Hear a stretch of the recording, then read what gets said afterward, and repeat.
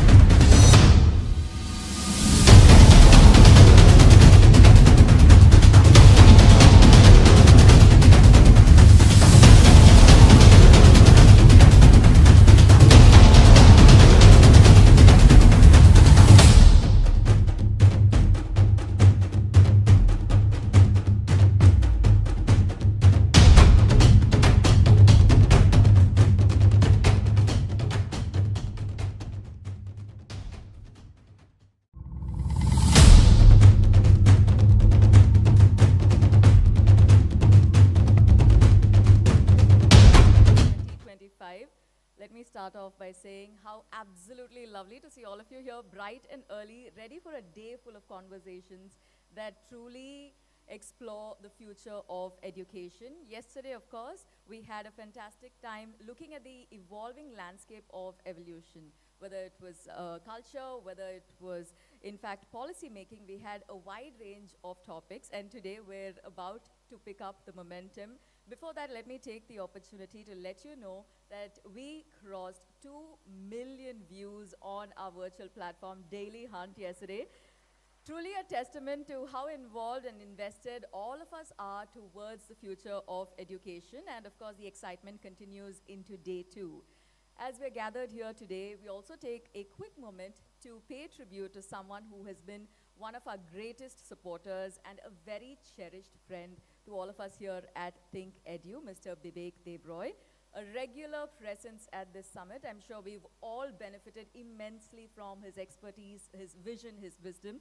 Though he's no longer with us, his spirit, his legacy continues to inspire us. And as we begin our proceedings, if I may please request you to direct your attention to the screen, we have a tribute video, a reflection of the wonderful bond that we shared. May we please have the AV.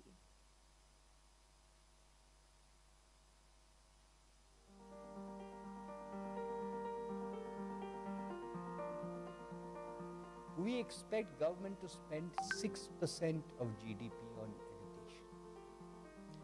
We expect government to spend 4% of GDP on health. 6 plus 4 is 10%. We expect government to spend 10% of GDP on infrastructure because China spends much more. 10 plus 10 is 20%. We expect government to spend 3% on defense. 20 plus 3 is 23%.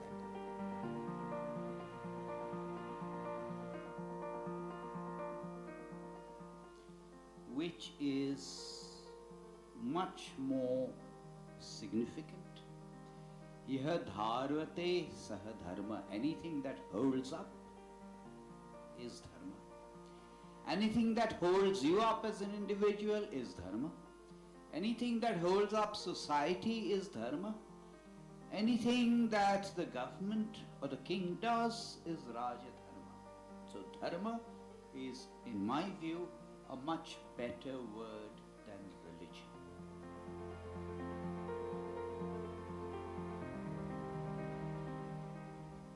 There was an old man with a beard who said, "It's just as I feared. 2 owls and a hen, 4 larks and a wren have built their nests in my beard."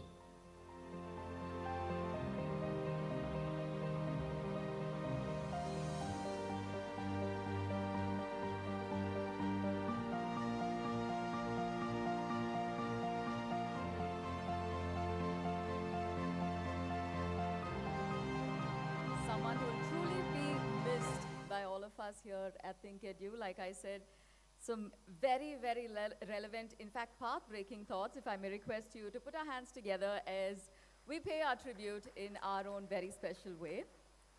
Before we begin our first session, we also have something very interesting that we would love to share with you. Yesterday here at day 1, there was a very keen focus on a multitude of topics focusing on artificial intelligence. And there was something that we came to realize, which is that artificial intelligence is not the future. It is in fact the present. And we also had this wonderful opportunity where we put together a theme song of sorts for ThinkEdu Conclave.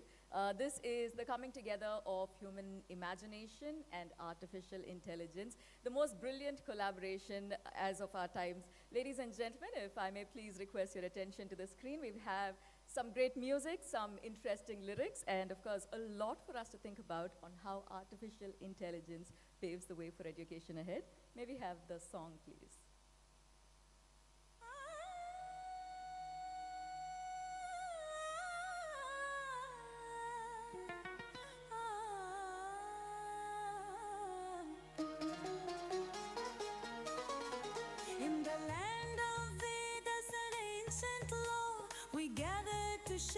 The future we adore, from the Ganges to the peaks of Himalaya, we're here to rekindle India's educational fire. ThinkEdu, think anew, Indianizing education, our mission true.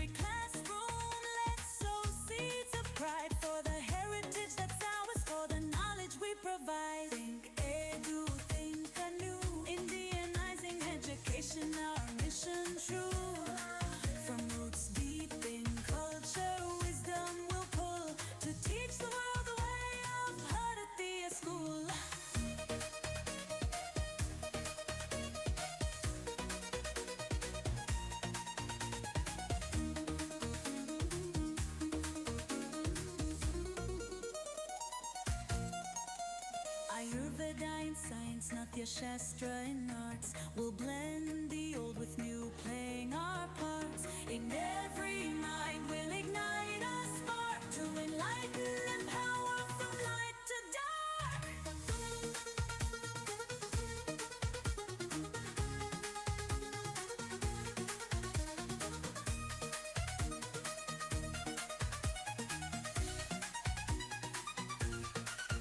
Let's embrace our languages, our diverse thought. In unity we'll teach with respect we've sought. From the village to the city, let's extend our reach. To educate every child, to teach, to beseech. Think edu, think anew, Indianizing education, our mission true. From roots deep in culture, wisdom will pull to teach the world the way of Bharatiya school.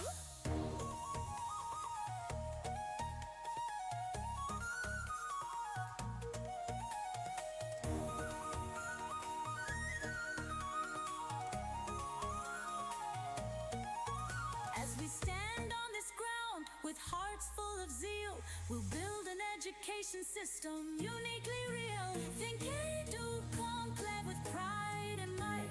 We'll light up the future with Bharat's light.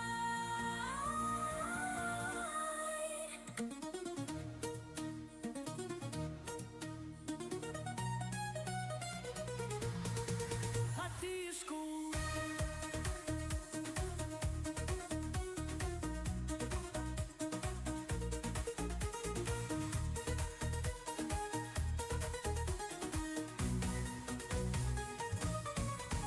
As we stand on this ground with hearts full of zeal, we'll build an education system uniquely real. ThinkEdu, conclave with pride and might. We'll light up the future with Bharat's light.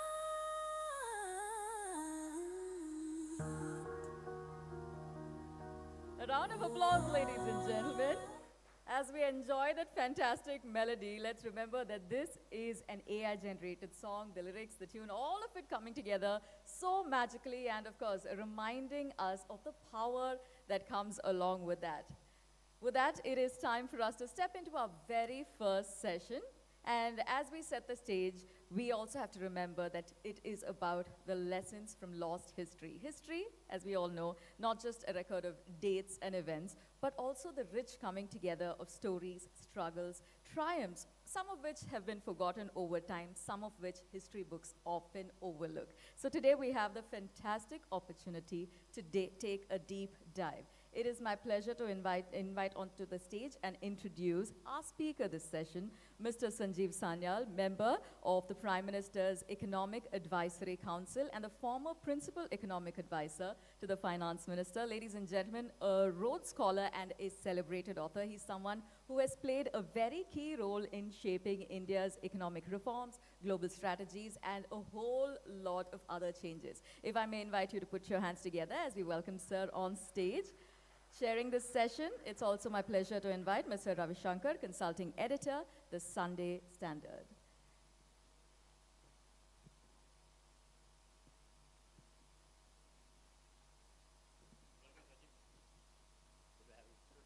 Good morning, gentlemen. Over to our session chair.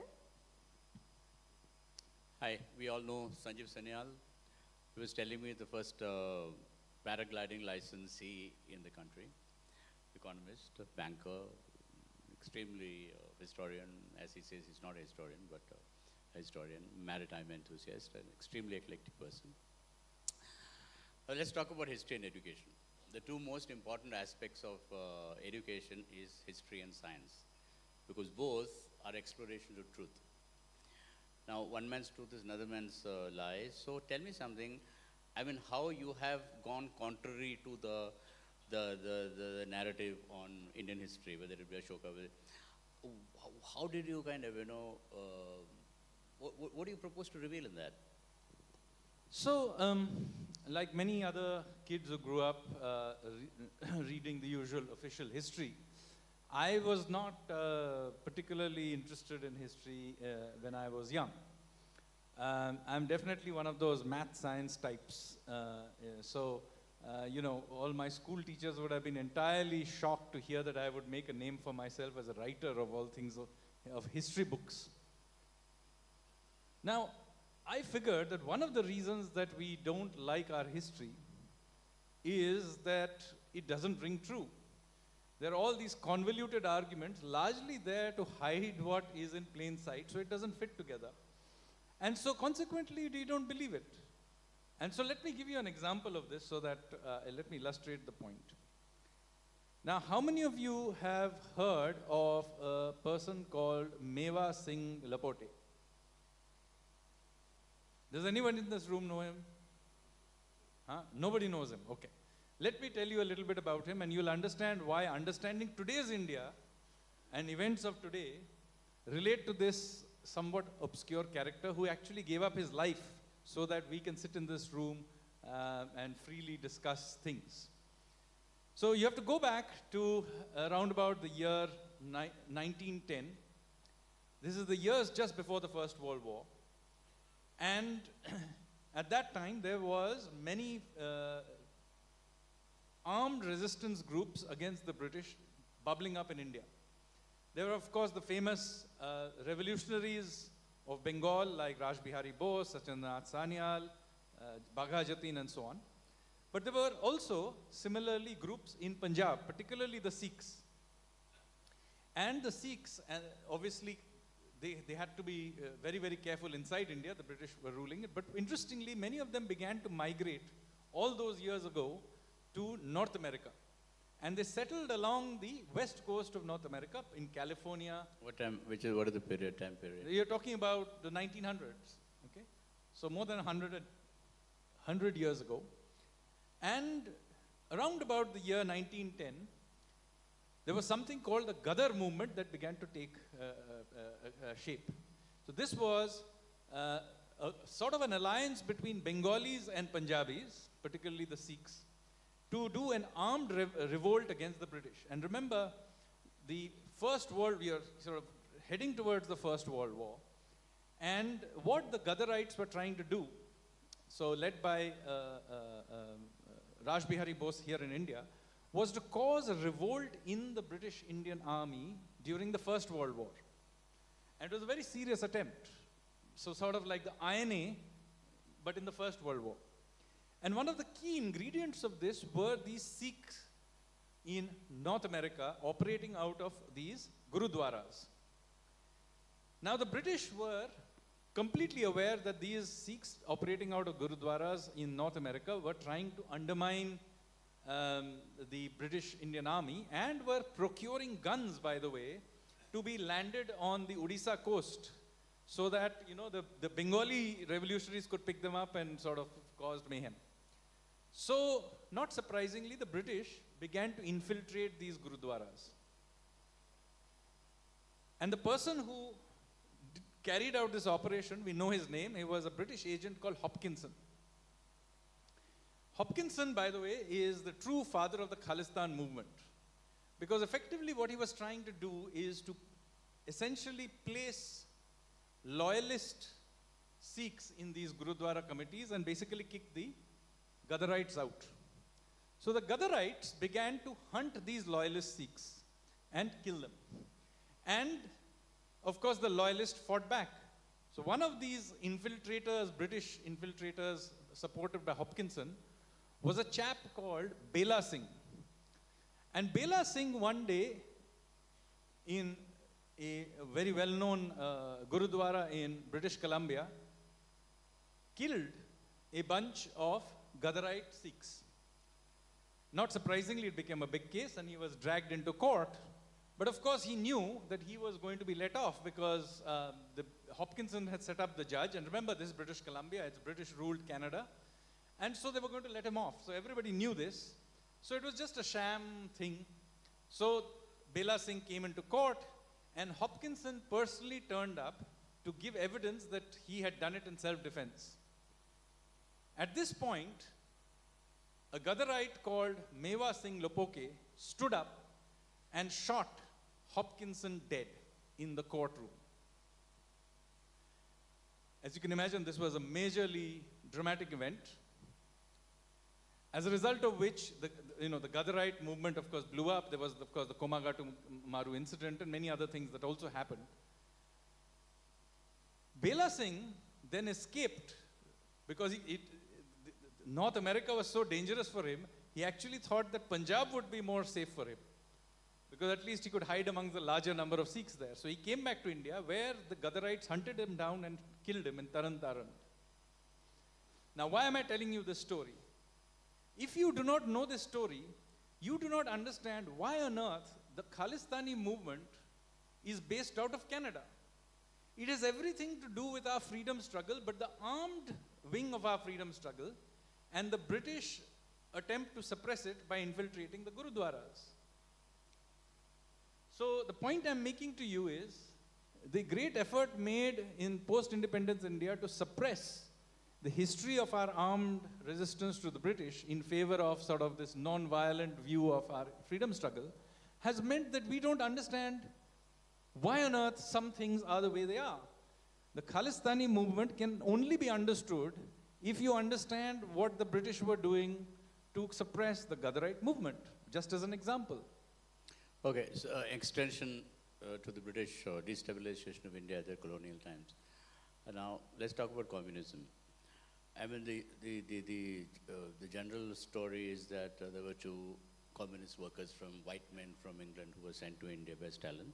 And Stalin sent a couple of people to kind of, that's how Marxism came into India.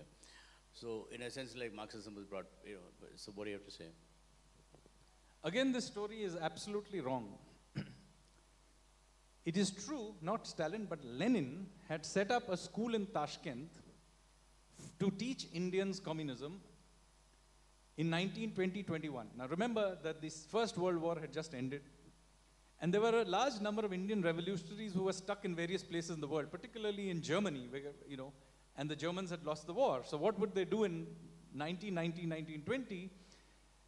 They couldn't go back to India, so they escaped to Russia, and Lenin gave them support and created a school for them, a place for them to stay in Tashkent. And a chap called M.N. Roy, a former revolutionary, was put in charge of this. And it is here in Tashkent that the Communist Party of India was set up in 1920. Now, who were the people there is very interesting. Obviously, I told you about Bengalis being very much into this. So there were a whole bunch of Bengalis, including Sarojini Naidu's brother called Chatto. And there were, interestingly, Malayali jihadis also there. Because these jihadis had set off to go off to fight for the Sultan in Istanbul to support the Ottoman Sultan. But of course, Ataturk had changed the regime. So a bunch of Malayali jihadis who had set off to support the Ottoman Sultan found themselves kind of out of a job. And they also escaped. So now you have in Tashkent a group of Bengali revolutionaries and a group of Malayali jihadis being indoctrinated with communism. And these guys then infiltrated their way back to India, and they were given the support to do this. But even they actually had relatively modest success. What happens is, in the 1930s, the British decide to actually infiltrate the revolutionary movement by introducing, interestingly, communism, which, of course, as you can imagine, is a subversive ideology even for themselves. But just like the CIA supported the Taliban, in the same way, the British supported the Marxist ideas inside Indian jails. And for this, we have enormous evidence. There are many, many people who have written later on about this phenomena. So, for example, in cellular jail, they were provided all this Marxist literature. The idea was to break away and cause a split among the Indian revolutionaries and convert some of them to communism, which turned out to be a great idea, because as it turned out, that the Communist Party of India would, in fact, support the British during the Second World War and against the Netaji's Azad Hind Fauj. So it turned out to be a very good decision. So the communists who much later, and now very often they try and capture the revolutionary lineage and say, so many of them were communists. But in fact, in the Second World War, they used to call Netaji Tojo's running dog. This is fact. You can Google this. I'm not making this up. So point of the matter is the British actually provided this. And interestingly, during the 30s and early 40s, British communists controlled the CPI.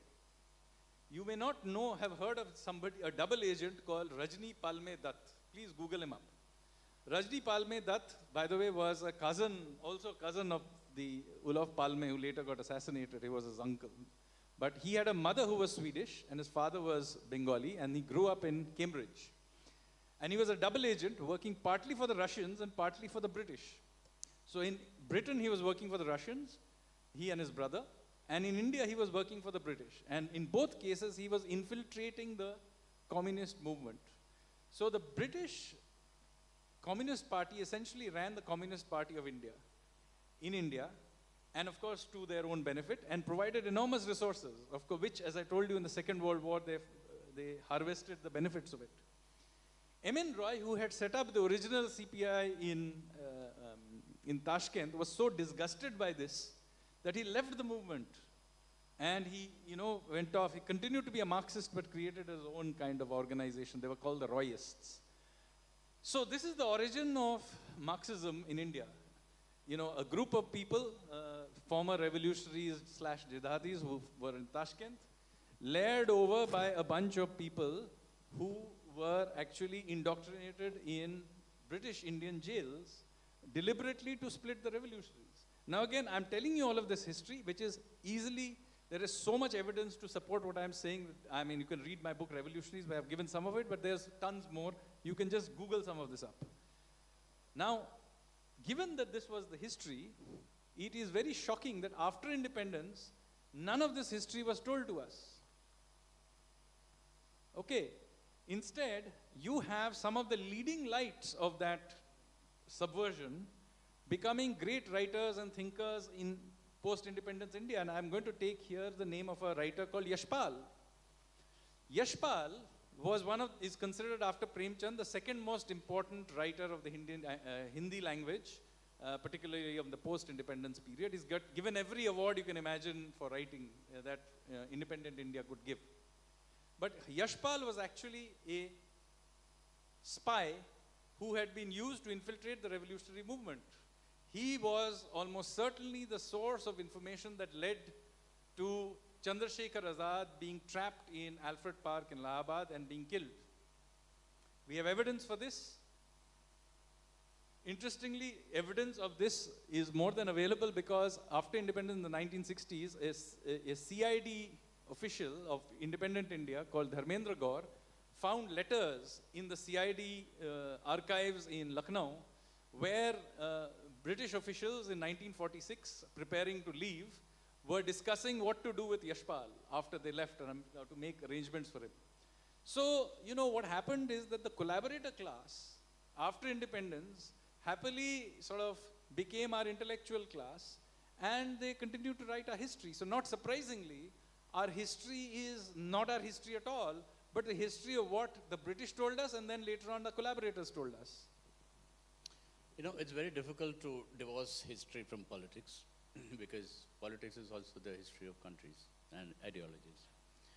Now, what is taught to us is that the freedom movement was appropriated by the Congress Party. And obviously, the Congress Party was at the forefront of the fight because there was no other political party. Now, there were a lot of people who were not exactly going along with the Congress or sorry to say, the Gandhi family's dominance of the freedom movement, especially towards the end of toward 1947. So since the Congress came to power and was in a position to decide the historical narrative what India should be, now why is it they chose to kind of perpetuate the British version of Indian history rather than look at the other heroes? It's like as if violence is a bad thing. I mean, nowhere in the history of the world has independence or freedom from an oppressor been achieved without violence or rebellion. So what are you and people like you as alternate historians, I'm using the word alternate not as a negative way, going to, how are you going to desanitize So, that? so the point of the matter is, first of all, we have to go and begin writing the history out based on primary evidence and tell the alternative story and try and convince people. See, I am therefore not advocating you go and sort of change the textbooks without any facts and convert one bunch of lies to another bunch of lies.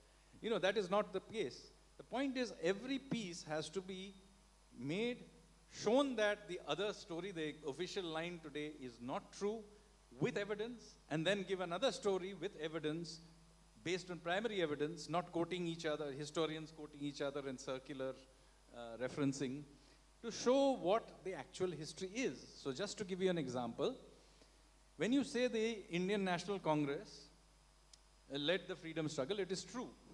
What is not true is that the Gandhian Nehru stream of the Indian National Congress was the only Congress in existence. Far from it, the revolutionaries were also part of the Indian National Congress. And they were powerful enough that in 1938, Subhash Chandra Bose won an election inside the Congress for presidentship against Gandhi's nominee. So even within the Congress, the revolutionaries were a very powerful group. The problem was that after independence, the revolutionaries, by the way, the revolutionaries go back all the way to the beginning. So if the same group of people were there in the 1900s, and they were called the extremists. The extremists versus moderates, you'll hear. And it tells you a lot about who wrote the history, because one group is called the extremists, Lal Bal Pal. And why are they called extremists? Well, because they were demanding full freedom, Purna Swaraj, whereas the other group only wanted small concessions. Now, the fact is, even these terms tell you something. Because this is not the term that the extremists did not call themselves extremists. You see, they called themselves the nationalists. And they called the other group the loyalists. Please read up Sri Aurobindo's writings on this. So we don't have even in our textbooks today, we say extremists and moderates. That's what the British used, and this is what the so-called moderates also used. Now, if it was a balanced thing, you would also say, look, one group was called themselves the nationalists and called the other side the loyalist. So everywhere this is true. And since the Nehruvian branch, which came down from the loyalist branch, this group ended up capturing power. They systematically evicted from from our storyline, the history of the contributions of alternative groups. So, for example, in the 1950s, an official history of India was attempted to write. Now, remember, who was the best famous historian in India of the 1950s? There was a person called R.C. Majumdar. By some margin, he was the most famous historian of India. And he was originally given the job of writing the official history of the freedom struggle. But when his first draft turned up, he had written about the revolutionaries and other groups as well. So he was thrown out of the chairmanship of the history writing committee, and somebody else was placed. So, it was done very systematically. Similarly, many of the sites that are sacred to the revolutionary movement were also demolished. The cellular jail, for example, was almost entirely demolished. When you go to cellular jail, you only see a very small section. It was saved at the last minute. That's why you see a little bit of it. But many other places were not so lucky. For example, Delhi jail was a very important place where many people had been hanged, they had been incarcerated, including the likes of Bhagat Singh and many others. Now, the revolutionaries wanted to convert this into a shrine to their movement. Guess what happened? It was completely demolished, despite the fact that Nehru had personally promised that it would be converted into a museum. And on it was raised MAMSI. Maulana Azad College of Medical College in Delhi, MAMSI, stands on the site of the former Delhi jail, which is a sacred site to the revolutionary movement, but completely wiped out. All traces were wiped out. So what I'm trying to tell you is that there has been a systematic effort to wipe out certain branches of this history. Now, to come to the last point, why is it that we accepted this?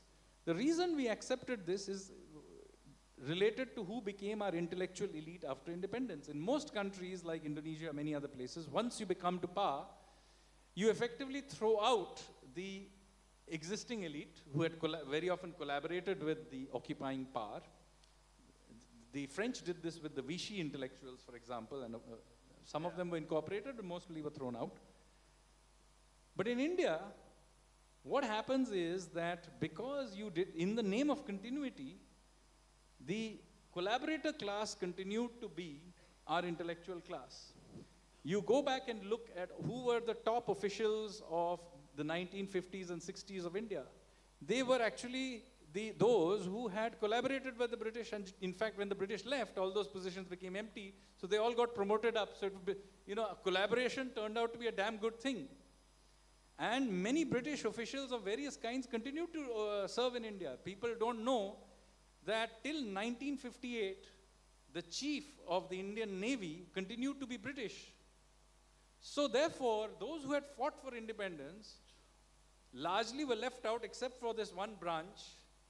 Most of those who fought for independence did not participate in the first few decades of India's independence. Our entire history, writing, our administration, everything was done by people who had been collaborators. Now, why does this matter today? It matters because effectively for them it was embarrassing if India had been a nation from very ancient times. It was important to their personal narratives that India came into existence in 1947 or was an entity that the British had put together, which was what the colonial narrative was, because if it was not the case, then they and their forefathers had been traitors. So it is very important to this collaborator class to deny the existence of India before the British came and sort of united it. That's a fascinating, absolutely. We can go on and on forever, but I'm already kind of being threatened by. I'm throwing the floor open to the audience. Does anybody have questions for Sanjeev? Yeah, there you go. Good morning, sir.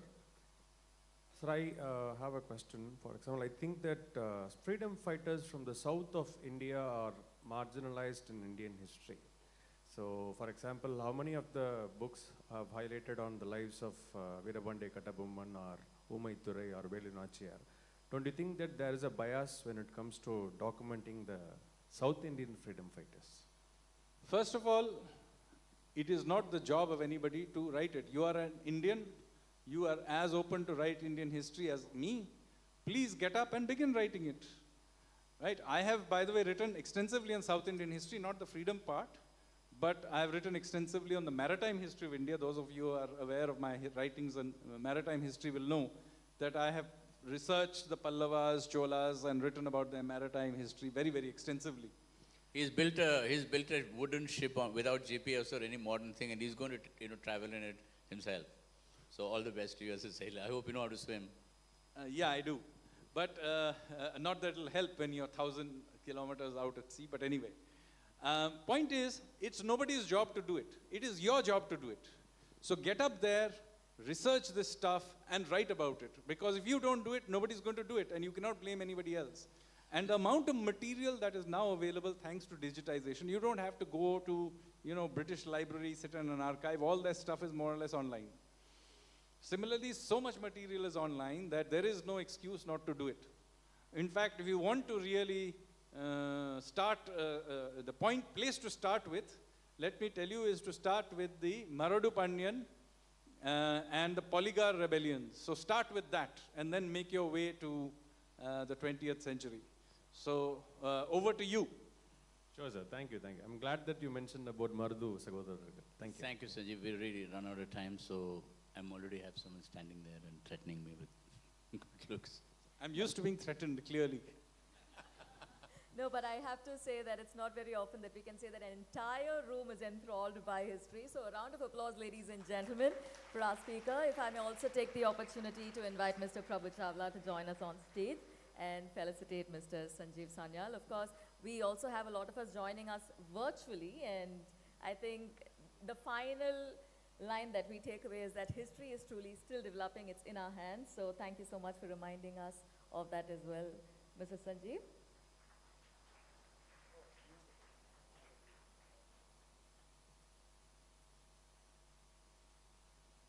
We have our session chair, Mr. Ravi Shankar, continuing into the next session as Put well. him there because Sanjeev, I was not expecting you to avoid that question.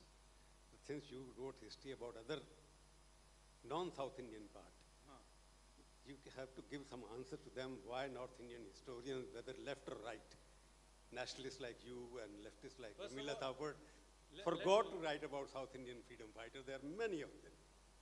First of all, let me clarify that I am not North Indian. I am a Bengali, I'm from the east. Everybody west of the Chota Nagpur plateau is West Indian. Whether you come from Kashmir or Tamil Nadu or Trinidad, you're all West Indian, as far as I'm concerned, from my perspective. Now, to come back to the point is about writing about South Indian one, I have actually written about several of them. For example, let me tell you about VVS Iyer, who was Savarkar's right-hand man. Not many people remember him, but VVS Iyer was a very important person in the early history of the revolutionaries, and I have written extensively about him. But there was the right question because I am, after so many years, still I am not aware of who were the famous freedom fighters of South India, and there were many, I am told. Huh? Yeah, there is another book you must write, I think. Thank you. Fantastic. A lot for us to look forward to. If I may please request our session chair to remain on stage as we begin our next session titled Heroes, Villains and Survivors. We're going to be exploring wonderful journeys of characters that history and society have truly shaped, inspired, and of course we're seeing how this impacts our life today. It's my pleasure to welcome our speaker to join us on stage with a loud round of applause from all of us. Ladies and gentlemen, Mr. Vikram Sampath, a renowned historian, author of several best-selling books including Savarkar, Echoes from a Forgotten Past, and of course Tipu Sultan, the Saga of Mysore. We have an interesting story ahead. Over to our session chair. Welcome, Vikram. We meet again on the same stage a year later. The latest book Vikram Sampath has written is on Tipu Sultan.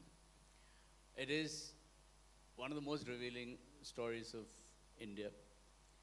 Now tell me, you have Tipu Sultan as a hero in Karnataka, at least some parts of Karnataka, or he's celebrated as a hero in some parts of Karnataka. Not really.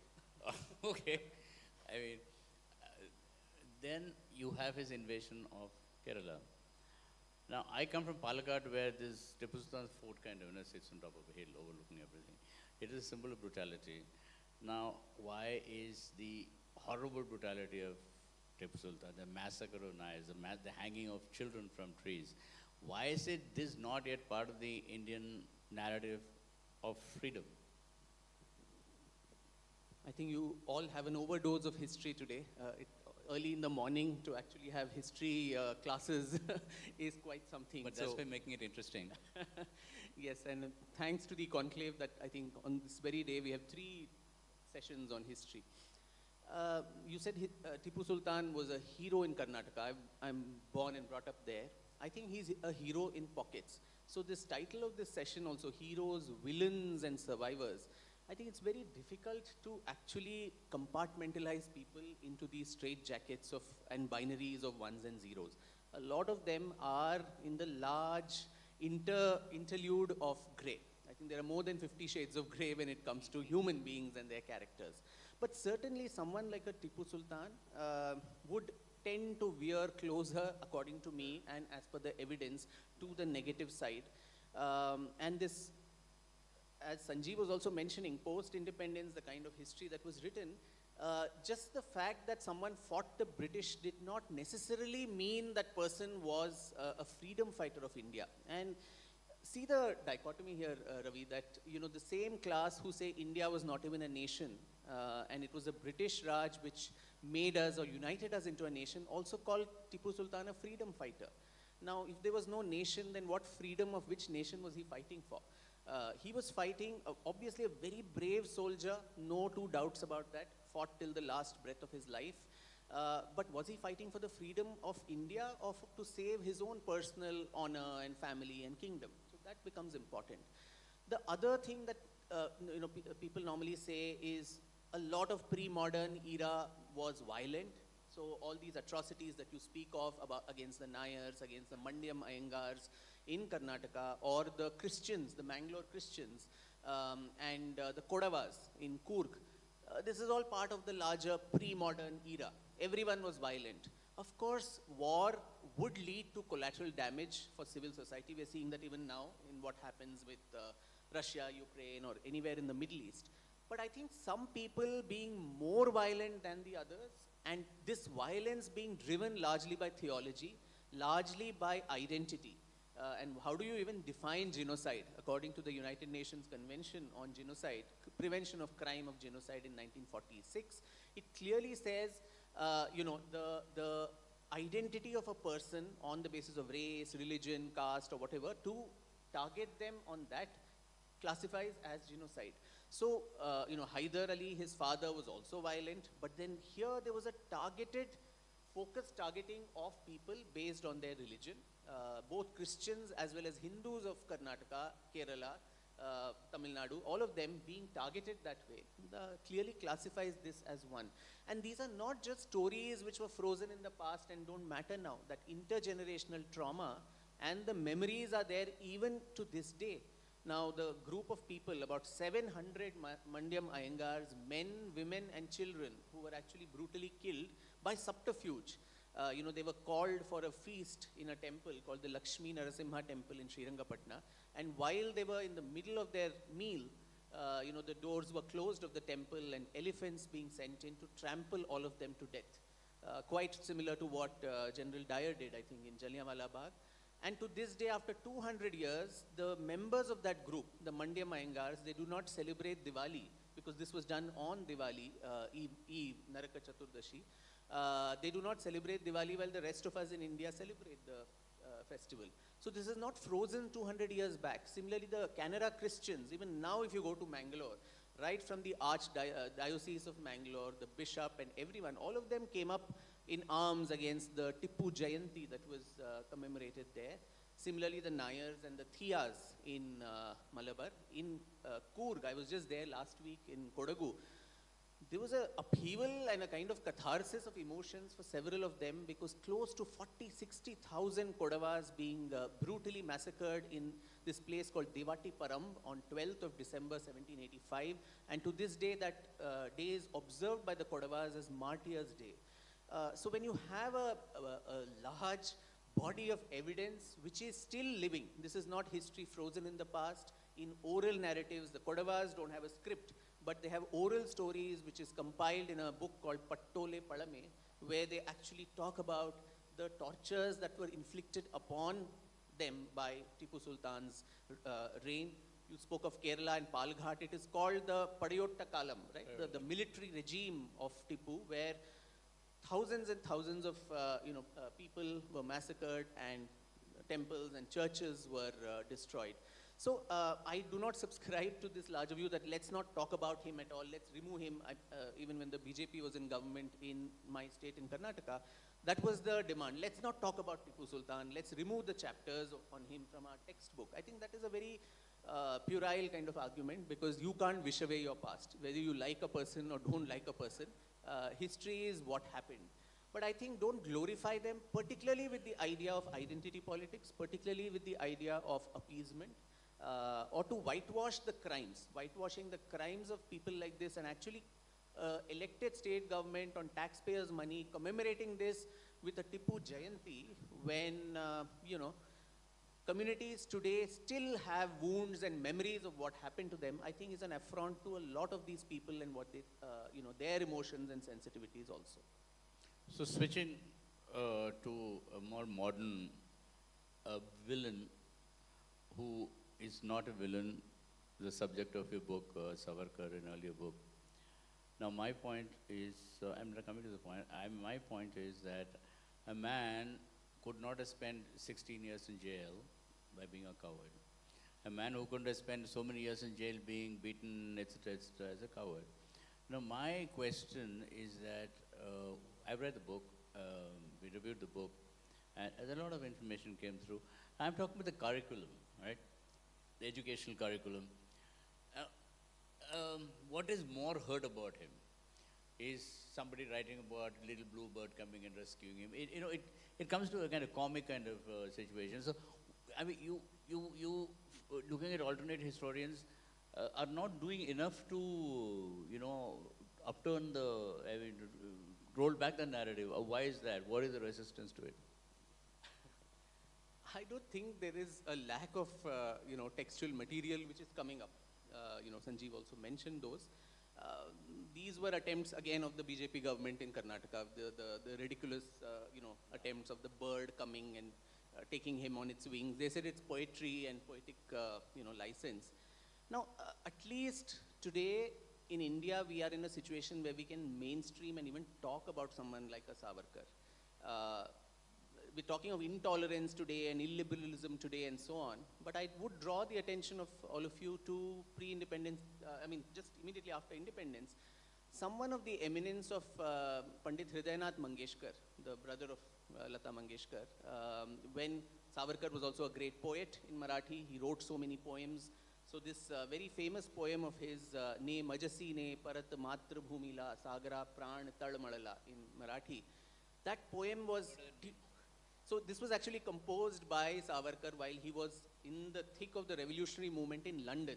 So in Brighton, just after the revolutionaries have all unraveled, the movement has unraveled, Madan Lal Dhingra, who was one of his acolytes, is hanged. He goes to Brighton along with Niranjan Pal, who's Bipin Chandrapal's son, and seeing the Sagar, the ocean, he just bursts into poetry. This is what Niranjan Pal writes in his memoirs, where he chides the ocean, saying, I trusted you and came so far across the seas to come and work for my motherland, but you cheated me. And he's seeing everyone else having a nice time with their families, and he's so beset with the sorrow of the revolutionary movement unraveling, and that's where he composes this very beautiful poem, which Hridaynath Mangeshkar actually tunes, and Ashaji, Lataji, and all the sisters, they actually sing. And at that time, Hridaynath Mangeshkar was with the All India Radio, and for doing this crime of tuning one of Savarkar's poems, he gets a show cause notice, saying, can you explain why you did this? And Hridaynath Mangeshkar, very matter of fact, says, good poem, good poet, good enough reason to tune it and sing. And for that crime, mind you, he was actually thrown out of All India Radio. Now we are talking of freedom of expression. Where can't you even accommodate an alternative voice? So why would anybody actually, talk about Savarkar when you knew even tuning a poem of his would actually, you'll have to pay a price with your livelihood and career. So today at least people are talking about it. And this rancor, Ravi, is I think of more recent vintage, where you talk about him as a, someone who wrote mercy petitions, or who was a Islamophobe, or he was Gandhi's assassin and all, one of the collaborators of Gandhi's assassination. But even when he died, someone of the stature of Srimati Indira Gandhi, who was the Prime Minister, I mean, very eulogizing obituary that she writes for him. And it was not a homily. She could have just said a, customary condolence. She says his participation in the freedom movement is a very separate chapter in the annals of Indian history, and his patriotism and courage and so on are something that is to be really lauded. And when the centenary of Savarkar happens in 1983, she also gives something like 50,000 from her own account to set up a memorial. A stamp is issued in his honor. A documentary film is made by the Ministry of Information and Broadcasting on his life. Didn't Indira Gandhi know that he was also he was a coward, he was a traitor, he was Gandhi's assassin? And if she did, why did she actually, be so generous to do all this? I think now the politicization and the weaponization of history and historical characters also manifests in the way this session is titled, of heroes and villains. You want binaries. Who is a hero? You either belong with us or you're against us. This Bushism that has come into putting people in compartments and not seeing the continuum of them and their legacy, I think that is deeply troubling. And people like Savarkar are, fall guy in this process. They're human. Yes. You're not obviously in the government. You have no direct power on the educational system. Thank God for that. You have no power of the educational system. But the Indian history, modern Indian history as being taught to children has been written by establishment historians. Now, why is there no counter-establishment historians to, offer another version of history or the think real we're doing version that. of history. I think we're all doing It's that. not part of the curriculums. That question you should have asked the gentleman who spoke before me, because he has the eyes and ears of the government. I don't. But don't you think it should be? Of course, it should be, and I all the time castigate, members of the government. We had a HRD minister who also came and said not a single line of history textbooks was changed, as if it is a matter of pride, whereas it should be a matter of deep shame. Now, see, it's not about someone comes to power, they will change the textbook. The next government comes, they will change, which is what is constantly happening in our country. The football match in which history is the football. To be very honest, for me, how I see history is, you remember that poem we all read as children of the blind men and the elephant. So an elephant comes to inside a room and there are 5 blind men and they're asked to touch different parts of the elephant and tell how does the elephant look. So one blind man touches the trunk and he says this is how it looks. One touches the tusk and says it is very sharp. Someone touches the tail and says the elephant is very thin. Now, were they all correct? Yes, but they were all wrong also, because the elephant is the sum of the parts of all these different narratives about that elephant. So literally the elephant in the room here is history, and all of us historians are blind men who are grappling at sources. Now, what happened 1,000 years or even 200 years or 50 years ago, we are able to deconstruct that past only with the availability of sources. And sources could be compromised, could be destroyed, could be exaggerated, and our own incapacities of accessing that source, our non-understanding of language. Most of our history is written in languages we don't understand today, whether it is Sanskrit or Prakrit or Pali or Sentamil or Persian and Arabic. We depend on translations which could be faulty or malicious. So there's a lot of sieving of the truth through filters, and so the final substrate that comes to us is a small part of the whole. So I think a historian needs to be a very humble person who goes by that Indian philosophy of neti neti. Right? This is not the final word. Na iti, na iti. There is something else. But I think the problem, particularly as even Sanjeev postulated, was particularly after independence, the monochromatic and hegemony of just one narrative where alternative versions were not allowed. A subject like this thrives when there are multiplicity of and diverse voices. They need not agree with each other, which is perfectly fine. So as those 5 blind men would probably get into a fight if someone asked them, describe the elephant. It is fine, let them fight. That is the rigor of the subject, the intellectual high that it gives. But to stamp out everything and only promote one blind man saying the elephant is very thin, like the tail, I think does a lot of injustice to the elephant, right? So that is exactly what has been happening here. And it is a pity that, governments are not, including the present one, is not aware of the fact or alive to the fact that this is something so important. History is a mirror in which I think we can identify ourselves as a civilization, as a nation, and as a people. It may be a very boring subject for most students and youngsters in schools and colleges, because it is only rote learning, mug up dates, who succeeded whom, which war, which year, extraneous details which have no meaning. But I think our colonial masters, and even after independence, people understood, like George Orwell had said, if you want to destroy a people, the first thing you need to do is to deny and also obliterate their understanding of their own history.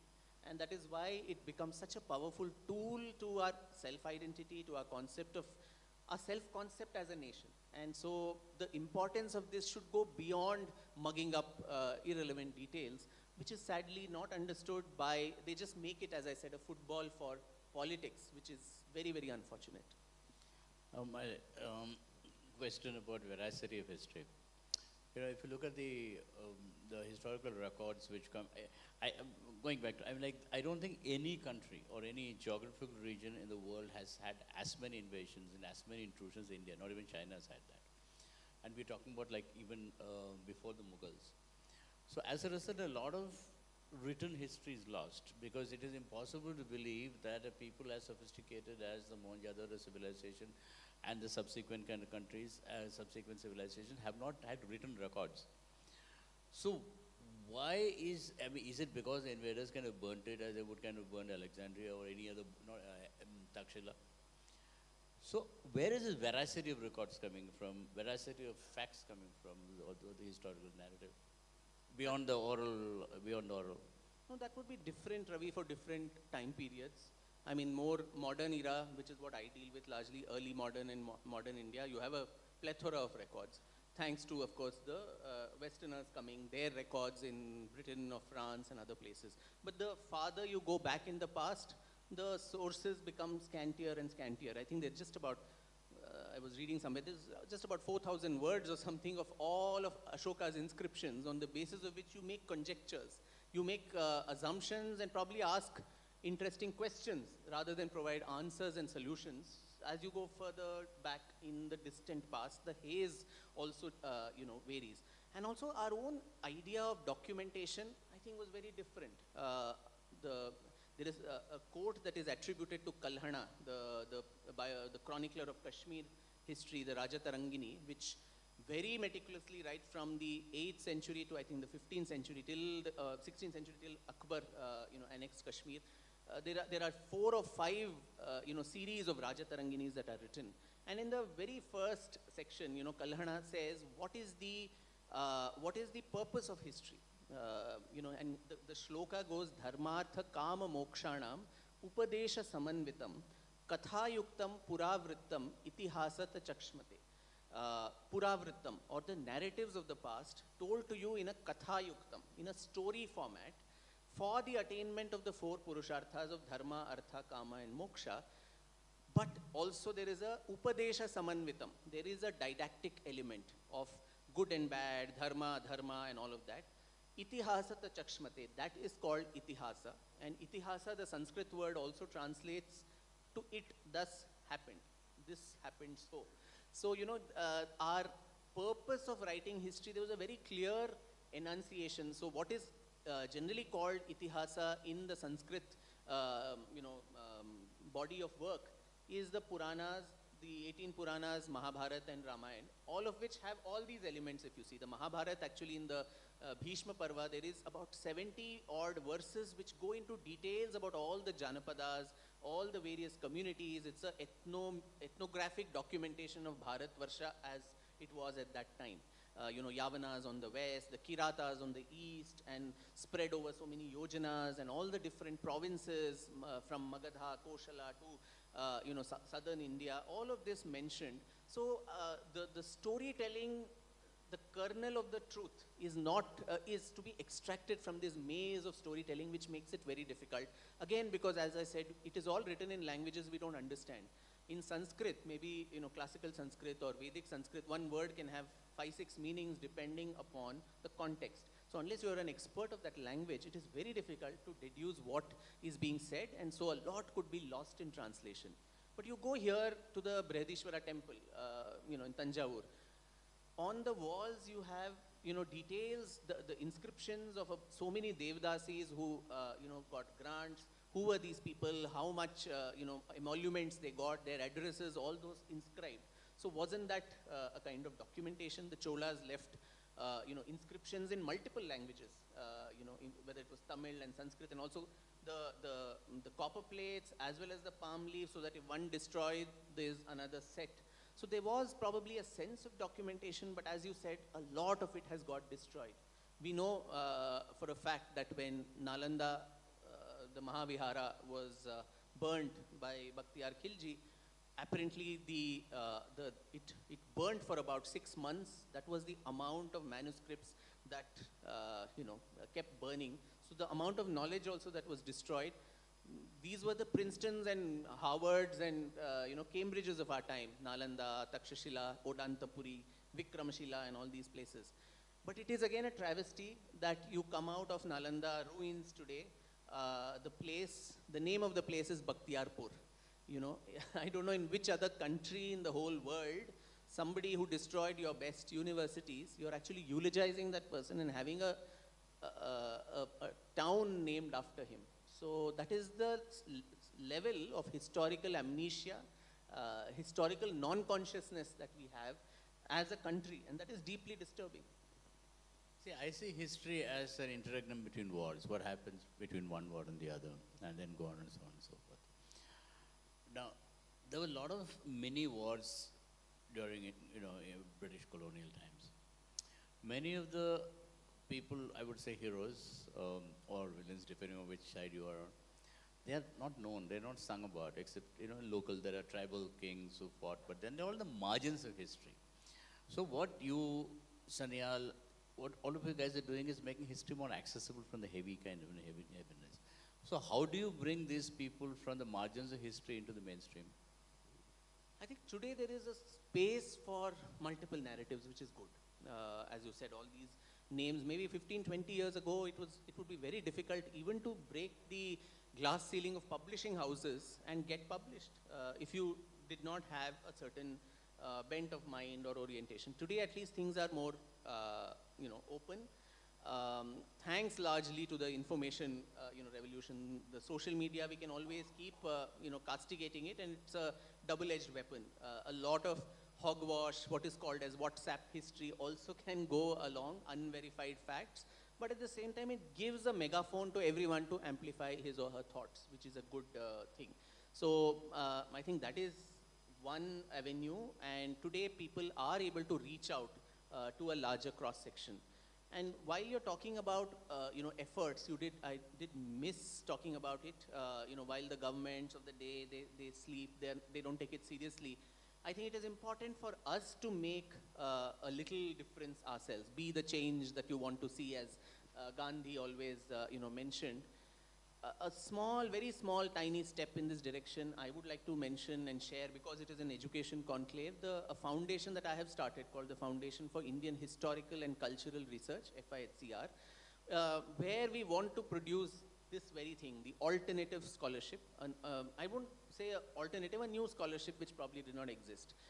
Because everything is an alternative. There's no one mainstream and multiple alternatives. So we're doing this through multiple verticals. One is we've instituted a fellowship in the name of Sir Jadunath Sarkar, the famous historian, to whom we owe, I think, a lot of our understanding of Aurangzeb and his inscriptions.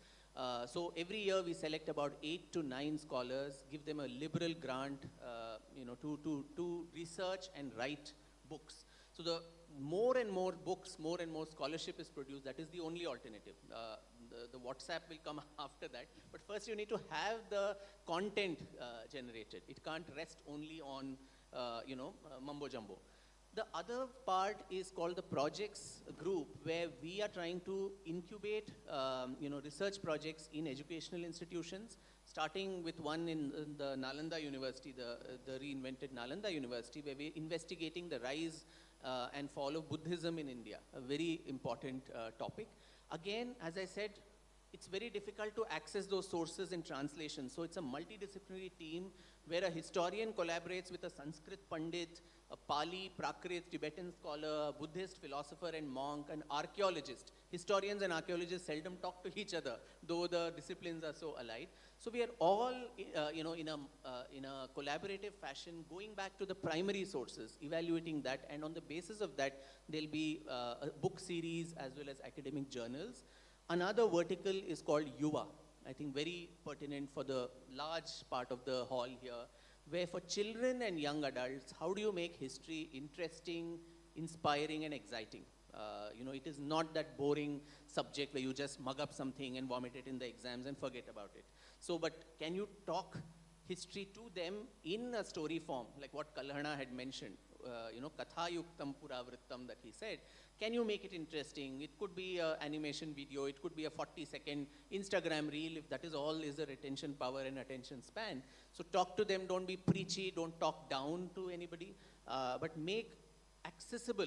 The research has to be meticulous, but that has to be accessible to everybody, because history doesn't depend only on someone who's academically trained as a historian. It's everyone's virasat. It is what they inherit. Nobody has a, custodianship over Indian history. Every Indian man, woman, child, it is as much theirs as it is someone who's done a PhD or who's teaching history academically in a university. So we have the herald of interruption here. It's a fabulous discussion. I wish we had taken it forward. Thank you. Thank you so much. And of course, if I may request all of us in the audience to put our hands together, ladies and gentlemen, for our speaker, I'd also like to invite Mr. Prabhu Chawla to join us on stage and extend our hearty thanks to our speaker who showed us the importance of the intention behind history itself and how the lens through which we view history impacts what we take away from it, and how history is still in the making. We've still got a lot going on. Very special thanks to our session chair as well. If I may please request Mr. Prabhu Chawla to remain on stage as we begin our upcoming session, which is on the importance of public service. Ladies and gentlemen, the bigger question, what is it that makes public service so important in today's world, is going to be answered with our upcoming session. I'd like to invite onto the stage our speaker this session, Mr. K. Annamalai, the state president of the Tamil Nadu BJP. Of course, he's played a significant role in shaping the party's vision and leadership within the state. And chairing this session, we have Mr. Prabhu Chawla, editorial director, the New Indian Express. The importance of public service detailed out. Over to our session chair.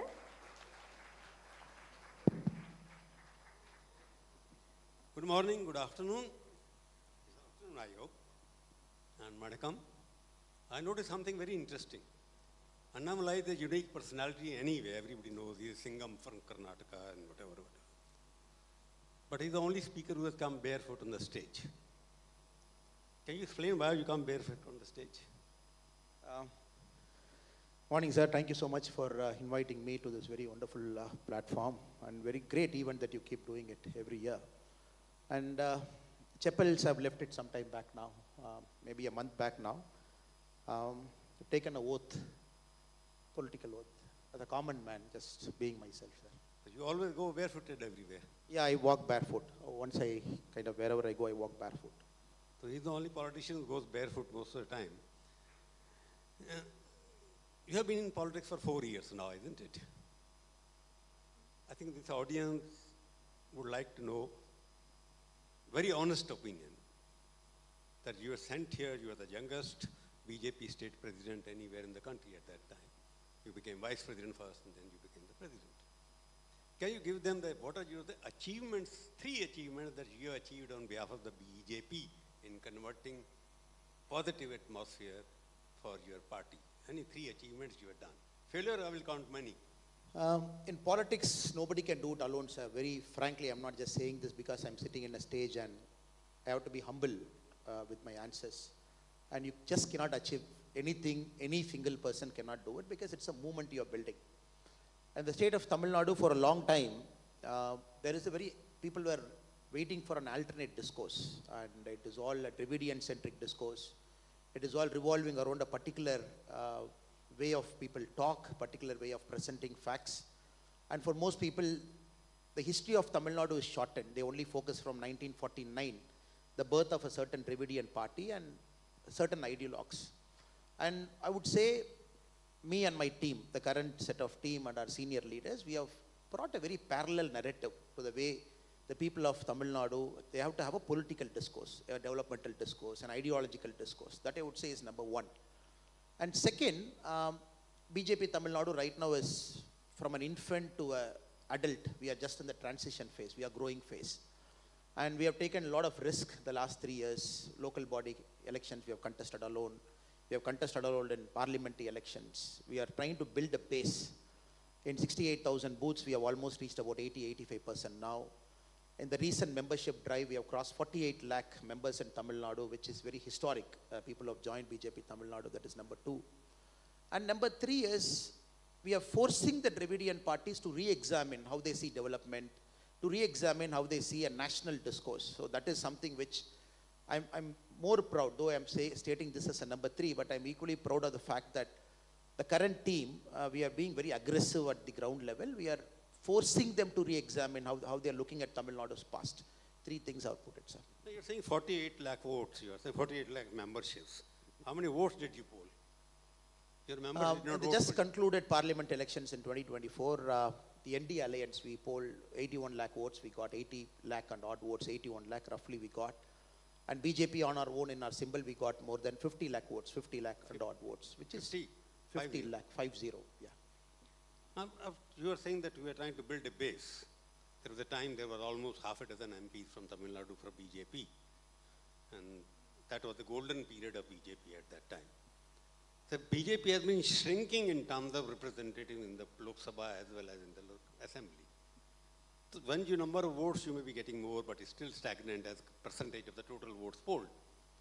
Don't you think the BJP and an alternative has not been able to give any alternative to what you always attacking Dramini movement, Dramini model of government?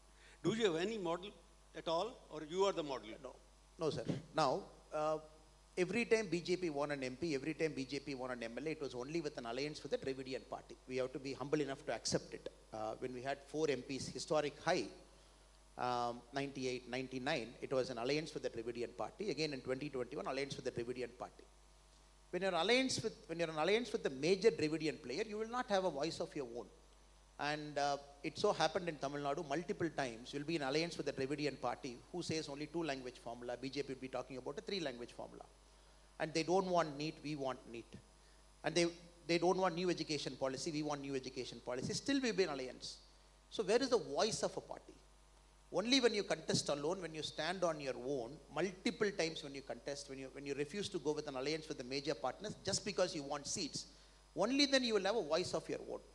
So right now I would say BJP has got a voice of our own because we are presenting an alternate way of how Tamil Nadu's economy should grow. And we state in 2026 when the NDA alliance comes to power in Tamil Nadu, we will close Taskmark shops in a phased manner in 3 years. We want to remove a certain act that is governing the Hindu temples. First time we are saying, when both the Dravidian parties, they don't want to close Taskmark shops. They don't want to take away the act which is governing the Hindu temples. So you cannot be an alliance as a junior partner contesting 10% of Tamil Nadu seats. Tamil Nadu has got 234. You contest less than 10%, which is 20 seats you contest. In the last Lok Sabha, you contested 5 out of 39. Then where is your voice? I would say, in the last 2-3 years, we are getting our voice. At least when people say, what is BJP? They know BJP stands for this, this and this. People might have a different viewpoint with respect to what we speak. But we are getting our voice. Our voice is being heard at the village level, at the grassroots level. And 2026 will be a very inflection point year for us. Because that is an important year because Tamil Nadu might see possibly a 4-way fight or possibly a 5-way fight. And each of those person in the ground might be 8% plus vote share they are carrying. So first time Tamil Nadu might see in the first past the post democracy model, even with 23% vote share, a party would be able to form government in 2026. Mr. Annamala, you know in Tamil Nadu, I have been covering it for many years now. Tamil Nadu is either, later on it was led by cinema personalities. Earlier there were social reformers, you may not agree with them. You had Periyar, you have at that time Annadurai and whatnot. BJP has nothing. Only thing we see is that you have got a new leader now who thinks that whipping himself in public, like you did it yourself, is the new art of getting votes. So what are you trying to say? Because BJP, if you say that we want a voice in what way? Voice, you are in electoral politics. Voice comes in the form of your presence in the parliament as well as in assembly, where you have not been able to make an impact so far.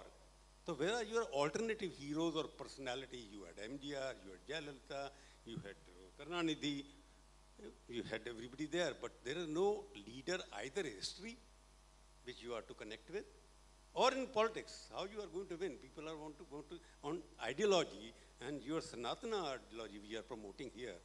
Unfortunately, you have not been able to polarize Tamil Nadu politics like you have done in other parts. Is it right? That's a fair assessment, the first part of your question, sir. Most political parties to be credible and for them to be enduring, they start as a movement, then they become a political party. Over a point of time, the subsequent generations will ride on those leaders' fame and name. Tamil Nadu had a lot of that, the pre-independence and the post-independence. For BJP, is a late starter. Without a doubt, BJP is a late starter. The Jansangh converted to BJP in 1980, and though we might not have the cultural icons that the Dravidian parties might profess to have, but even I would humbly say here, but the cultural icons are also past their date now. The role of Periyar is being very fiercely debated in Tamil Nadu politics now because he's the new generation. They don't have any connection. And Periyar of 1950 or 1960, they have lost relevance now, if I'm very, very frank about it. There are still people like MGR or Kamarajaraya, they transcend ages, they stand like a true icon. But those political parties have deviated from their norm. What MGR stood and what the current ADMK stands, I leave it to the audience to answer it. and what Karmaveerar Kamarajaraya stood and what Congress stands now. So it is not necessary the cultural icons are going to translate votes to their respective parties because they have deviated so much from who they are. Even what Anna Duraiji stood and what the present DMK stands, there is a lot of deviation. And the current voters, they are going to see this. Not only the party and their erstwhile leaders, but also who are their erstwhile leaders and what is the current party doing. Kamarajaya Iyer refused to open Tamil Nadu to liquor shops. And Tamil Nadu currently is a state with the highest earning in liquor last annual year, 45,000 crore. And people don't accept it. People have deviated. And if you look at Annadurai Ayya's grandson, nobody knows their name. One of Annadurai Ayya's grandson committed suicide. He was not in politics. You are right, absolutely what you're saying. But I'm saying when the BJP, you want to say you would like to go alone. Is that the policy for future also that you will go alone and not have any alliance with any of the... No. Any political parties, our leaders in Delhi who are sitting here in Tamil Nadu, we are very clear the party has to grow. At the same time, there is always a short-term and a long-term view. If we are able to convince our leadership in Delhi, the party is growing. If we are able to convince our leadership in Delhi that 2026, come 2026, Tamil Nadu would be a positional advantage for BJP, will be able to win multiple MLAs, and probably the call would be different. It is our duty to grow the party also, our duty to make sure the narrative is set right. And are you going to contest 2026 alone? 2026? It's a long way, sir, because I'm not saying there are Dravidian parties, there are non-Dravidian parties. And everybody has to look at the alignment. Whether you want the DMK to come back again, you want to curtail DMK, whether BJP would have sufficiently grown. I'm asking you, as a BJP, you made Dravidian parties, non-Dravidian party.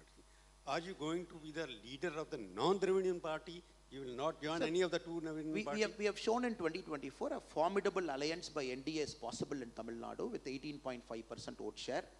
And we have brought a lot of parties to our side, including the Patali Makkal Kachi, GK Vasan. A lot of people are with us now. We have shown in 2024 it is possible.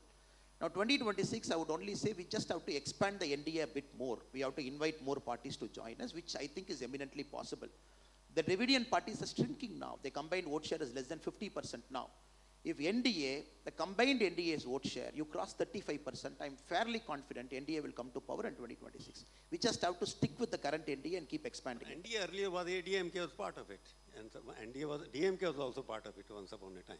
So you are talking about what kind of NDA in Tamil Nadu to come back to some relevance. BJP alone is still not able to hovering around double-digit numbers. It has not gone beyond that.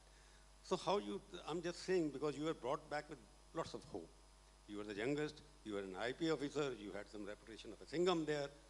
So when you are sending a political message that you want to be alone, so independent of Dravidian culture, so you use this whipping, for example, you are whipping yourself after coming back from London. What was the political message you were sending there? No, sir. Tamil Nadu politics is far diverged from our culture. And people sitting in Delhi, people sitting in Chennai, other political parties, they have to understand that the politics of our state is completely derooted from our culture. And this is a state with so many temples. There is a spiritual element always in our life. But the politics is spiritual in our state. So when I whip myself, it is part of our culture. Even when I go back to my village now, when you see a Muruga Kavadi that is happening across Tamil Nadu, whipping oneself as an act of penance, even for somebody's sin, is an essential part of Tamil Nadu's culture. The current politicians who are far diverged from village, I just finished walking across Tamil Nadu last year, sir. And I don't think any current set of politicians, they have done it. And going to grassroots, sitting there, listening to people.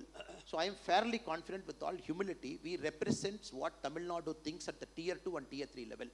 So whipping myself is not an act of getting votes or not an act of trying to make a media news. It is to connect with the local culture to say, as politician also, I feel responsible that what is happening in Chennai is not acceptable. Who made the mistake? How it got to be prevented? Systemic failure, that is discussion for some other time. But being a politician in this state, I feel partly responsible for the collapse that is happening essentially at the law and order level. So if you come with me to my village, to the places that I take you, you see whipping happens. People whip themselves. It is not, I made a mistake, I'm whipping myself. Even for others you do it. That is an essential part of Sanatana Dharma. That is the law of the land. But the politics is spiritual. And people sitting here in Chennai are far diverged. They might make comments, they might troll, they might do a lot of memes. But they don't represent the actual class that is sitting in a tier 2, tier 3 or in a rural village.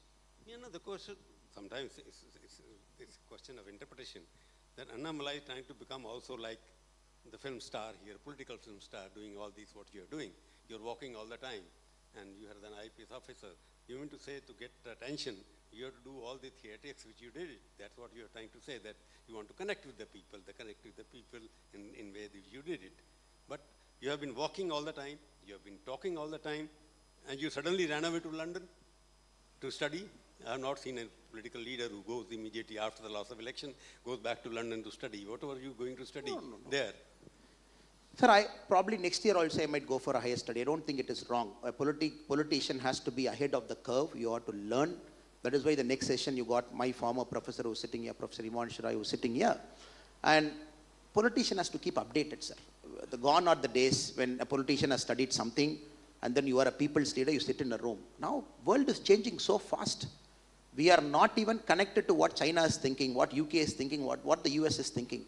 The current politician, you just want to listen to the secretary around you, look at a briefing note, just sign and then go out. I don't want to be such kind of a politician. I want to keep updating myself. Last year I went to US, I did an Aspen fellowship. This year I went to UK, did my shifting. I don't think there's anything wrong. And this program, whatever I did, it happened 1 year before, permission was taken. And even the young audience who was sitting here, they want to keep updated. When we tell the students to upskill, to keep expanding their growth, why is it not applicable to a politician? When you ask the civil servants to go for a mid-career training program as DIG, and why is it not applicable to a politician? His politician has jumped from heaven. Just being in Tamil Nadu, being a politician, we know everything, sir. We should have the humility to accept, I don't know. We should have the humility to accept, let me go out and learn. And the current set of politicians in Tamil Nadu across India should understand upskilling ourselves in politics is part of an essential role. Because we are not doing justice. You collect 3 lakh crore taxpayers' money in Tamil Nadu, and then the politician lords over it, and then the bureaucrats decide how the money should be spent. So what is our contribution in it? India, especially Tamil Nadu, has become a bureaucracy-driven state. Because the politicians are not knowledgeable enough. No, you want a knowledge, you want to skill yourself, but you think the London and Oxford, wherever you went, has a better techniques to teach you how to handle Tamil Nadu politics than... No, it is not about Tamil Nadu politics. It is about becoming a better leader. Even a government primary school in Tamil Nadu will teach you to be a better leader, provided we have the time to go and sit in that government school and come out and listen to some teacher. And what you do, essentially, is you are trying to show the world and to yourself that you are trying to improve yourself as a person with all humility. And nobody can sit in a chair and say that I know everything. Unfortunately, Tamil Nadu politics, I'm making this statement, it is a bureaucracy-driven state. You look at our, right from our chief minister to all the senior leaders, what vision they have, what is the vision they are presenting, where do they sit? So, BJP wants to be different, we want to be different, we want to tell the people of the state that we are aware of the world what is happening, we are aware of our country what is happening. Given a chance when we come to power with people's Ashirvadam, we want to stay ahead of the curve so that we position Tamil Nadu 25 years from now where the state has to go. Not keep looking at our past glory and keep saying that it's a great state, great state. It's a decelerating state. Any indicators you see, it is decelerating, sir. Any indicator. I'm happy to argue with any DMK friends who might be here or otherwise also. It's a decelerating state. So what argument are we making that Tamil Nadu is a growing state? There are 300 students sitting here in the hall here. If I have to ask you that these young boys and girls are going to vote in 2026, most of them, can you tell them why should they vote for you? It's very clear, sir. They should vote for their future. Very clear, they should vote for their future. Like a slogan. They should vote for their future. It's very aspirational. They all have a lot of dreams in their mind. The only question they should ask is whether the state is enabling themselves to reach to their dream. We will enable themselves to reach to their dream. They want better infrastructure. They want better quality of living. They want better standard of living. They want better commuting standards. They want better law and order. And more importantly, we want to bring the world's best to Tamil Nadu. Not necessarily they should go to the world to search. We will bring the world to Tamil Nadu. It is possible. For that to start, we have to accept, sir, Tamil Nadu is not at the right place now. Right? Not at the right place now. Maybe it was 20 years before. In 2024, Tamil Nadu is not where it has to be. And these kids, the young kids, when they have so much dreams ahead of themselves, they should look at the future, not at the past. You see, look at the Tamil Nadu in terms of various parameters, economic parameters. In many parameters, in terms of GDP, in terms of everything else, they are much ahead of many of your BJP-run states, even now after 10 years, because you have not been there. So how do you want your aspirational generation sitting here? Any kid who's sitting here has to understand, sir, you cannot keep borrowing money to pay through the current mess that we have created so that the kids who are sitting here will keep sharing that burden of what we are doing now. This is a state currently. Last 4 years, we borrowed the highest in the country. This year, we are going to borrow 1,55,000 crore. Who's going to pay? They will pay. I can keep borrowing now, fund my freebies, not even create a good road, not even create a stable law and order mechanism. These kids will keep paying it for the next 30, 40 years, number one. Second, when you have to compare to any BJP ruled state, Maharashtra is number 1 in the country, Gujarat is number 3, Uttar Pradesh is number 4, Karnataka, which we have ruled at multiple points of time, again at number 5. If you look at the top 10 states, the 1, 2, 3, 4, 5, which are the best states? I'm not making politics here, sir. I'm only saying where Tamil Nadu was and where Tamil Nadu is going to be. Look at Tasmak. Any place the kids are walking, temples, schools, you see the number of taskmarks we have. Anything that is increasing in the state is only taskmark. 45,000 crore revenue from that. Look at the quality of education. You want to build the future. The ASER, State of Learning Outcomes in the country, Tamil Nadu comes last among the southern states in terms of quality of educational output. Class 1 student, I'm repeating this again, sir. Class 1 student, 43% of students in Tamil Nadu cannot identify numbers between 1 to 9. Class 5, 25% of class 5 students in Tamil Nadu cannot do a basic subtraction. I'm not saying, 2022 ASER report is saying. How can we build a skilled work base? Who will take Tamil Nadu to a $1 trillion economy, sir? I'm sure the kids who are here, more educated, more aware than me and everybody who's sitting here, and for them they have Googles and everything to search. They will be looking at future. They are not looking at 1980. I'll give you one more statistic, sir. Anybody who's interested in doing agriculture here in this room, when Kamaraj Raya left office, Tamil Nadu had 70 lakh hectare of sown area, cultivated area, 70 lakh hectare. 2024, we are having 46 lakh hectare. We have lost 24 lakh hectare of cultivated area in Tamil Nadu. Where are the rivers? The top 8 polluted rivers in India, 5 are from Tamil Nadu. One from my place, Noyal, one from Tamarabarani South. Top 8 polluted rivers in the country, 5 are from Tamil Nadu. Is this the kind of Tamil Nadu we want to give to these kids who are sitting here? Is this the kind of growth they are looking at? Is this the kind of thing they are looking at? 100% no. We are looking at AI. Where is AI now? Anna, you're giving out statistics because there can be counter statistics. We can't get into that. Question, if all you are saying is correct, that still the foreign investment is coming here. Automobile is becoming the capital of it. In India, every new automobile company comes in Tamil Nadu. It has been coming for the last 25 years.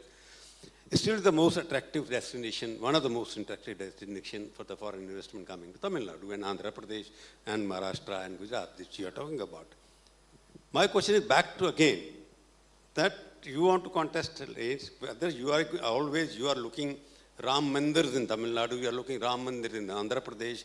Are you looking something else to get the votes? Because everything, when Prime Minister comes, he also goes to Ram Mandir. When he goes somewhere else, you are talking about everywhere you are trying to polarize the society in Tamil Nadu because you have not been able to get an alternative to Brahmin model of governance, whatever they call it. I have not understood Brahmin model of governance. But I'm talking that Annamalai was the future of BJP here.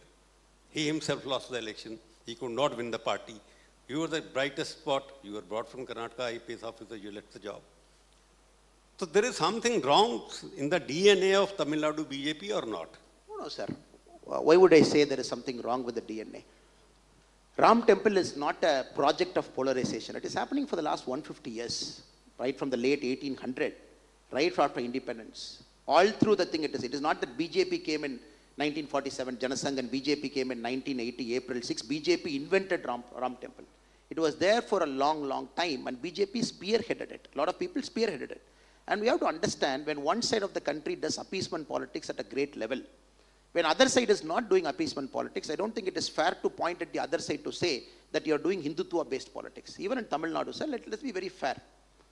This is a state where all people live together, be it Hindus, Christians, and Muslims, no doubt about that. They have to live together. That is the essential fabric of any society, be it the country, be it the state. But I can just present a simple argument here to say the state of temples in Tamil Nadu, where it is. I want my Muslim friend, my Christian brother, and my Hindu sister all to go to a place of worship which is not throttled by the state.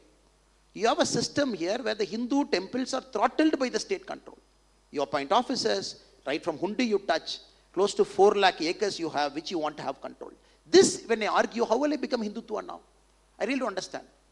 When it is happening for a long, long time, when the state as a project is trying to throttle the majority community in the state, if I kind of present this as an argument, how can people call me Hindutva, sir? We clearly want churches and mosques not to be touched by the state. Likewise, we clearly want the temples not to be touched by the state. If I say this, how will I become Hindutva? This state is becoming. Again, the point of argument. So we have to understand, when a party has to grow, you should be ready for electoral setbacks. We are very proud of the fact BJP has crossed the double digit. We are at 11.5. We will cross 20-25% in 2026. You got to do it. If you don't take a risk, you ride coattails below a Dravidian party, and BJP's vote share continue to be at 2.5%. Where will the voice? At least no people will know BJP stands for this, correct? Whether they agree or not, it's a point of different order. But at least they should know what is BJP standing for in Tamil Nadu. Now we are very clear. We are standing because we want to remove temples from state control. In 3 years, we will close TASMAC. We will invest in primary education. We will invest on skilling. When you are with an alliance party, we want new education policy to come to Tamil Nadu. Whom will you align as a Dravidian party when both do not want new education policy? So you mean to say your first agenda will be to get the temples of Tamil Nadu out of the state control? That will be your first item. One of the agendas, sir, not the main agenda. Of course, development is important. Cultural is very important. Everything is part of politics. And everything has to go hand in hand. And people are waiting for a long time. You got to free it. Even when you go to a temple, there is a slogan right outside temples in Tamil Nadu, big temples. Anybody who believes in God is a fool. Anybody who worships God is a scoundrel. One of the Dravidian ideologue has written. All we are saying is, let us remove it. I am not saying we are going to throw the stone away. We will put it in the public place. Anybody has got the courage to put it outside a mosque or a church here in Tamil Nadu? You don't put it. Why are you putting it outside a temple? When I make this argument, how do I become a Hindutva icon? How do I become a person of polarization? But Anil, I don't understand. Why do you have to criticize other temples, other religions to score a point for your religion? You say it is happening in our. You always quote mosques or churches. Okay, that's the point you want to make. You just want everything to be equal, sir. When you quote it, how will people realize? How will my brother or sister from other community realize? Okay, this is not happening to me. This is happening to them. That is why this is called appeasement. That is where they are making this point. If you don't make this point, how my brother and sister from the other community know this is happening to a particular community? Anna, there was a question here. This is the last question because the Honorable Governor has come already here. Last question. One student raised in the morning that how come independence struggle of India, wherever they stay, because your BJP party ruling in most of the states, why anybody from South Indian is not given importance or given that importance that other North Indian freedom fighters are given or West Indian freedom fighters are given? You have not been able to pull out any Tamil Nadu freedom fighter. Sir, I think promoted any idol. Sir. I asked in the beginning. BJP is also not talking about the rich culture of Tamil Nadu the way you should be talking. Sir, we have to understand, sir. If there is anybody in the country who have brought out the cultural and the independent fighter icons from all parts of country to the spotlight, it is Honorable Prime Minister Narendra Modi. I'll say it, I'm not making a political argument here. The whole 75th year, the independent year, when we all went around the country, we brought a lot of icons to the spotlight. The problem with South India, the regional parties is, they want to promote their icons. You want to promote one Periyar, okay, fine. Why are you not promoting the others? That is the only question I keep asking. You are promoting Periyar every time. That is there in the textbook. That is there everywhere you go. Why are you not promoting lot of Veerabandiya, Kattapomman? Why are you not promoting him? Velu Nachiyar. Why are you not promoting? It needed Narendra Modi ji to name a train after Velu Nachiyar. She is 70 years before Jhansi Rani, who defeated a British Empire, ruled for 17 years later. She is the only woman folk in the country who defeated a British and ruled for 17 years in Shivaganga. It needed a Modi ji to promote. Sagajadananda, a person born in the oppressed community, opened schools. Why are you not promoting? Yesterday was his anniversary. I can keep talking endlessly because the problem with regional parties is they shrink the whole state to one or two cultural icons who are closer to their ideology. They did a great disservice to all the freedom fighters and cultural icons from southern part of India. It is the BJP which is trying to make sure every single cultural icon is coming to the limelight. Mahakavi Subramania Bharatiyar. The Prime Minister could have named anybody in Banaras Indian University's chair. Why did he choose Subramania Bharatiyar's name to his chair, sir? Prime Minister is taking Thiruvallur across the world. Which person lastly did it? Houston, Malay University, in a place in France. Everywhere Tiruvallur is going. And Prime Minister wants to convert Tirukural into 100 foreign languages. Who's doing it? State government should have done multiple years back. Because Tiruvallur was seen as a spiritual person in Tirukural, so you keep out, you suck the spirituality out of Tirukural. So if anybody is saying that the cultural and independent fighters from South India is not promoted, I think it's a gross understatement, because it is the nature of political parties in South India. They have shrunk the whole political narrative to one or two cultural icons. That is the saddest part, sir, which we are trying to break in the last 2-3 years. If I put it to you now to 2026, I'm not asking for prediction, how many seats you are expecting? 1, 2, 5, 7? We want to come to power, sir. Why do you want to look at numbers? We want to come to power. The whole idea of me sitting here and you sitting here and all audience sitting here is we are very serious about what we do in the state. And BJP has to come to power. NDA has to come to power. The time has come. The ground is shifting, sir. It can happen. You will come to power in 2026? We will 100% NDA will come to power, sir. Sorry? NDA will come to power 100%. In 2026? Yes, you are here, I am here, No, we will have a NDA conversation once again. means you will be, BJP-led government will come, no? Because BJP will have a line other parties share. are very small parties. In the NDA, I am very confident, sir, BJP will have a line share. BJP should have a line share. We are proving our vote base is increasing. And BJP is relevant to Tamil Nadu at this point of time in Tamil Nadu politics. I am fairly confident. Why? What is the slogan you will give? Vote for NDA for what? No. To Polarization? change, to bring back the glory of Tamil Nadu, to reboot Tamil Nadu's economy, to fulfill their dreams. All 4 things you need NDA in Tamil Nadu in 2026. We'll talk to you again in 2026. Anytime, sir. 100%. Thank you very much for coming here.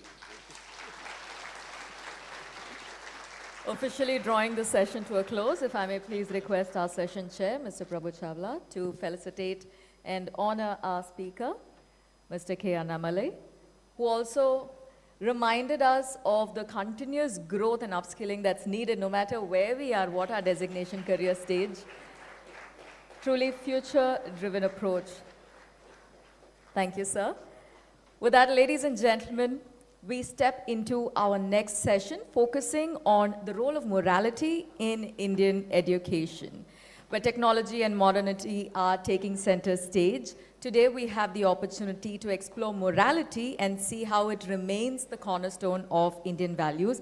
We're truly honored to have with us the Honorable Governor of Bihar, Shri Arif Mohammad Khan Ji, to join us with this wonderful session. And we have Mr. Prabhu Chawla, the editorial director of the New Indian Express, driving this conversation. When we talk of education in India, we also talk of how long it's been intertwined with ethical teachings, and these moral foundations shape not just our day-to-day lives, but the academic growth as well. With our upcoming session, we take a look at the morality in Indian education with the Honorable Governor of Bihar, Shri Arif Mohammad Khan Ji. Welcome, sir. We begin with the national anthem. May I please request all our guest students to rise. May we please have the national anthem.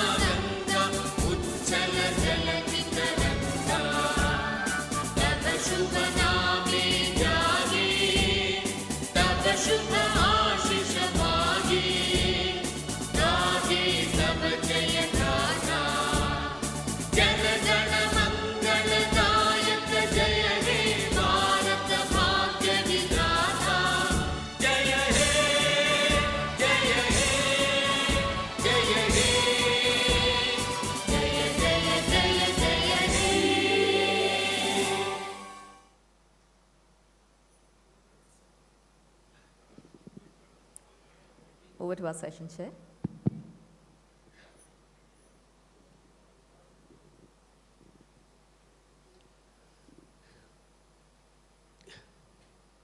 Can you please take your seats, please?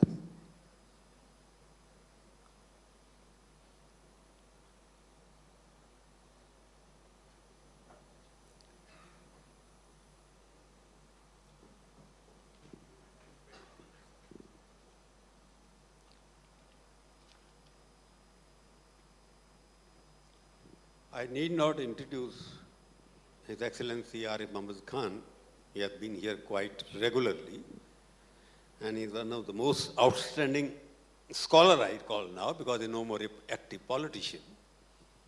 And we are in the state of Tamil Nadu, where Sanskrit is quite spoken very well. And we have got a lieutenant governor here who speaks better Sanskrit than Tamil Brahmins can speak even. He has the shlokas, he talks about Indian culture, he talks about Indian heritage in a much forceful manner than any one of our intellectuals can do. We gave him a topic this time because he didn't want to talk about various other things. Interesting topic. You want to speak from there, or you want to speak? I would like first you to speak. What's the topic we are given? 20 minutes. 20 minutes, 15 minutes, whatever your time, not more than 20 minutes.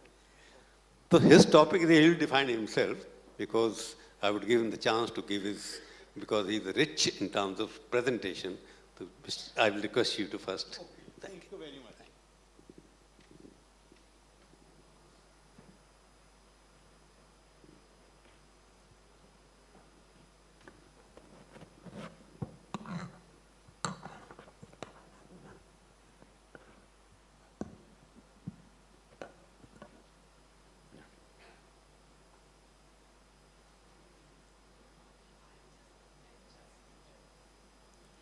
Thank you very much, Prabhu Chawlaji. Ladies and gentlemen, I think the topic we are going to discuss is the education and place of morality in it. In fact, I had suggested to Prabhuji that I would like to speak on Indian knowledge system, where, and I had specifically mentioned that how without moral and ethical values on which Indian knowledge system focuses, without that, how dangerous the situation becomes. The Western concept of education is empowerment of the individual and the society. But the difference between Western concept and Indian concept is, for us, it is not merely the source. Education is not merely source of empowerment, but more importantly, it is source of liberation. However learned one may be, if one lacks the sense of ethical and moral values, then such a person runs the risk, or such persons, they may easily degenerate into brutes. Sakcharo vipri tatve rakshaso bhavati dhurvam.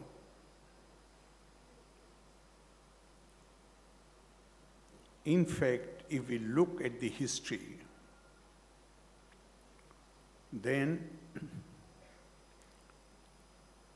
more harm has been done by the educated people than the uneducated ones. There is no problem with the education. Education is absolutely essential. But since it empowers the individual and the groups, simultaneously there should be the growth of knowledge must be accompanied by growth of wisdom, which means sangya pragyam apekshate. The end and purpose of all scholarship is wisdom, which leads to virtuous life, not only of the individual, but of the societies. Indian civilization, Indian culture has always been recognized as knowledge culture. What is that knowledge? First, the importance for acquisition of knowledge. Tapa swadhyay niritam. Ever devoted to the pursuit of knowledge. And a question has been asked in one of the Upanishads. What is tapa? Tapa is swadhyay, acquisition of knowledge, plus pirvachan, that is sharing the acquired knowledge with others. Swami Vivekananda, speaking on what is the purpose of life, he said, the purpose of life is not mere pursuit of pleasure. Rather, the purpose of life is pursuit of knowledge. Then he was asked the question, and what is the purpose of knowledge? The purpose of knowledge, he said, is the ability or to develop the ability to see intrinsic unity behind apparent diversity. That is the thrust. In fact, the highest Indian ideal is ekatmata, oneness of being. And if I may quote Adi Shankara, he said, Shlokardhena pirvakshani yadavanta grantha kotisha brahm satyam jagat mithya jivo brahmeva napara. A very powerful statement of oneness of being. He says there is no difference between the Jivatma and Paramatma. And that Paramatma in the form of Atma dwells in every living being. And that explains why he took 4 Mahavakyas from the 4 Vedas and gave each one of them to each of the mutts which he established. Aham Brahmasmi, Tattvamasi, Pragyanam Brahma, Ayam Atma Brahma. All these great statements point to the divinity of mankind and oneness of mankind. This has been the focus of the Indian knowledge system. In fact, elsewhere, Adi Shankara, possibly in Vivek Cholavani, Adi Shankara said, Etavupadhi parajiva yotsayo samyang nirase na paro na jiva. Rajyam narendrasya bhatasya khetka istayor pohe na bhato na raja. He says all these differences are matter of upadhi, title, and things associated with that. And he gives the simile of a ruler and his ordinary soldier. He says, if you remove the title and the regalia and make 2 of them stand together without this regalia and title and make them wear the same attire, then there is hardly any difference between the 2.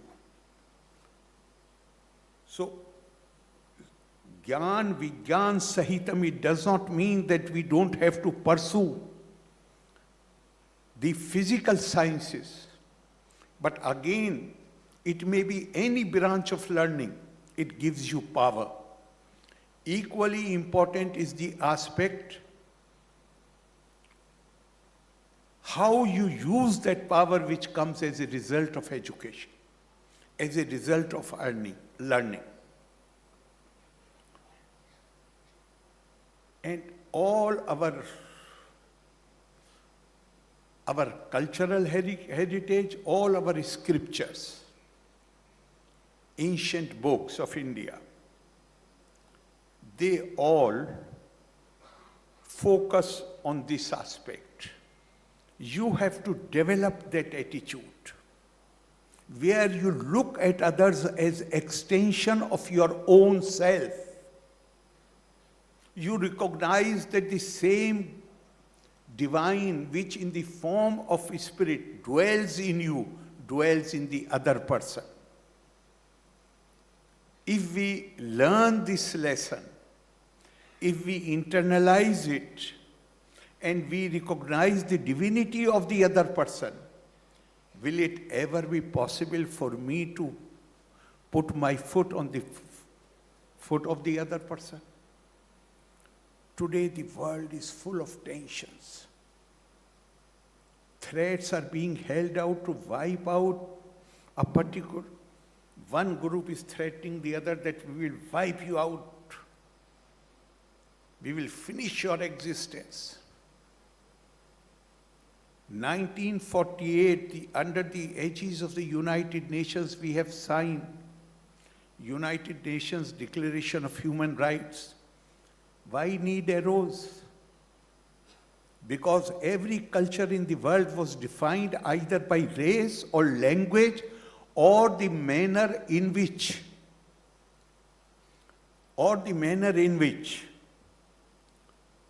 we give expression to our faith and belief. Indian thought leaders had rejected all these characteristics which are variable and alienable. And that is why Indian culture and civilization was defined by Atma, a common legacy of not only mankind, but of all living beings. You have to be considerate and kind even to non-human beings. The animals, the plants, the animals who live in waters, that has been, and this is what, as I said earlier, all our books are full of these exhortations. Srimad Bhagavad Gita says, Yada bhuta pirthak bhava mekasthamanu pashyati tat evacha vistaram brahma sampadyate tada. All these, the Indian thought recognized diversity as the law of nature.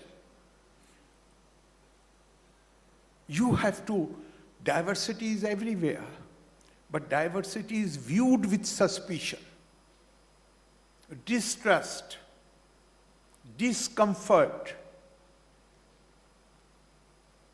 India, right from the beginning of our civilizational journey, when the proclamation was made, Ekam Sat Vipra Bahuda Vadanti, we have not only accepted diversity as a law of nature, but we respect diversity. We hold that diversity itself, provided we develop that samyang nirase, abhed drishti, diversity itself can be used to strengthen our unity. The world recognized in 1948 human rights based on the concept of dignity of mankind.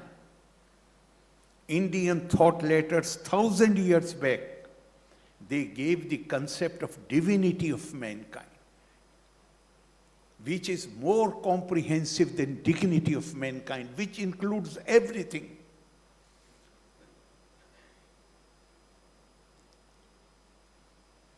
It not only recognizes the rights, but our cultural legacy says that each one of us has the potential to become divine. That is what I have already said, that it does not mean that there should be less focus on physical sciences. No. Sarva Shastra Priyojanam Atma Jnanam.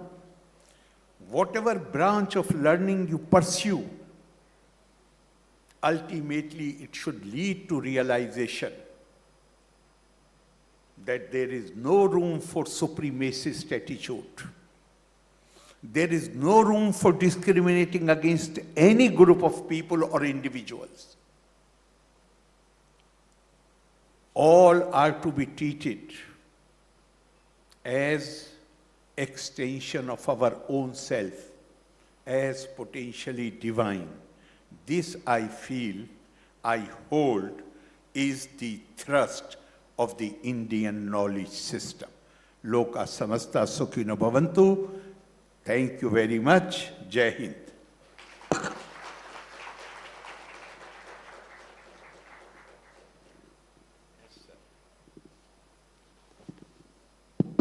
Normally governors are never asked questions, but being an old friend, I can take some liberty with him. You can be very tough with me. You see, you put out very well that Indian knowledge system, knowledge basically is wisdom also. Without knowledge, without wisdom is useless. And you said objective of knowledge is unity in diversity. That is the whole thing you are trying to make. India, after so many years, is the most knowledge society in the world, the growing knowledge society. Don't you think that as the knowledge we are getting more and more knowledge, more and more information, India is becoming more and more disunited, divided. Is knowledge is dividing the country, or politicians, or rulers, or opinion makers are dividing the country? That's the impression, that India is more divided than it was ever. No, I don't think India is more divided, but this impression is definitely because we look at education and the way we have our education system has been working. It is divorced from the definition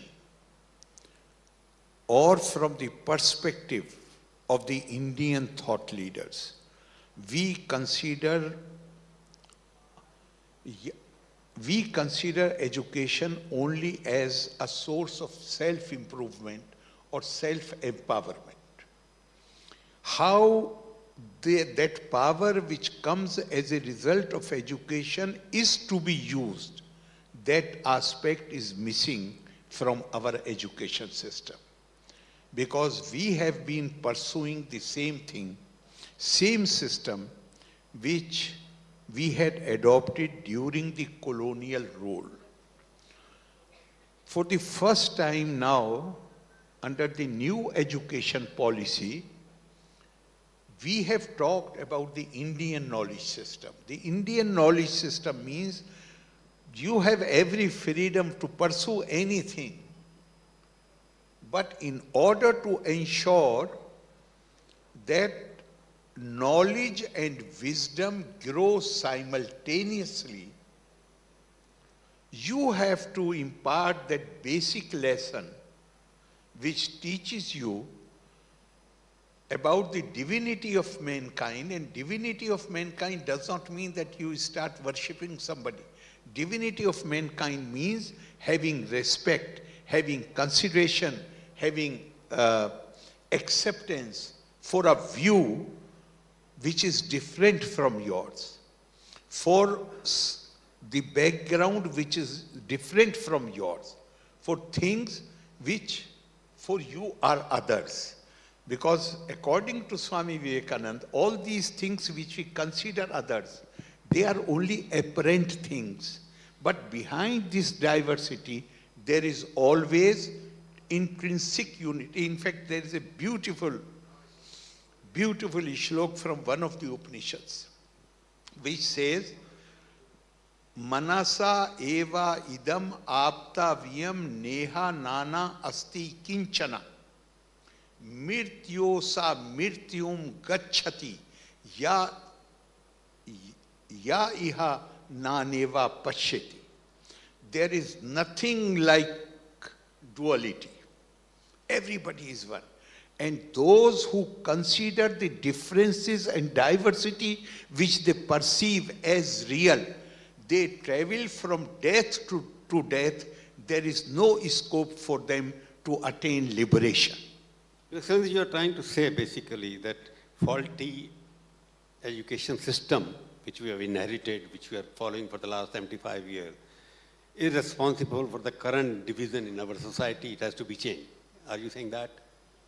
I'm saying that instead of blaming others, we have to look at our own actions. I'm not blaming her. I'm saying No, the education blaming, system. blaming, Education blaming system. means the colonial power is not there anymore. So we They left can't 75 keep years. blaming them. We have to blame ourselves. Why we have continued with the same system? Why we have not? In fact, I'll give you another example. Even in parliament, generally when we talk, in any conversation, rise above party politics, rise above party politics, as if politics is a dirty game. Even in parliament, when we want people to behave more nobly, then one side appeals to the other. Please rise above party politics. This is not Indian definition of politics. Indian definition of politics is Sarve Tyaga Raj Dharmeshu Dirishta. Sarve Diksha Raj Dharmeshu Chokta. Sarve Vidya Raj Dharmeshu Yukta. Sarve Loka Raj Dharmeshu Privishta. Politics in India, according to the Indian definition, is where one who is in public life must be ready to make supreme sacrifice, must be a person who has the best sanskars, best training, best manners, best conduct, and must have full knowledge about the issues, and must have a big mind and big heart to accommodate people of all kind, all manner of people. So the problem with us is that for having been under the foreign rule for a long period of time, we lost touch with our own heritage. We lost touch with our own things. We need to, does not mean that we have to go backward. No, certainly not. Dr. B.N. Seal has said, Dr. B.N. Seal was Mysore University Vice Chancellor, and he was Swami Vivekananda's class fellow. He has coined a beautiful phrase, India is ever aging but never old. We have a mechanism, internal mechanism, which helps us to renew our values. While being firmly rooted in our ideals and values, there is full scope to grow. No, as you rightly pointed out, time is short.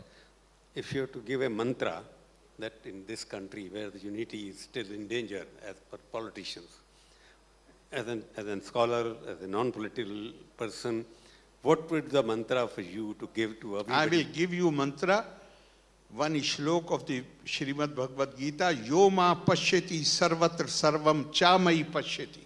Tasyaham na pirnashami sacha me na pirnashati. One who sees in everyone me, that is God, and in me everyone. I am never separated from such a person, nor he is separated from me. The day we start behaving according to these exhortations, will there any problem be left for us to deal with? Are you, in terms of simple language, journalistic language? Sorry? Journalistic language, I am trying to say, that are you favor of saying no appeasement to anybody? Where is a question of appeasement? You have to, whenever you will try to, whenever you will try to special rights or privileges, and hardly any difference between inequality, practicing discrimination, and giving special rights. In a democracy, you distort the whole thing. The moment the concept of equality is compromised, the moment the law, upholding the law, that is compromised, you invite problems for yourself. You actually do not even help those. They are not really helped. They only become focus of ire, anger by others. Why, if we are equal citizens, why Mr. Prabhu Chawla should be treated differently? So you will. Identity politics, yes, my identity is Indian. And this Indian identity gives full scope for me to enrich the diversity. Thank you very much.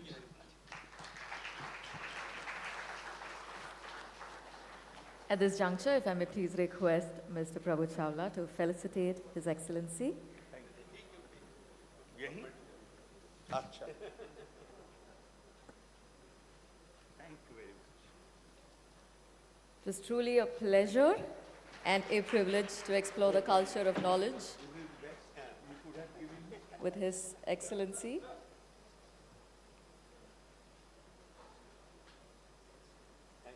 Ladies and gentlemen, if I may please request you to rise for the national anthem as His Excellency prepares to take leave.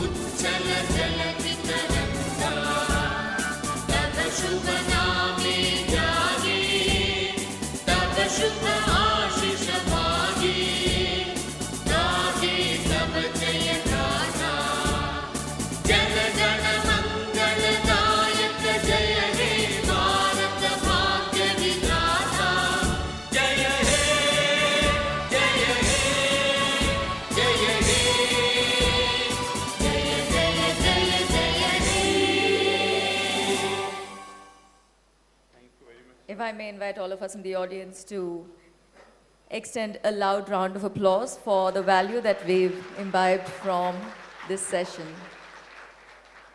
Thank you so much, sir. From the culture of knowledge, ladies and gentlemen, we focus on the journey from classroom to corporate with our next particular session. It's a transition that we always think of as something organic, a natural progression, but as we set the stage, we also kind of take a look at how it's a journey that's filled with challenges, that's got a lot of learning curves and revelations along the way.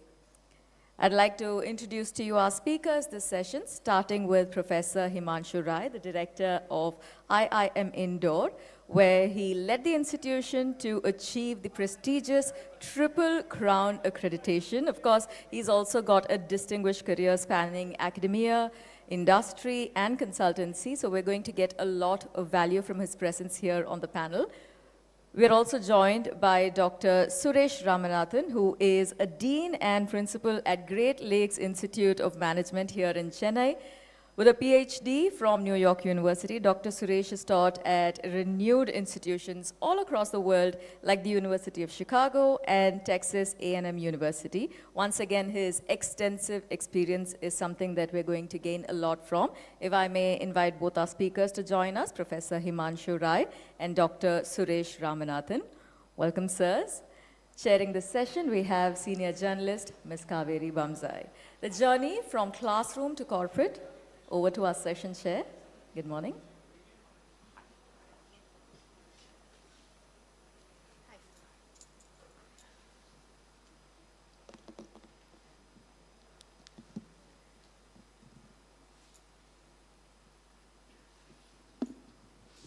So I think what people really would like to know here is what is the job market looking like? And how are the placements going? You want to take that? Okay, so the job market is a little tough everywhere. I'm sure that most of you would have read the report that 23% of the Harvard graduates are still not employed, which is after 6 months. So we're not just talking about the job market in India, but we're talking about the job market in the world. The good news is that India is still doing very, very strong. both in terms of economic development, both in terms of infrastructure investment. And therefore, if we conduct today, India Inc., the industry is looking at skills rather than degrees. So merely having a degree, like I'm sure that you're talking about some of the IT graduates not getting the kind of jobs that they're accustomed to, it's simply because the kind of skills that the Indian industry is looking for, the industry world over for that matter, is currently not a part of the educational system in some of the institutions, including some of the top institutions. Himanshu is absolutely right on this. I think I've had numerous conversations with corporate recruiters, in India. And one of the main themes that seems to keep recurring in these conversations is the large gap between what people graduate from various programs, engineering or management programs, in terms of the functional knowledge that they have. I think that's fine. Arif Mohammed Khan said, the values that we have and the way we think, somewhere that seems to be, dissipating because we teach to exams. We don't encourage people to think outside the box, to accommodate diversity of views and so on and so forth. And so, to me, what has happened is that we are moving in a very blinkered way in terms of how we think about things, and our students are therefore, in a way, they are kind of finding themselves challenged to cope with the changes that are happening in the marketplace today. Today, anyone who graduates is expected to fit in from day one and start working and take on the roles. There is very little time to basically experiment, to train and all of that. The cost of experimentation is extremely high. And therefore, I think that's really why we are seeing these skill gaps emerging. And with the advent of AI and everything, I think that's going to, open another Pandora's box in terms of, what kind of skills are we actually imparting in our various institutions. So we've had the NEP in place now for 4 years. What really has changed then? Because the NEP was meant to address all these challenges. This is not, it hasn't crept up on everyone. We knew that this was coming. So what really has changed on the ground? By now, most institutions should have adapted to the changes. So there are two elements here, Kaveri. Yeah. One is everyone adopting it? For example, when Annamalai was talking, and when he's talking about this particular state, he said the state government has not adopted it. And therefore, across states, there is a discontinuity. But if you look at the national institutions, they are adopting it. The only thing is that for the results to actually get translated, and things to get translated into results is going to take time. I'll give you a specific example of us. So at IIM Indore, when I took charge 6 years back, I was aghast to know that despite the fact that Indore had both an IIM and an IIT, we were not doing anything together. And the reason, when I tried to dig out, was we were still trying to figure out which director, which go to whom. And I said, hang on. I called up the director of IIT. I said, where are you? He said, I'm here. I said, just stay there. I'm coming over. We met, and today we have a joint Masters of Science in Data Science and Management, a joint degree with IIT and IIM. Now that's a direct result of the NEP, which talks about multidisciplinarity. Yes. We also have subjects. So, Governor Arif Mohammed Khan spoke about the concept of ethics, the concept of having a moral compass. We have an undergraduate program which sits on 4 pillars. One is the foundations of management. The second is principles of politics, philosophy, and economics. The third is statistics and maths. And the fourth is drama, theater, sports, yoga. So here we have a holistic degree because we are actually looking at education that NEP talks about. Sa vidya ya vimuktaye. We keep saying that. But when it actually comes to talking, in the minds of the people, sa vidya ya niyuktaye. Niyukti mil jaye mere ko vidya se. Now that is being changed when you adopt the NEP 2020. I'm not saying that employability or employment is not necessary, but employment is going to be a byproduct if you have the right skills that Suresh was talking about. So I think we are getting there. The only thing is we just have to make sure that the NEP is implemented in its true spirit and not merely checking some of the boxes. which is what unfortunately Kaveri currently is happening in some places. Yeah, I completely endorse that. I think what I am Indore is doing, and the kind of a multidisciplinary approach to education, that is the need of the hour. That we really need to think about how our students are thinking about things from multiple angles. I'll give you some examples from my own experience. When I spent about 22 years in the US before coming back. Where? I was at the University of Chicago and then at Texas A&M, so I was on the faculty there. But one of the things that always struck me, Kaveri, was the fact that, when you are in the classroom and you meet a very, very diverse set of people in the classroom with very different perspectives.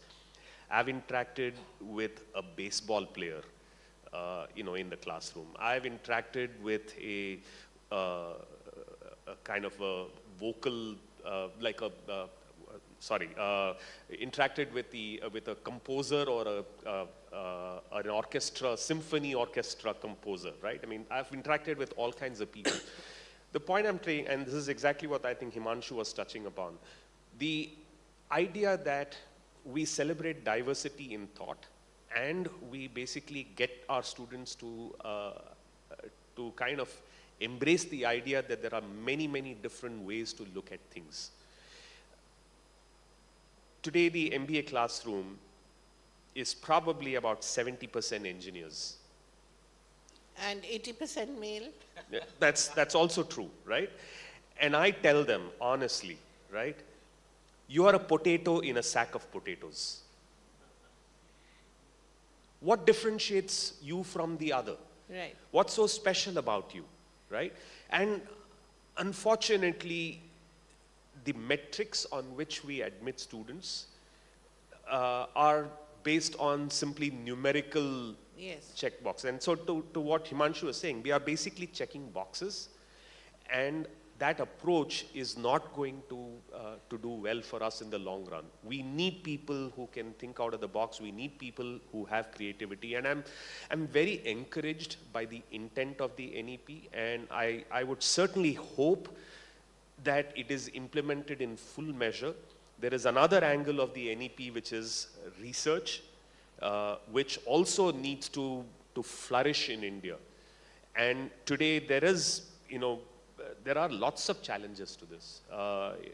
We are seeing other countries go way ahead of us on research, and we are still playing catch up. And the infrastructure, the way that we are facilitating research, there is still a lot that needs to be done. I'm sorry, but this is a conversation that even if we'd had 4 years ago, you guys would have said the same thing, and I would have probably asked the same question. So what has really changed? And our students have, right? Our kids have.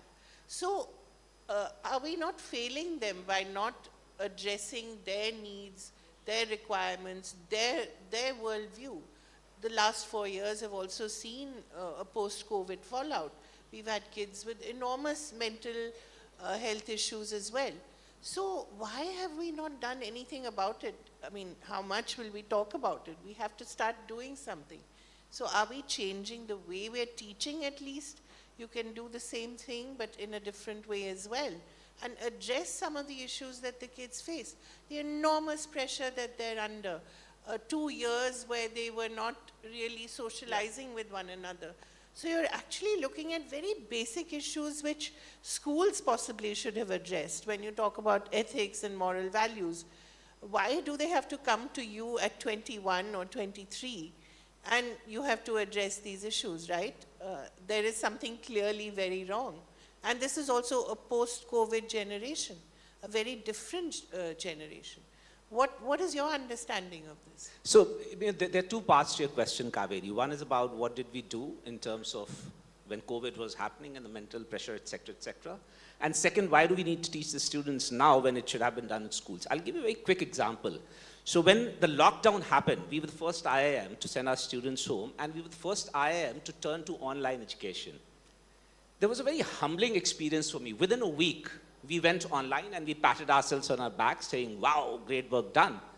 It was only 2-3 weeks later we realized that we were looking at it only from our viewpoint. Right. There were some of my students who were in such far-flung areas that they did not have even 2G. Have connectivity. Forget the connectivity. Yeah. Some of them did not have a room to themselves because the entire family was sharing the rooms. There are some people who did not have separate laptops because everyone was working on the laptops. Absolutely. And therefore we realized we have to change the way we educate them. So we started making modules on WhatsApp and sending it to them. The point I'm trying to make is that at some point of time, educational institutions have made this cardinal error, I will not call it sin, of overlooking the other side. And that is something we immediately corrected ourselves. So the humility, etc., the alternative viewpoint that Vikram was talking about, there has to be a way of looking at things from multiple perspectives. I mean, we keep saying Vidya Dadati Vinayam, but we seldom practice what we preach. Thankfully, at least some of us educational institutions are now trying to practice that. And to the second part, no point blaming the school system because it's there. And I'm sure what we can do is we can help the schools. So at IIM Indore, we work with the schools to make sure that we are strengthening the curriculum. Earlier, we used to have faculty development programs only for management institutions. Now we have it for school teachers, school principals. During COVID, we reached out to 2.5 lakh school teachers in Madhya Pradesh, once again, through WhatsApp modules. And therefore, we train them in certain things.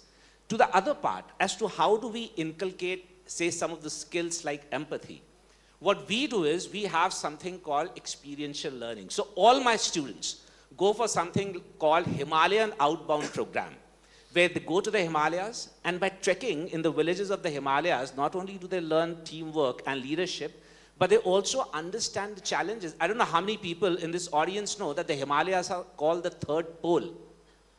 Do you know this, that 2/3 of the fresh water in the Indian subcontinent comes from the glaciers in the Himalayas? So after the North Pole and South Pole, Himalayas are the biggest repository of fresh water. Now, it's one thing if you see, let's say, a plastic bag here. If you see a plastic bottle in this room, you will say, well, it shouldn't have been here. But it's another thing when you see a plastic bottle in a Himalayan glacier, you feel physically repulsed. And that's when my students go and see that, they understand the challenges. The second thing, all my students have to necessarily go and live in the villages of India for 1 week. Now, earlier it was called Rural Immersion Program, where they would talk to villagers and then try and understand their problems and then try to offer solutions. But I said this is not good. Rural Immersion Program is not good for 2 reasons. One, I did not like the acronym RIP, so I said RIP to RIP. That's terrible. The second, I think, it's one thing to get to know from a villager that he or she has to walk a kilometer to fetch potable water, and it's another thing to actually walk that 1 kilometer in their shoes. for at least those 5 or 6 days, and then understand that. So now they are doing all of it. And once again, to all my young audience over here, I mean, I'm not excluding the not so young audience, but to everyone, 900 million people live in the villages of India. 900 million. That's more than the population of United States and the Europe combined. And unless we address the challenges that they face, we cannot develop as a country. So the least I'm expecting, which is happening from this experiential learning, is that they're developing empathy, sensitivity. If not, I don't expect all of them to go and start working in the villages, but even if some of them start becoming more sensitive, I think our job is done. But Suresh, I wanted you to address a different point related to this. They may be empathetic, but they're entering a very brutal corporate world.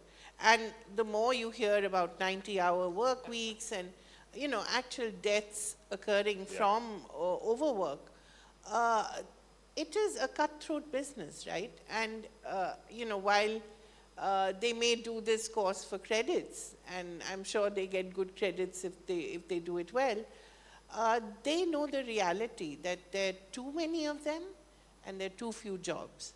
And we are not able to address the too few jobs.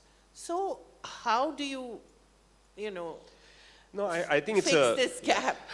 No, that's a very, very important question to address, right? I think the fact that when students go out into the real world, they're going to be confronted with a reality which is very stark, very competitive. At the same time, I don't think, and I completely endorse what Himanshu is doing, and I can also share, exactly what we have been doing at Great Lakes. The value of empathy, the value of understanding others' perspectives, the value of putting yourself into the shoes of the other. I don't think that would ever get, minimized, even in a cutthroat world, right? So, But what do you do if your bosses have not learned empathy? They didn't go to the right schools or colleges. Well, yeah, see, there is an aspect of competence, and then there is an aspect of, empathy or soft skills. You talk to any recruiter today, what they will tell you is, what is missing in students today is soft skills, right? The competitiveness, the edginess, I think that is innate to us in India. I think we have all competed against the best of the best in terms of exams and competitive exams. So I think competitiveness comes naturally to us. And also all of them have probably taken lots of classes to get through the when I went to IIT Delhi and then IIM Calcutta, then at that time, there was an ad that I saw, you are twice filtered. Right. And then, of course, a lot of them take the IAS exam, so the UPSC exam. So I don't know, is that the best use of our resources? Yeah, that's a separate issue. But yeah, the point I'm trying to make is the competitiveness side of things. I think that part of it, your ability to deal with the brutality of the workplace, I think people will adapt. Having said that, I think today's generation is probably a little more sensitive to it. Growing up, I think we were much more comfortable with it. Today, I think, in the post-COVID era, as you rightly pointed out, there are mental stresses that they go through, which we should And they're very happy to vocalize it, unlike our generation, which was so grateful for jobs. This generation is very happy to tell you where to get off. So I think at any institution, obviously, we want to prepare people for the realities of the workplace. And so at Great Lakes, for example, we have a faculty mentoring program for the students. So every 15 days, our faculty are meeting with 10 or 12 of the students one-on-one and talking to them about, what are their concerns, what they're going through, and so on. So we are trying to, basically address any problems that might crop up. Do you have psychologists on campus? We do, yeah. So we have counseling help. How many? We have a team of psychologists who work with them online. But if there is any special intervention that is required, then we can do that. So yeah. So what is it that you're finding in the last 6 years you've been here at IIM Indore? Have you seen a change in the kind of person who's coming to you, the kind of future corporate boss who's coming to you? So, if you're talking about changes that I find in students, one, of course, is the class is more diverse. Like you pointed out, when I went to IIM Ahmedabad, we were 90% male engineers in the classroom. And you're absolutely right. I wonder, in terms of caste, what it must have been like. We didn't know each other's caste, to be frank. That is something that students normally at least don't discuss. And it has never become an issue of contention so far as we were concerned. But I still remember in 2010, when as the CAT convener, I introduced something called the diversity factor. I was hammered on the social media. People said he's anti-engineer, anti-male. And then somebody said, well, he's a male. And then they dug a little deeper and they said he's also an engineer. So clearly he must have thought something. And then I had to tell them, when you talk about who's the best person that you select, it's not about cracking an exam. It is about what do we teach at IIMs or at Great Lakes? We teach people to make better, responsible decisions. Now, what kind of responsible decisions can you make if you're studying in a class with 90% male engineers? Can you decide about maternity leaves? Can you talk about work-life balance? No, not at all. And therefore, diversity is not just something which is desirable or a box that needs to be checked. It's an imperative. And therefore, what I see today is people who are more open, people who have more diversity so far as their thought process are concerned. One of the things that you said, they are more vocal. The one thing that kind of worries me a little is that one thing that hasn't changed is this constant pressure that they take on themselves to do well in the eyes of their peers and not for themselves. You were talking about something, and I want to take up that thing, that if you see a person who does an IIT, then goes to an IIM, then goes somewhere else, then goes somewhere else, is that a waste of education? No, there's no waste of education, you learn. When Annamalai was asked, why did he go for that chevening thing? He's an example. So from IIM, Lucknow, that he went somewhere else. And then he decided to go for the police service. Did he not use what he learned at IIM in his police service? He did. I mean, read his book. He talks about all the lessons that he had learned over there. When he discussed politics with me for the first time and said this is what he wanted to do, So I you're the encouraged person him. behind it. Well, partly, of course. I'm responsible for sending him there, at least partly. He had almost made up his mind. I was just the one to give him the final shove kind of thing. The whole point is he not using what he's learning over there? I personally did, last year, a course on public policy analysis.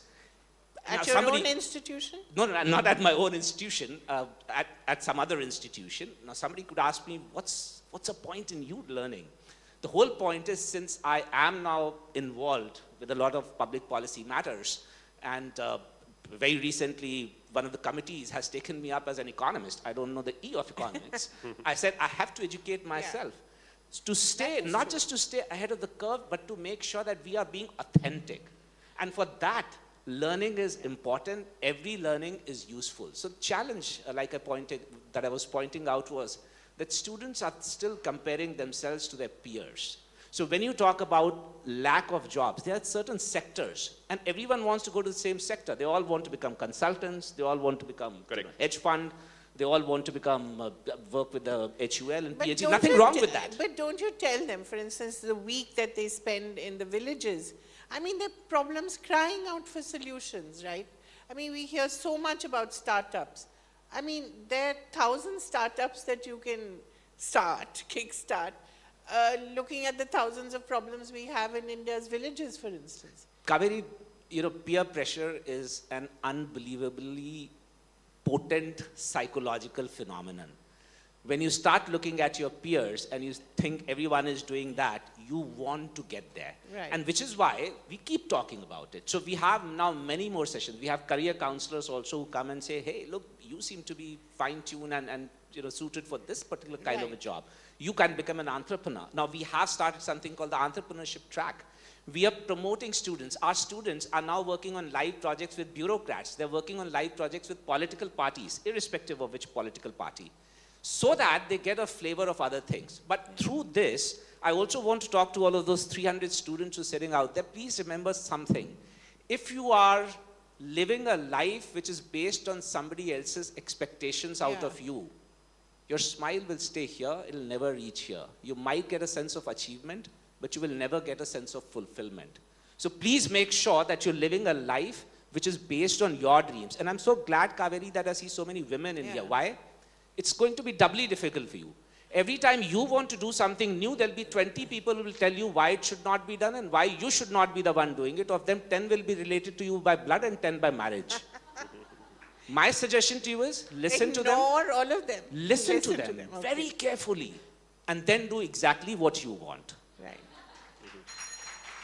Sorry, the bell's gone off. But Suresh, I want to put a related question to you. We've been talking about students and their learning. Where are the teachers at? Are they as comfortable with change and flexibility, say, as... It's a great question. That's a googly. It's a googly. Yeah. No, I think there has been a way of doing things. We have been used to teaching in a certain way. We have been used to one-way communication, like, classroom-based teaching where you're lecturing to students. This is an attention economy.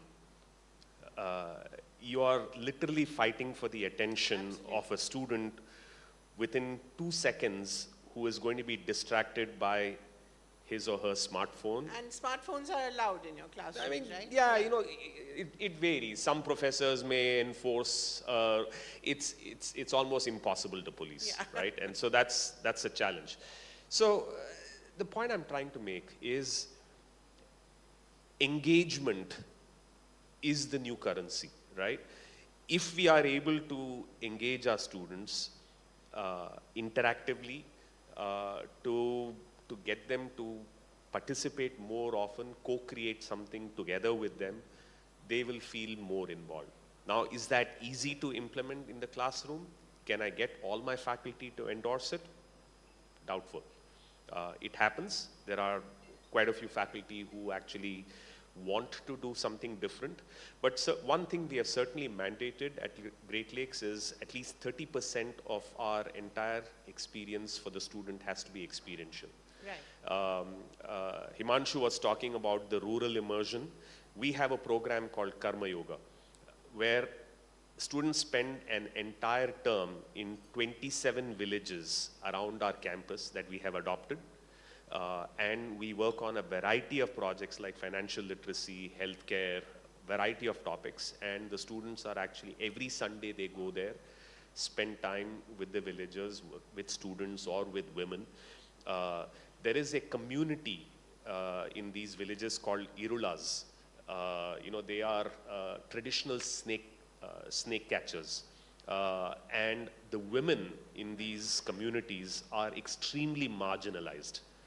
They live on the outskirts of the village. So even the main part of the village, they are not allowed to come in, right?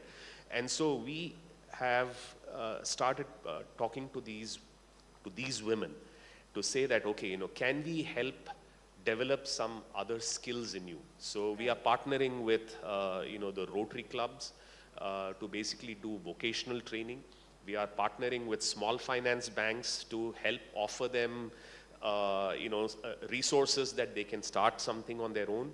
And our students are working on business plans for these women so that they can actually get that done, right? So I'm just saying that, you know, these are examples in which, things that relate to the country that we're living in and the problems it has. Just the last question quickly, because we're out of time. One skill that you'd like your teachers to have? One. Himanshu, go To first. me? Yes, always you first. Humility. Ah, nice. Humility, the fact that we know nothing, the fact that there are multiple ways in which education needs to be imparted and learning needs to happen. The humility to understand this. And I would say curiosity. Ah. That always, I think Himanshu touched upon this, that, you know, you can never know enough. That you always need to stay curious and always need to challenge yourself. Great. Thank you. I hope we don't come back in 4 years and have the same conversation. We'll have a different one. Thank you. Thank you so much.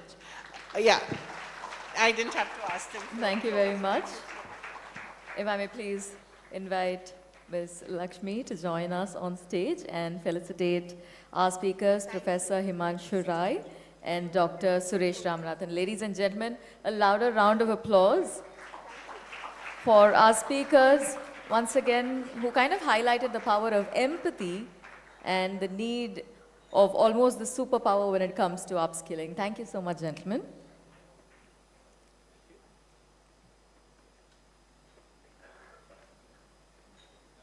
Thank you, ma'am.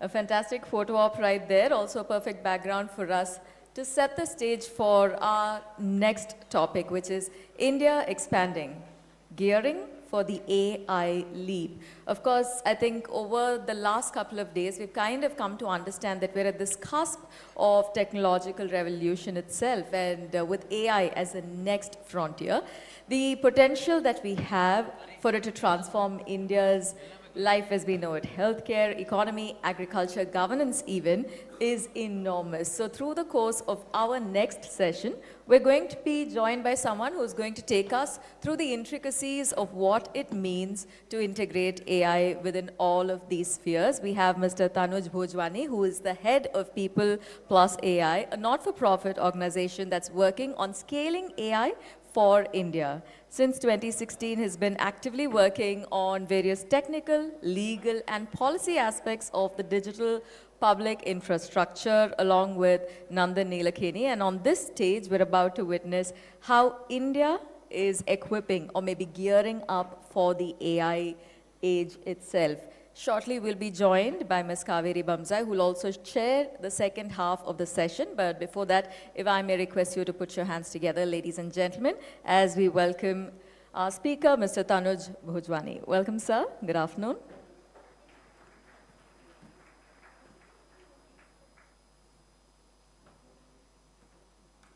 Good afternoon, everybody.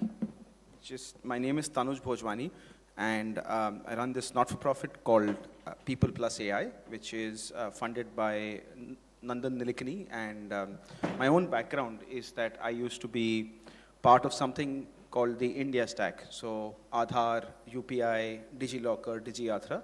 These have been a recent wave of innovation. Just one second. Thank you. It's been a recent wave of innovation where in India, we've come up with some really interesting, what I like to call public interest technologies, which means these technologies are helpful every day in our day-to-day lives. If you've taken a flight, use DigiYatra, your documents in DigiLocker, payments in UPI, these have come from a certain philosophy of building tech, where we realize that more and more our world is going to be digital. In this digital, just like you have roads on the outside and parks and waterways and plumbing that brings water to your house, there is infrastructure. There are key pieces which move data around, give you applications. And the question becomes then who owns and who operates this infrastructure? And India, very wisely, starting in 2009 with Aadhaar and then UPI 2016 and then a lot more initiatives lately, decided that, hey, this infrastructure should be public interest. It should be built in a way that you and I have more control and sovereignty over our data, over what happens to us, how we operate, and not in the hand of some companies outside. And People Plus AI essentially was on a mission to figure out what the same means for AI. It started up about 2 years ago, and I'm just going to walk you through a few slides of why we do what we do. But mostly since this is a conference of young students and I was sitting in the back, I want to talk about what it means for you, right? I want to talk about all of these big ideas are great, but all of that finally, as you're starting your careers at the cusp of, entering the workforce, the question becomes, what does it all mean for me? So I'm hoping that we can spend some time on that near the end. That I'll begin. What usually happens with technology, and especially happening right now with AI, is that there is a certain diffusion of these technologies that is dictated by factors in the industry. So things like finance, there is already people who are using AI for a very long time. Obviously technology, Google, Meta, all these companies are using these technologies. And we end up in a world where really is a future by default is a humanity shaped by technology. What I mean by that is something like this, that if you have to start a restaurant today, one of the best things you can call it is Thai food near me. Because that's how you search for restaurants, right? So that's an actual restaurant that somebody decided. What it ends up doing, if you don't pay attention to your infrastructure, digital infrastructure, is that you go to a beautiful place like that to take a picture of solitude. I have come to this beautiful and I'm alone and I'm connecting with nature. But there are exactly like 30, 40 people like you standing in a line so that each of you can go take that picture, post it on your social media and pretend to be having solitude and alone. This is what a future, where our technology decides the fate of humanity looks like. But what about a future where technology is shaped by humanity, right? Not the other way around. Can we have that future, and if so, how? That's essentially the challenge in front of India right now. I know that this presentation is actually about a year old. It's 8-9 months old. But the content of this, the message of this, we've been saying for about more than a year and a half. And you may have seen this in the news already, where there's a big debate around, should India build foundation models? DeepSeek has come out and it's all over the news today. The markets in the US have crashed. NVIDIA, everybody thought was a golden stock, soaring. 17% down today, last I checked. Erasing about $500 billion of market cap. These are very large numbers and, it seems to be world-changing. But really, the question that everybody is asking is, and what the markets are asking is, who decides our fate? Who holds the key to tomorrow? who designs this future. And I'm here to tell you that no one person does. You have as much of a role in this. The game is not lost. And let me tell you why I say these things, right? Is building AI in India hard? And the answer is yes.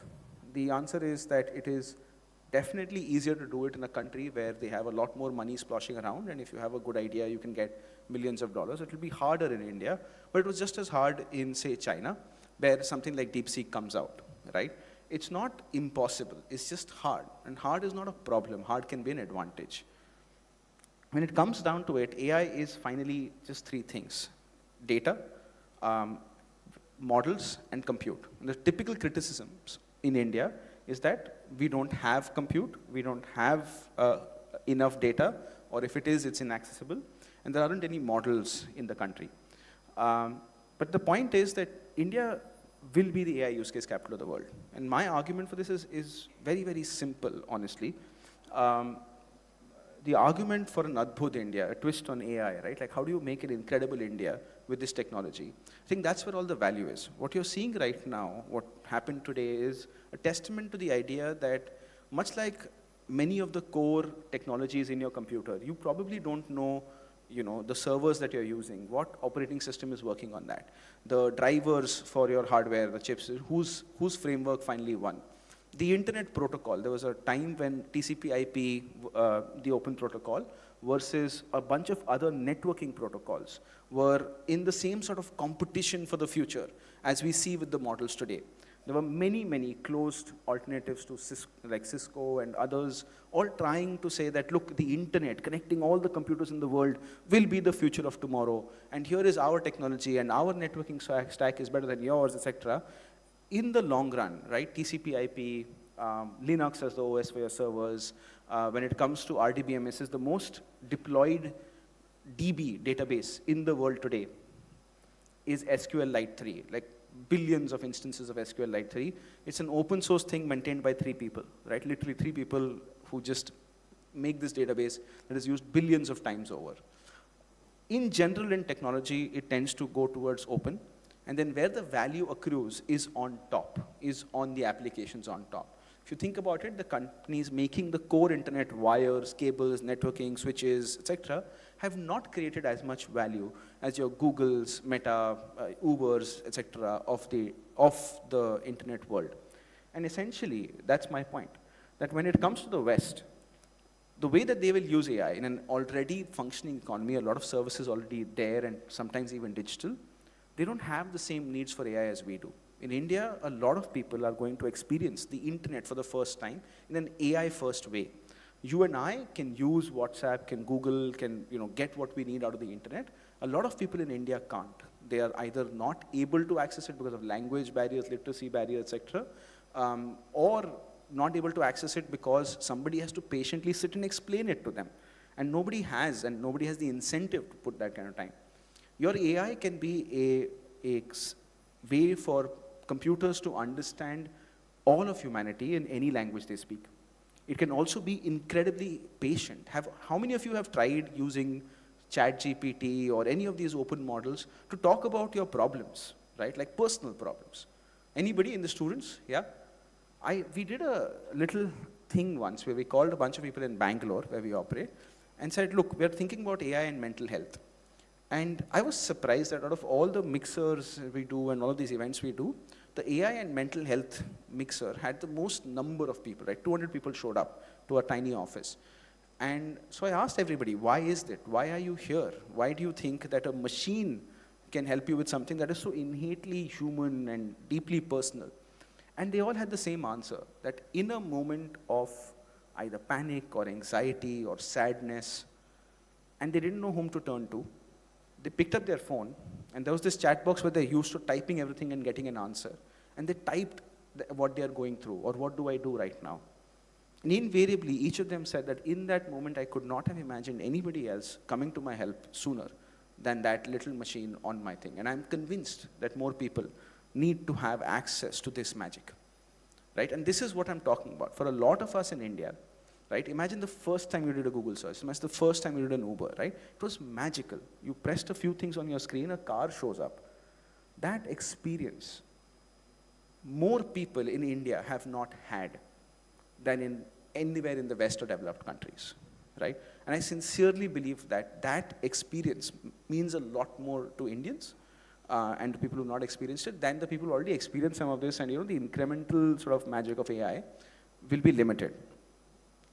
India is ready for AI. We are booming. We have one of the few young populations in the world. A lot of you are going to be ambitious and want to build things. And already we are seeing this in economies like Japan, right? Where they're coming to our country and asking for people to come join them there and work there, and especially on problems of AI. And finally, AI needs India. AI is expensive. And till today morning and the 17% crash, this was the narrative going around that AI is expensive. It continues to remain incredibly expensive because to get things right still needs you to do a lot of inferencing, even in the new DeepSeek paradigm. And hence, selling ads won't cut it. I don't know if AI will be a transaction economy. ChatGPT, Gemini, these are some of the, so Google is some of the richest companies in the world. They have more spare cash lying around than the GDP of entire nations, right? Even they charge you $20 a month for access to AI because it's expensive, at least so far. So till the time that we get AI that is too cheap to meter, right, these companies will need India because we have the numbers, we have the sheer number of people to whom if you can even add that incredible amount of value that I was talking about, you can charge them a small amount of money, maybe not $20, but maybe $1, maybe like 50 rupees a month that you'd be willing to pay to have all the world's answers in your phone. When you multiply by that the hundreds of millions of people we have here, that is a sizable amount of the market. And therefore, just to summarize, demand exists but is latent, supply exists but needs to be activated, and the business model will move from attention to transaction, which means that we're just a few innovations away from India being a phenomenal player in this space. And I think with models and base models, a place where we had a lot to catch up on, becoming so incredibly cheap and available, once again, like has happened in the past, everything will move to the application layer. It is about how, nobody cares. You don't care if the server that your software that you use or the apps that you use is running on this framework or is running on that, operating system, etc. What you care about is the experience you have. And I think building that for Indians will come from India because only we can understand their needs. And what was being said in the previous session, right? The problems of, say, somebody in a village who does not have access to clean water, the problems of students here where the competitive environment and the job-seeking environment is very different from the West. Those problems will have to be built, solutions to those problems will have to be built out of here. How I'd like to give you some hope is to go back to that diagram and remind you that AI is just a lot of math. Whatever these fancy numbers mean, you're essentially answering 3 questions. Data, which is what to multiply, models, which is how to multiply, and computers, which are the multipliers, right? Compute. There are 2 other ingredients that we tend to not talk about when we get this technical, which is the talent, like who decides what to multiply, how to multiply, and how many multipliers to multiply with. And we also don't talk about the use case. Whom does it serve, right? It's as if we build AI, whoever builds AI will control the world, right? This is not the sword that King Arthur pulled out from the rock. It's not the ultimate power. Even after we get to solved AGI, etc., we will still have to figure out how technology diffuses and helps the people. So India's strategy, like I was saying before, and I continue to say this in light of recent events, is that it should be use case led. If you know what you're doing and for whom you're doing it, you can then work your way back up the stream. And we've done this time and time again. We've been a net consumers of technologies like cars. Now we produce world-class cars, right? We may be a little behind because of the economic realities of our country, but let's not forget we're a powerful market. We're a growing market with ambitious people. And already, like I said, India has these pipes that we've laid out that already gives us stuff like UPI, DigiLocker, etc., but gives us access to a lot of our own data and our own interactions with various services, which we can use as fodder for the AI we build. And therefore, I believe that AI is stacked for Bharat, the idea of an Adbhut India, that we can achieve this. In fact, we asked a few people what they'd like to do. And we got some incredible answers of what people can do with AI. And the thing that I want you to notice is that these are answers that are very India-focused, right? Can we achieve this by 2030? And I think to do this, again, it's not the ChatGPTs of the world or DeepSeeks of the world who are coming and doing this. This is going to be built by, hopefully some of you in this room. Now, I am painting an optimistic picture, right? But I'm guessing that a lot of you will be thinking, what happens to jobs? Now, here is what I have seen myself doing this for the last 2 years. The grunt work of most jobs, and I'll take one specific job, which is coding, to make this a little more concrete. If you were coding both before AI and after this latest generation of AI, you have to appreciate that the efficiency boost or productivity boost, as you may call it, is incredible. For most basic cases, you don't need to write code anymore. You basically tell the computer to write code for you, and then you just fix it, right? You just sort of correct it and make sure it's working fine. I have seen people get incredible speed ups on softwares that they've been written for 10 years and have had some of the best minds working on it. Somebody just decided for fun to give it to AI and say, can you make it better? And they got like 2x speed up in just doing that. Even with this, I have not found, or what gives me hope is that I don't have panic that jobs will go away. All it means is that what you do in your job will change, right? If your job initially was to do a lot of grunt work, can come up with a code, and then there was some senior engineer who had been through that grunt work who now reviews. What I see is that the starting point of that job now becomes, a young engineer who's doing what a senior engineer would do right at the very start, right? Your ability, I would say that this is an incredible time for people in your age, not to be worried. It's actually me and people older than me who are going to find it hard to adapt that should be very worried about our jobs. Because you don't have baggage, you don't have to unlearn the old way of doing things.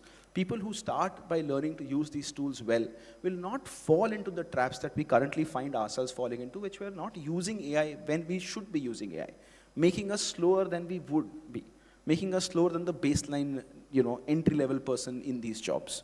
Personally, I think if you throw yourself at AI, this generation, you have a lot going on for you. You can figure out how to do any job better than even the best in that field, because you will have a lot more iteration. You will learn to go through cycles a lot faster, get feedback faster, and learn what makes you good at your job a lot faster. I'll take questions on this even in the Q&A with Kavri. I just want to sort of put that picture out there.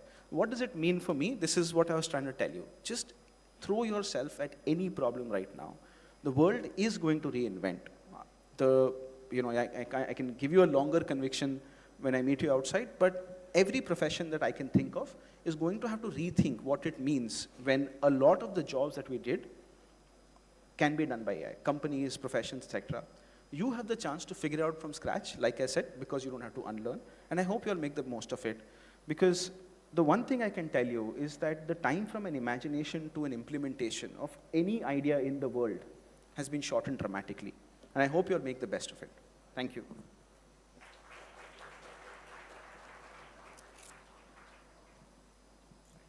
Thanks so much. That was really very, very interesting. I want to ask you,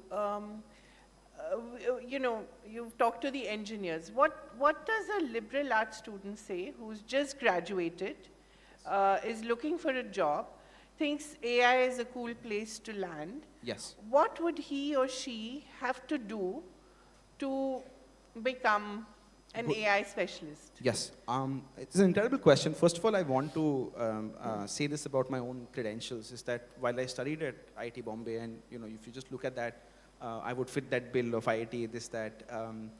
But I actually, back in 2013, realized I've been living in a bubble and went to Ashoka University, well before it was popular for being Ashoka University, for something called the Young India Fellowship, which is liberal arts, a course in liberal arts. Which I still credit for being able to sharpen my thinking, to look at the world in different ways. And therefore, first of all, I think the liberal arts majors have lesser reasons to worry. Coding is a deterministic job. You can figure out if code works or doesn't work. And those jobs where you have what's called a reward function, verifiable reward function, where something is correct or not is easy to know. Those are jobs that AI is coming for first. So for the liberal arts majors, here's So the poor liberal arts major who's really troubled when his engineering friend is earning 1 lakh and he's just starting out at a 30 or 40,000 job. Yeah. I mean, right now he has a huge complex, right? Correct. Look, in the long run, I have to say this, that the hardest thing, and that will remain hard, is working with other humans. I've actually written a piece about this called What They Do Not Teach You at the IITs, where I have said this exact same thing, that the hardest thing that I have learned or I have to deal with is other people, right? I can solve equations, I can write code, I can do whatever, but getting people to come together and work towards an objective and try to get it done remains one of the hardest things to do. And it is why increasingly, you know, at the top, all jobs look the same, right? They're in mostly sales and people management. And I think that will remain true even in this world. What I do encourage you to do is to no longer think of yourself as bucket A or bucket B, right? In a time where learning the little tricks and trades, you know, of any job and profession was hard and took time, it made sense to think of yourself as I am liberal arts and I am engineer, and these worlds don't meet. Today, most people, there's somebody I know who recently started a company, they raised some $3-4 million. Person had never written code before, and she is now the technical founder of this startup. Never written code before. Why? Because she just said, okay, I want to make this thing. I'm very passionate about this problem. Let me just do it. Let me ask the AI to write the code, make the product, keep going. So I'd say that's my starting advice, right? The world is trying to reinvent itself. If you think of yourself in a particular bucket, they will definitely put you in that bucket. Yeah. If you don't care, then you have a lot of opportunity. That's right. I mean, when you're looking at the, say you have a liberal arts graduate, I'm sorry I'm going on about that because I think we have quite a few of those, and they're really the most worried. So what would you tell him or her are the things that he or she needs to learn right away? So I would say just learn, we live in a very, very connected world, right? So first thing is learn to get rid of shame. And like the previous session was saying, right? Learn to listen, but do what you want, right? Do what your intuition tells you. This is a world that I think nobody has a blueprint for, nobody has seen before. And therefore developing your own intuition, developing your own, you know, trust in yourself and following your nose to greener pastures is going to be the most important. The quickest way I can tell you to do that is to try things where there is a risk of failing and then fail a few times, but then get back up and keep going.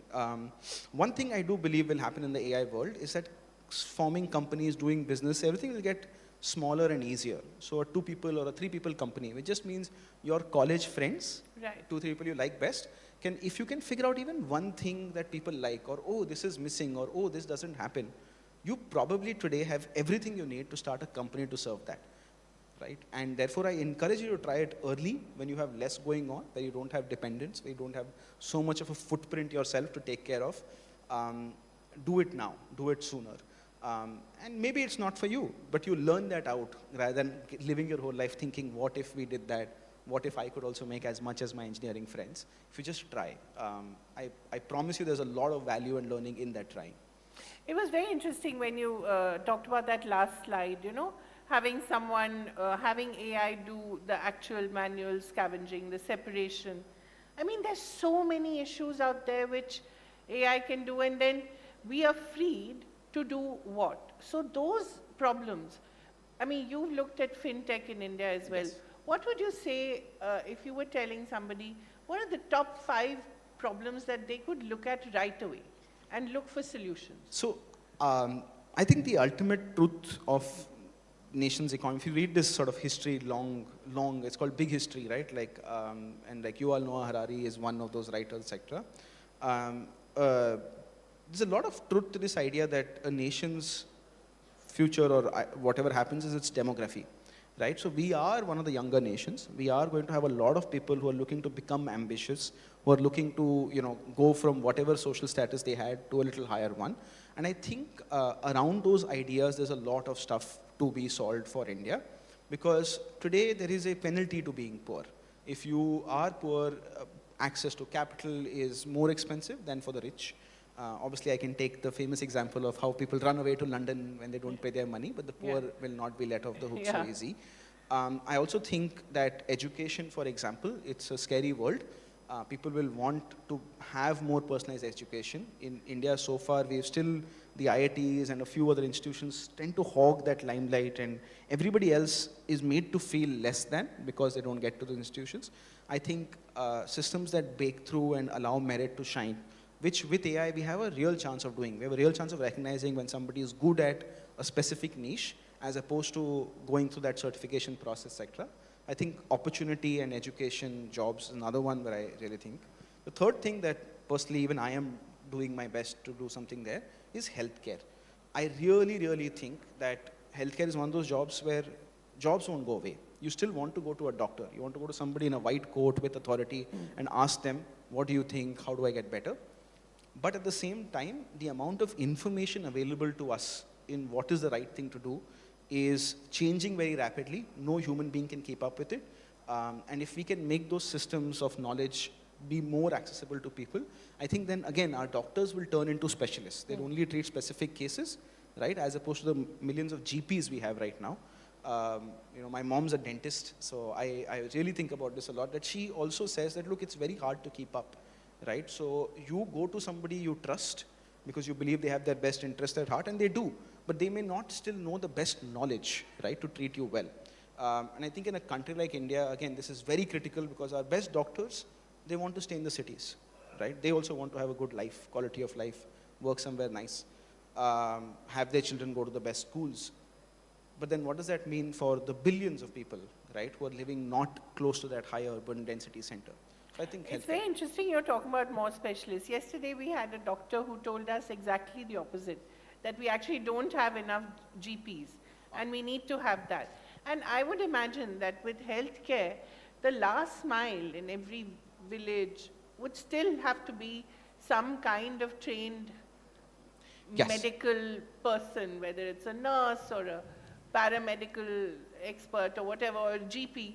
You still need to have that last mile connectivity, and that has to be a person, right?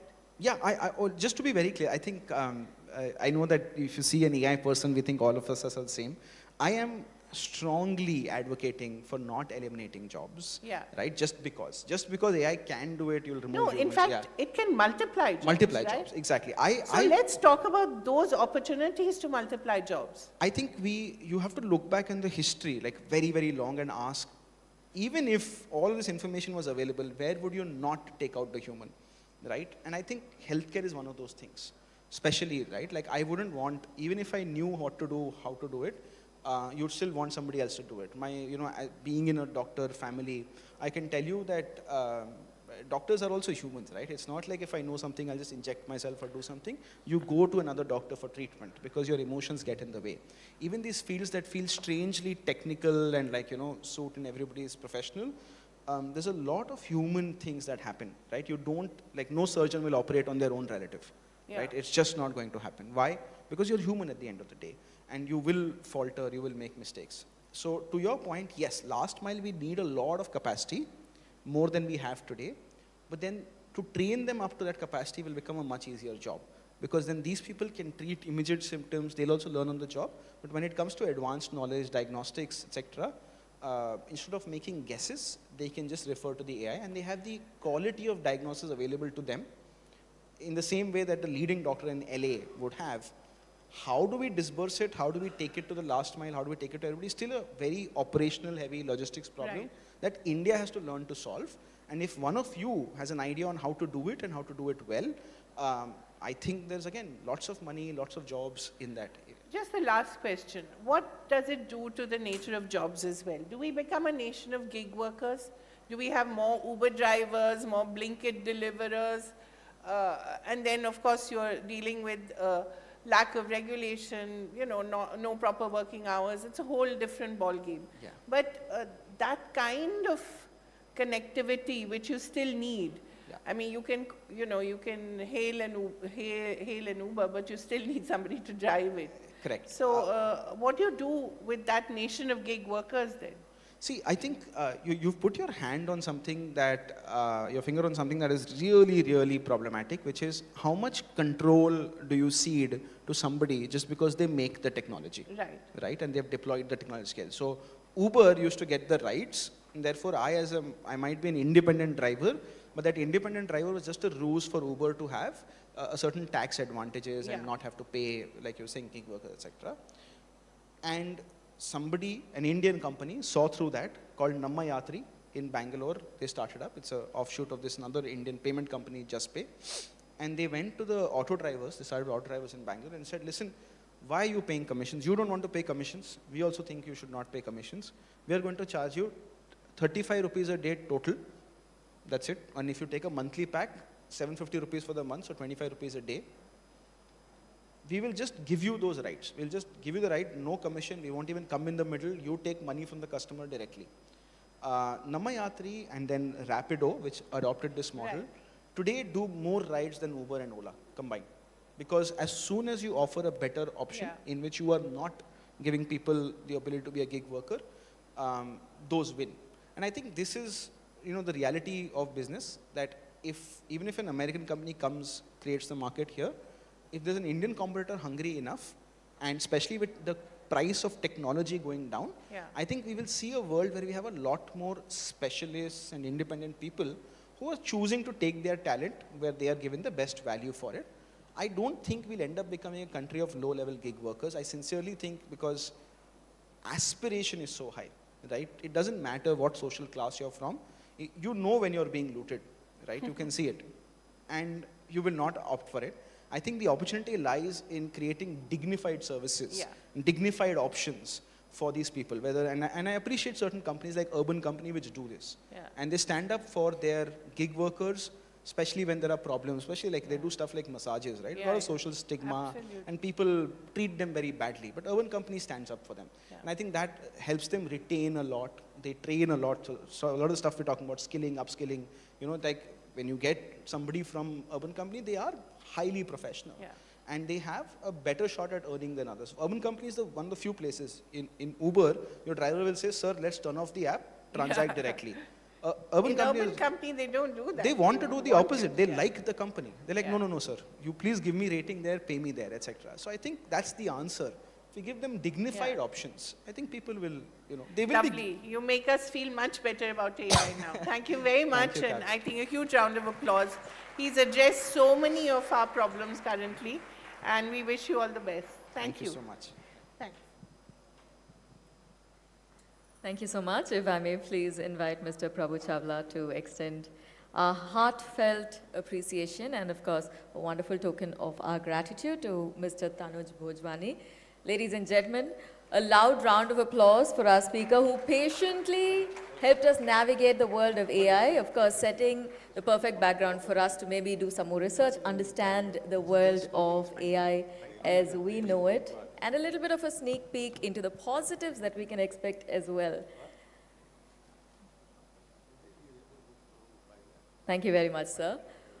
Also with that, we now take a break for lunch. We look forward to hosting you back here within 35 minutes. Of course, I want to also reiterate that when we come back, we have a lot of interesting conversations. We're starting off with a little bit of history, a lot of mental health conversations, and most importantly, spirituality and the arts. Ladies and gentlemen, we'll see you back here at 2 p.m. as we begin our next session. Thank you very much. Please enjoy lunch.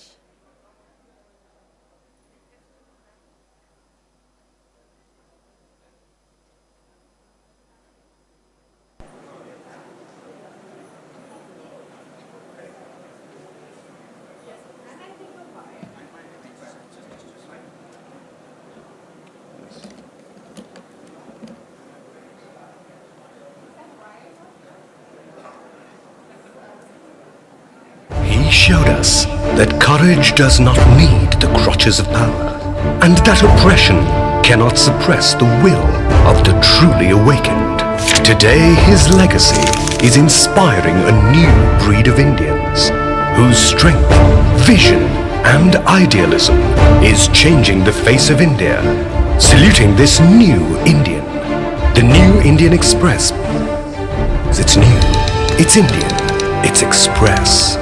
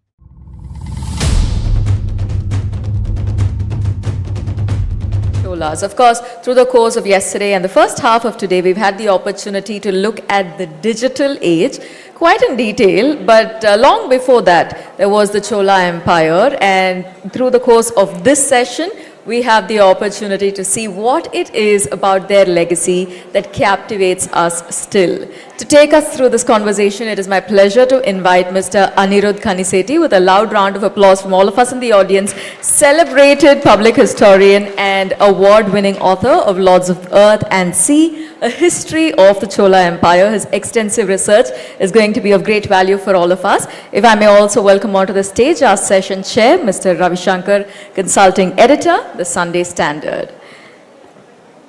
All we need to know about the Chola Empire, ladies and gentlemen, waiting to unfold here on stage. Over to our session chair. Good afternoon, sir.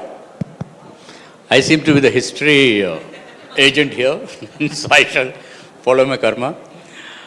Tell me something. Let's start off with the chapter of your book. The title of your book, Who Are the Cholas? I've been a bit superfluous considering it's made in Tamil Nadu. But tell me about things which is not part of general knowledge about Cholas. I'm tremendously excited to be here. Thank you, Kaveri. Thank you to the Union Express team for having me. I cannot tell you what a thrill it is, having been working out of Delhi for the last 2 years, to when I came into the hotel earlier today, to see a hall called Rajendra Chola Hall.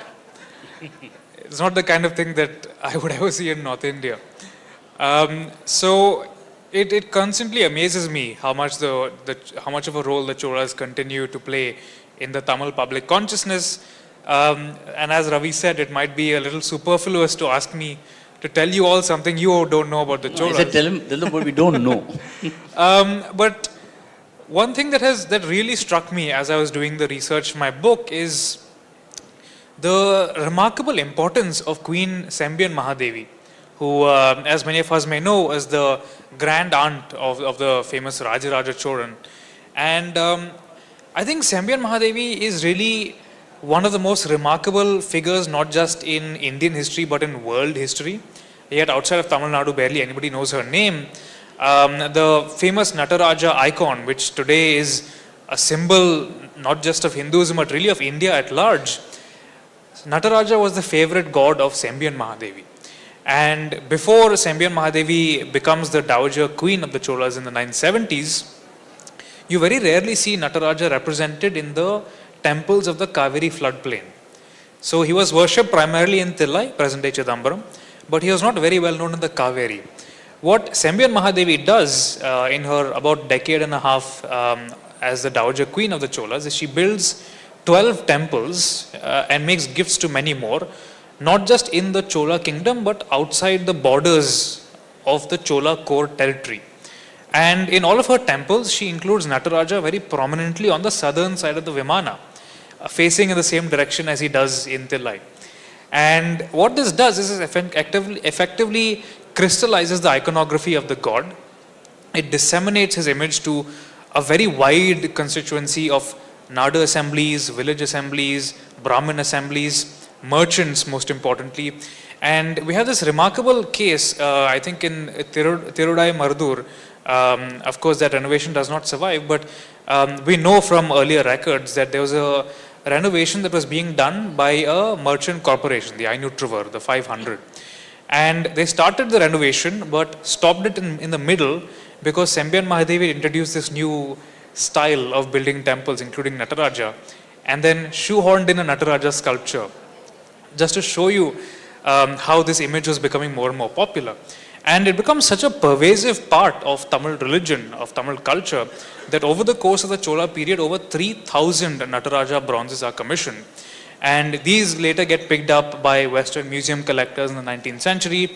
These get picked up by Western art critics like Rodin, the famous French sculptor, and also picked up by Indologists like Ananda Kumaraswamy. And it is because of all of these people that Nataraja ends up becoming the icon that he is. But it all starts with one Chola queen who is barely known outside of Tamil Nadu.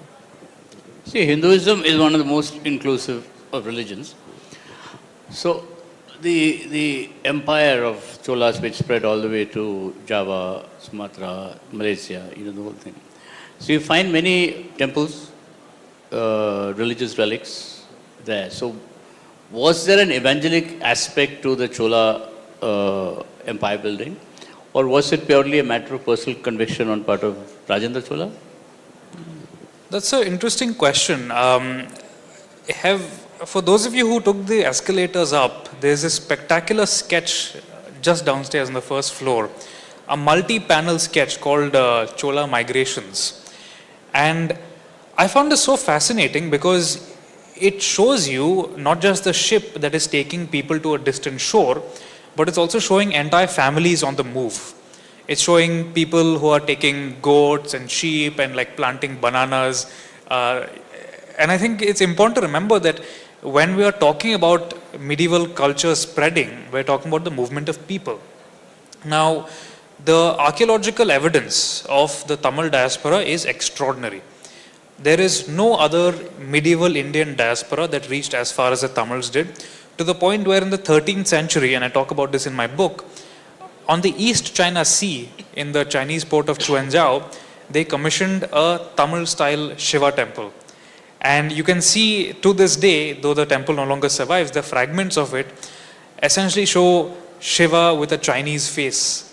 Or the Gajendra Moksha, but Gajendra standing on these scrolling, swirling Chinese clouds. It's really remarkable to see how globalized these people were. And there's evidence of these merchant settlements in Sumatra. So Sumatra is one of the islands of Indonesia. It's facing the coast of Malaysia. And on both shores of Sumatra, on the east shore and the west shore, we have evidence that Tamil merchants had settled.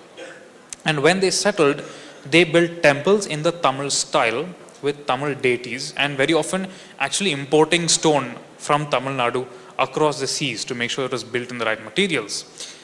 Now, I'm not convinced there was an evangelical aspect, simply because these temples were clearly intended to fill a local purpose. They were intended for the community. It was a way for the community to tie itself together. And if you see on mainland India also, something similar was happening in that Tamil temples were community centers for the region. So I'm not sure there's an evangelical aspect to it, but there's definitely a commercial aspect to it, because the fact that these are merchant settlements, and also what is being grown in Sumatra. In the highlands of Sumatra, in the forests, you get camphor. Now, camphor is not something that grows naturally in India. So in Tamil temple inscriptions, when you see camphor being offered to the god, it is being imported by merchants from across the seas. And the really interesting thing is, the coast of Sumatra is very marshy, it's very dangerous. So the merchants didn't want to go around the shore between their ports. They wanted to go into the highlands, so carry their goods from one side of the island to the other side of the island. And the reason we know this is because in the highlands of Sumatra, there is a culture called the Karo culture. So there are indigenous Sumatran people, and their language has 200 Tamil loanwords. And this obviously comes from centuries upon centuries of interaction with Tamil merchants, Tamil priests. So there's a commercial aspect, but not an evangelical one.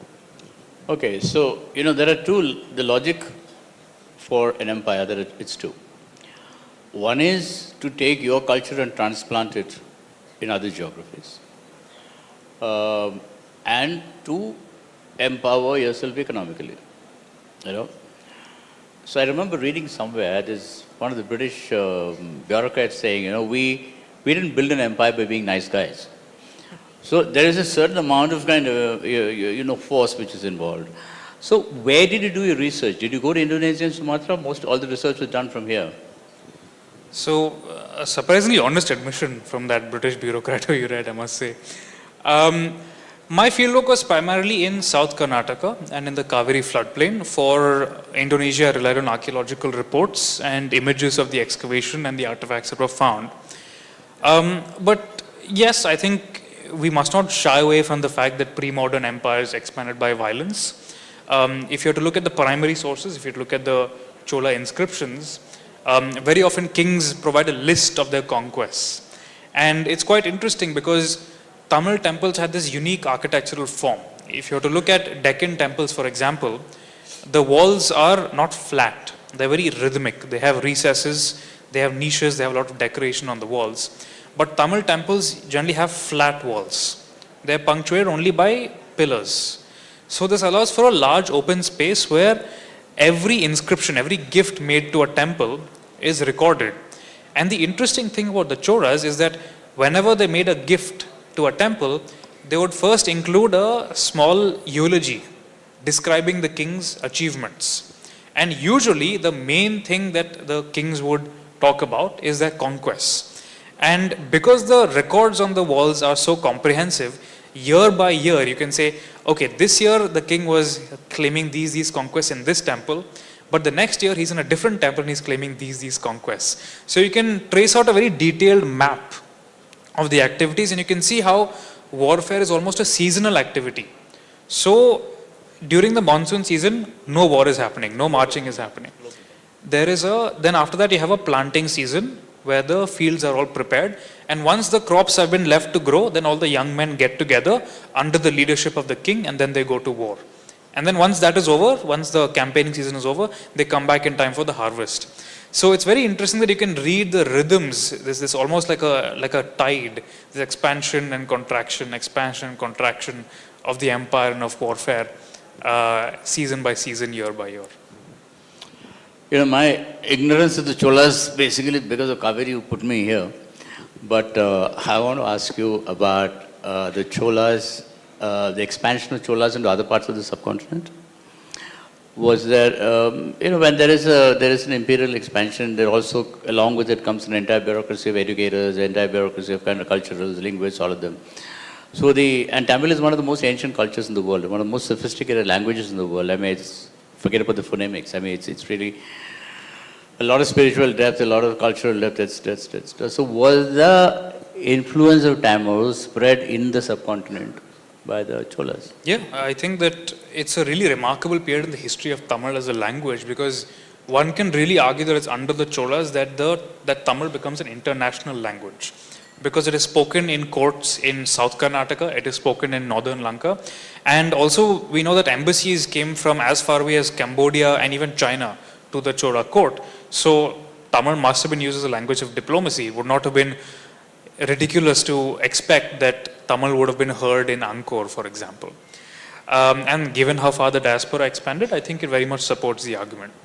But this also brings us to something very interesting, which is I was quite intrigued by how the Cholas managed this very diverse empire. If you were to look at the structure of all other empires before the Cholas, so if you look at the Chalukya and Rashtrakuta empires that I wrote about in my first book, Lords of the Deccan, what happens with most Indian kings is they will go beat up their enemies, they will force them to pay some tribute, they will appoint some puppet to rule in their name from the local dynasty, and then they'll go back. What the Cholas do is very different. They will kick out the local dynasty and they put a prince of their family, and they encourage Tamil merchants to migrate and intermingle with the local culture. So this allows the logistical reach of the empire to spread. Because you have the logistical ability to maintain that connection to your homeland, the Cholas are able to create a truly trans-regional empire, which was very new in South India at the time. It is also the first empire that actually united a big chunk of India's coast. All the major empires before that, if you think of the Rashtrakutas, if you think of the Guptas, the Mauryas, these are all empires of the Gangetic plains or of the Krishna Godavari river valley. The Cholas are a coastal empire. It's a very different kind of polity. In South Karnataka, once again, you see that this intuitive understanding of the temple, both as a religious space and a political space, I think it's a distinctively Tamil concept, arises in South Karnataka after Rajaraja Chola's conquests. So in Kolar, which is about an hour away really from Bangalore, there's this beautiful little temple called the Kolarama temple. Now the Kolarama temple was a small temple, was a mud and brick shrine to the local goddess, and Rajendra Chola has it reconstructed in stone in the Tamil style. So instead of having the local Karnataka style rhythmic architecture, you have the flat walls, and you have these beautiful inscriptions written not just in Tamil but also in Kannada. So there's a very clear idea that both the local Tamils who have migrated and the existing Kannada population have to cooperate and coordinate in the worship of the goddess under the aegis of a Chola officer. And I think that this understanding of diversity, but also the ability to coexist with it, once again is a distinctive feature of Chola statecraft. See, of late, history, there's a group of young historians who are trying to liberate history from the strict academic rigors. I would kind of put it cages of stories into which history had been put in, which made it very difficult to read by rote. So a lot of young historians now who are challenging or trying to liberate that kind of history.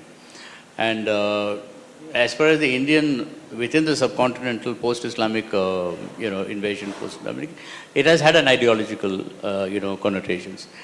Did the Chola expeditions into outside India, were there any ideological, nuances to that? Were there any ideological nuances? Well, I think there's the ideology of conquest, of course, which animated most pre-modern states. It animated ancient Greece, ancient Rome. Of course, Indians were no exception. But to your broader point, Ravi, about the writing of Indian history, I think my distinguished co-panelists have also pointed out the same fact. I think that the tendency in India is to always subordinate history to one or the other political ideology.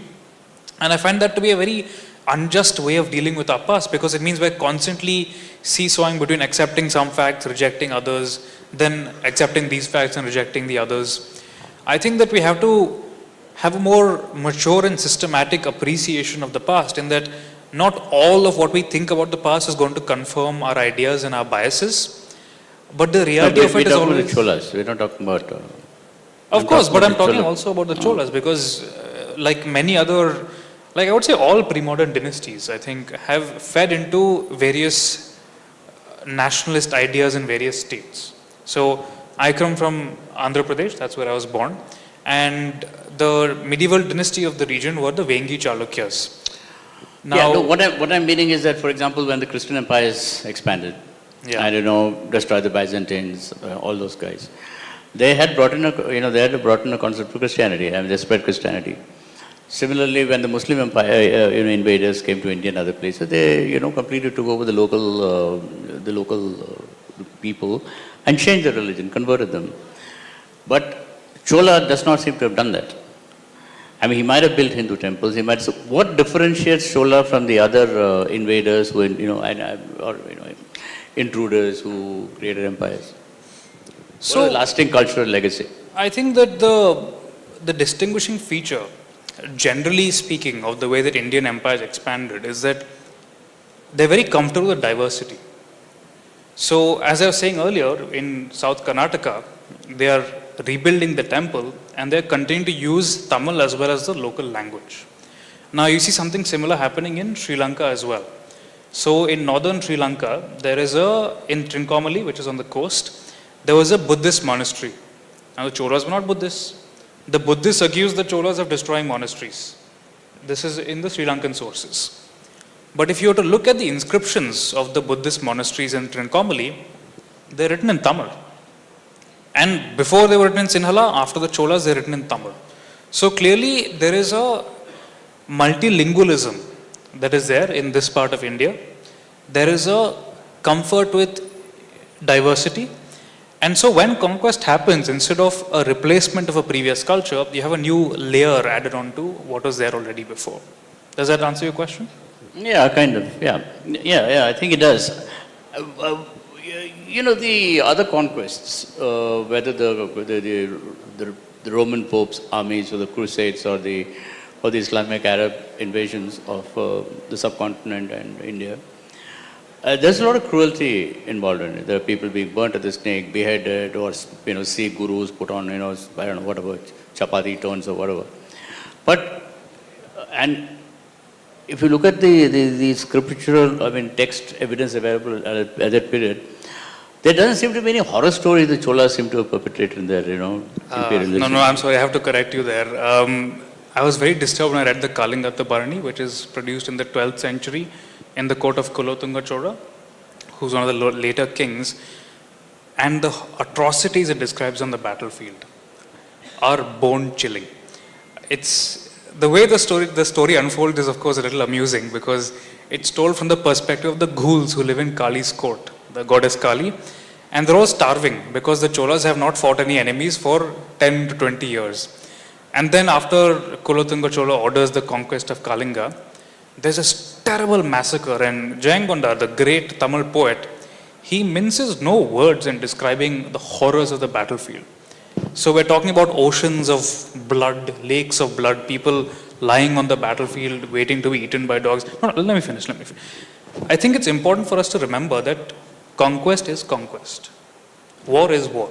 Destruction is destruction. Who is performing this? At the end of the day, people are still dying. I'm not talking about battlefield. Wars are always violent. I'm talking about the other invasions went beyond the battlefield. You know, it went beyond kind of, inquisitions in Goa. It went beyond kind of, torture of, what Vikram had written in the book on Tipu.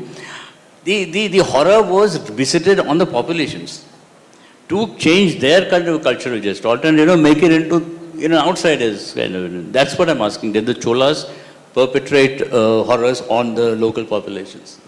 So, I don't think it was a matter of royal policy. I don't think, especially if you want to rule a territory, you are not going to be massacring everyone because you want them to be your subjects. But the others did, no?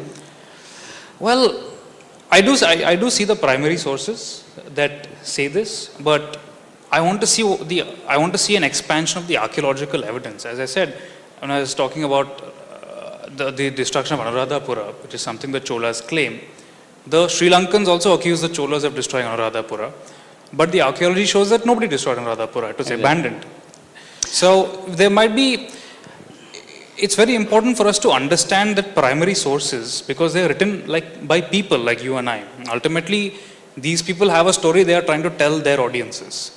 Now, to what extent was that true? To what extent were these political claims being made? Is difficult for us to be 100%. No, not political. I was just purely trying to kind of examine the difference, the civilizational difference. I'm talking from a civilizational point of view, whether how the Cholas, it seems to be they were far more evolved and civilized culture than many of the others who came into the subcontinent. I think, Ravi, I'll have to disagree with you there. Please look at the Chola primary sources and see. I don't understand. I'm talking about local populations. That is where it actually matters. Yes, and I mean, where the massacres, people of Indonesia massacred, where they turned into Shaivite worshippers, where they kind of, whatever the Buddhist stupas destroyed to kind if of you look put at temples. the inscriptions of Rajadiraja Chola, he similarly claims that he attacked Jain Basidis in South Karnataka. This is what he claims. And the Chalukyas also accuse him of doing the same thing. Now, did this actually happen? Difficult to be sure. What we can say is that South Karnataka used to be a great bastion of Jainism. This is what all the temples shows, this is what all the archaeology shows at. But was it necessarily the Cholas who were responsible for this? Or maybe Ashoka was. That's also possible. Exactly. So we don't have a decisive answer to my last question is that, the Cholas were a very powerful naval power. What are the naval traditions of India which they developed to kind of build that power? I think that once again the Tamil merchants are a very big part of this answer. If you look at the inscriptions of Nagapattinam, you know that many merchant corporations lived there. And we have a lot of interesting details about the ships that were being built by these people in various surviving manuscripts that are found in the Maldives by B. Arunachalam, who was a maritime history professor in Mumbai. And it is really amazing because I found to my great surprise that the North Star was not visible from South India in the 11th century. So they instead used to navigate using the Big Dipper. And they had such exact measurements of the altitude of stars that it was simply using their fingers or this interesting little, like a rudimentary astrolabe. So they would know that, okay, so the position of such and such port corresponds to this angle of this star. So simply, South Indians are much smarter, that's about it. Any questions? I think she's already kind of making faces at me. Any questions for... No? Okay. Very disappointing. Okay, thank you so much. Very, very... Thank you, Ravi. Thank you. Thank you to the audience. Great discussion. Thank you so much. If I may call upon Ms. Santwana Bhattacharya to extend our token of appreciation to our speaker, Mr. Anirudh Khanisetti. Ladies and gentlemen, a loud round of applause for our speaker. I think it's safe to say we've just scratched the surface, but a lot of us will be looking out for the mural as we go to the first floor today. Welcome, ma'am.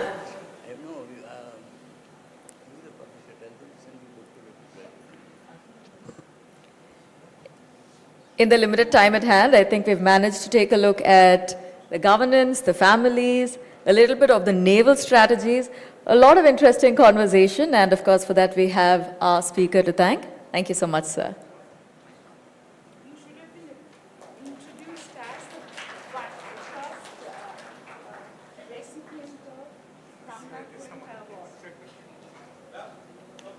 A quick photo op, ma'am.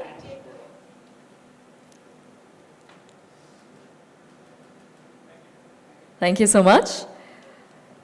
From the story behind history itself, our next session, ladies and gentlemen, we jump right into the present. Of course, we're at fascinating political crossroads today. Once the dominant force that's been shaping India's political landscape, we take the opportunity to explore the identity of the Congress with our upcoming session, India and Congress, State of Suspension. Of course, for this, we also have with us two fantastic speakers and our session chair driving this particular conversation. It is my privilege to invite onto the stage Mr. Priyank Kharge, Honorable Minister for Electronics, IT/BT and Rural Development and Panchayat Raj, Karnataka. A round of applause as we welcome sir. Welcome sir. We're also joined by Mr. Bansi Kalapa. Ladies and gentlemen, renowned political editor. Thank you so much for joining us, sir. Our session chair, Ms. Santwana Bhattacharya, editor of the New Indian Express. This is going to be an interesting conversation, and I'm sure all of us are looking forward to this. So without further ado, I'd like to hand the floor over to our session chair.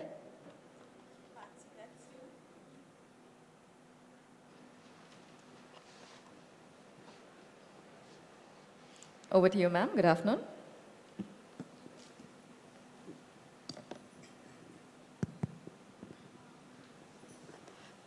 You have already been introduced. We have from morning lot of sessions, some very brilliant, interesting sessions, lot of discussions on Upanishad and Gita and history. Now we are coming down to the brass tacks, trying to, and of course, how to tackle mental health in, while studying IIT, IIMs. Now we are coming to the brass tacks in discussing one of the key issues involving our young generation, which is jobs. How to kickstart jobs. And for the Congress Party and your government, when you went into the elections, assembly elections, that was one of the cornerstone of the key campaign area, campaign thrust, if we can call it.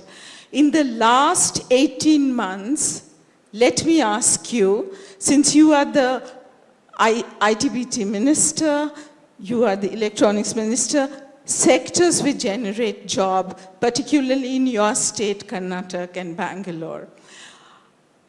What has been done in the last 18 months on your main campaign plank, which is job creation? Well, firstly, thank you so much for having me over. And I think after a session like Anirudh's, I'm not sure how many people will be ready to listen to me. But anyway, like you said, right from history, we are diving right into the future. And well, the question that you have posed to me is extremely tough to answer because we are working on multiple fronts to ensure that we provide as much employment as possible. So in the last 18 months, we have taken a three-pronged approach for the government to ensure that our youth are in a better position to be employed. Firstly, we had promised, one of our biggest promises was that we will fill in all the 2.5 lakh posts within the government. And for that, we have taken necessary steps. In fact, in my own department, we have already close to around 1,400 people have been recruited in the form of junior engineers, assistant engineers, and other designations. This is from the Rural Development and Panchayat RDPR, Raj. yes. And the other strategy that we are using is, of course, the Yuvanidhi. You know, that was one of our 5 guarantees, where we are helping youth to stay afloat after their graduation till they find a job by giving them some incentives. So 3,000 rupees for a graduate and 2,000 rupees for 1,500 rupees for a diploma holder, just so that they, for the next till they are employable or till they find employment, this sort of dole will help them out to put applications, help them understand things better during that time. And the third strategy is that as a government, it's our prime responsibility to create a conducive environment for employment. So we understand that creating or giving employment is extremely difficult, but to ensure that nothing stops us, to ensure that the Karnataka human resource is the most employable human resource in the world. So we have come up with a committee, a skill advisory committee for emerging technologies. We are giving greater thrust to GTTCs and ITIs. We are giving greater thrust to ensuring that we have a great understanding of what the industry needs, and that is again in turn put past through the academia and also the corporates, so that we have this network, or we have formed a proper working wireframe for us to ensure that the youth of Karnataka are employable. So we have the skill development minister working with it, we have the higher education ministry working towards it, we have the industry minister working towards it, and the ministry for IT, BT, and electronics as well. So we have also come up with a program called Nipuna Karnataka, which is probably India's biggest skilling, upskilling, and reskilling program I think even in the world. So the idea is very clear. The tagline says, skill locally, work globally. So we are no longer catering to the ecosystem just in Karnataka, but we are catering to a global ecosystem for the workforce. But that brings us to three direct questions. First, you are a minister in Karnataka, and Bangalore, which is known to be the IT hub.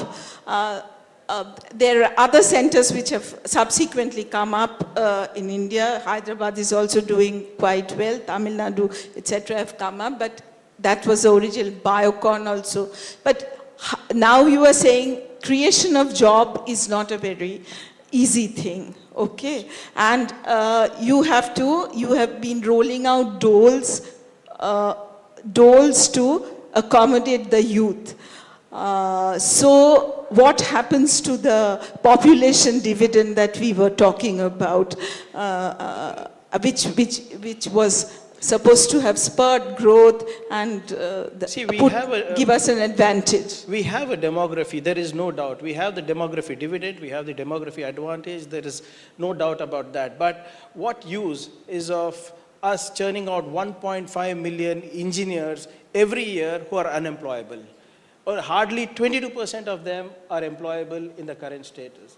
I was reading a report recently which says that if we do not, because of the lack of skill sets, companies throughout the world will lose close to around $8.5 trillion by 2030. European Union suggests that 44% of them are unemployable with their current skill sets. So the idea is to make them more employable, to work across sectors, to work across verticals, to work across geographies. And that's what the government of Karnataka intends to do and is doing. So we identify the skill sets along with the industry. It's something that we are dreaming about it, or we are saying that, okay, let us take the policy in this direction. We are sitting with the industry. We are understanding where they are headed, whether it is cyber security, whether it's artificial intelligence, whether it's machine learning, whether it's manufacturing. We have created centers of excellence. The government of Karnataka runs 27 centers of excellence, right from agriculture to aerospace, right from deep space to artificial intelligence. We have policies backing it, right from space tech policy, defense, deftronics policy, IT policy, BT policy, startup policy, engineering, research and development policy. We also have a global capability center policy. So we are building a very strong foundation of education, knowledge, skill sets, incubation center, backed up with policies which will ensure research, development, and innovations. So this will create jobs. It will not happen overnight. It cannot happen overnight. But we are going to ensure that we are future ready. So is it only for the locals, as the slogan has been for Karnataka for Kannadigas, or is it for India? You represent a national party, but your slogan has been very local. Whether it is upskilling or setting up institutional basis. I know where this is headed. Although I'm from a national party, unfortunately I'm a local minister. So if you want this to be spread across India, ensure that Congress comes next time. And ensure that I become the IT minister there. And I will ensure that not only Kannadigas, but all Indians will be skilled for global competition. Right now, my mandate as the Minister for Karnataka is to ensure that I skill Kannadigas. I'll be more than happy to skill Tamilians also. I have no issues with that. But also, having said that, look at who is coming to Karnataka now. Who's coming to Tamil Nadu now? Who's come to Maharashtra? Who's coming to Telangana? Migration is so huge. I don't think it is, the government policies are there. Of course, state government policies there are for that particular state. But when you come to Karnataka and you go to, I'm sure Mr. Kalapa will agree with me, if you go to parts of Whitefield, it's like Gurgaon. They speak only Hindi. And if you come to certain parts of Bengaluru, you will find only Tamilians. Tamil movies run 100 days, sir, in Karnataka. So we are creating an ecosystem. We are creating an ecosystem for India to thrive. When Tamil Nadu comes up with a manufacturing policy, it's just not for Tamilians. People come work for everywhere. When Bangalore, when Karnataka has created the Global Capability Center policy, it works well for Karnataka, but nothing stops you from coming and working in Karnataka. So, coming back to your original question, ensure that Congress comes back to power. We will ensure all Indians are employable. I will ask a quick associated question, then Bansi's Bansi can take over. The other thing is that, is it because that, job creation and upskilling, you are putting it back on the employability of the youth? So is it because that, consecutive governments have not been able to push the IT sector beyond Bangalore too much? There is Bangalore, where I have traveled, there are any number of young people who would want to stay there. They don't want to migrate. They're just looking for the right job there. There's Mysore, which has not really happened. Whitefield is a small example, or the Electronic City 1 and 2 are the small sort of satellite cities at the most that has been created, but it has not spread. Oh, well, I slightly differ from you on this one. Of course, Bengaluru is the answer, and jobs is it is not, this problem of employment is not limited to Karnataka. It's there in Canada, it's there in US. You heard what the President of the United States recently said, only competent people will be allowed into the country. What is the definition of competence? The definition of competence, according to me, is employability. Skilled, highly skilled, precision skilled. And I think that's what we need to do. And your second question of us building ecosystems beyond Bangalore, it's always a work in progress, and we have done phenomenally well. I think if you look at the STPI data, this year, Mysuru has churned out more than 5,000 crores in IT exports. Mangaluru has churned out more than, the Mangaluru cluster has churned out more than 3,000, 4,000 crores. The Hubli Belgavi cluster has churned out more than 2,000 crores. Of course, compared to the entire IT exports of Karnataka, which is around 4.5 lakh crores, These are just 10%, 5% of this entire thing. But it's always a work in progress. And we have a very strong beyond Bengaluru policy where we do not give any incentives or subsidies for companies coming and investing in Bangalore. We are giving incentives and subsidies for people going outside Bengaluru. You'll be quite surprised. My Hubli, Belgavi, Dharwad cluster, which is considered one of the rural areas, has more than 500 startups registered with me. The Mangaluru cluster has more than 438 startups. The Mysuru cluster has got more than 600 startups. NTT recently bought 2 companies that are outside Udupi, startups that are outside Udupi. We run GCCs. How much of all that, the startups focus on the rural area? It was raised in one of the discussions, previous discussions, that do we address our startup or our policy connect the economic growth or the fruits of these new ideas to rural India, the rural belt, or is it all part of a sort of urbanization or come towards the urban center only? It's a mix of How both. much of the startup application is? See, I think it's a mix of both. If you, what started, let's say Swiggy started in a cosmopolitan or a metropolitan like Bengaluru, but in my hometown of Kalburgi, Swiggy is there now. We have some ONDC platform like Namma Yatri where that is in Kalburgi now. I'm not talking about Bengaluru, Mysuru, Mangaluru, I'm talking about Kalburgi, where these platforms are coming up. Yes, the transition takes time, it will eventually evolve.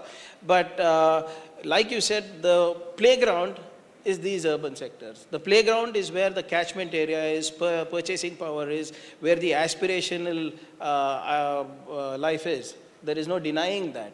But yes, as a government, we need to constantly keep pushing corporates, industries outside the core anchor area.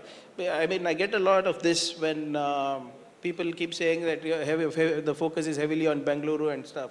Yes, the focus is on Bengaluru because that's the anchor everybody knows. But when we tell, how many of them know 10 cities of England over here? Not many. Maximum, they will know, first of course is London.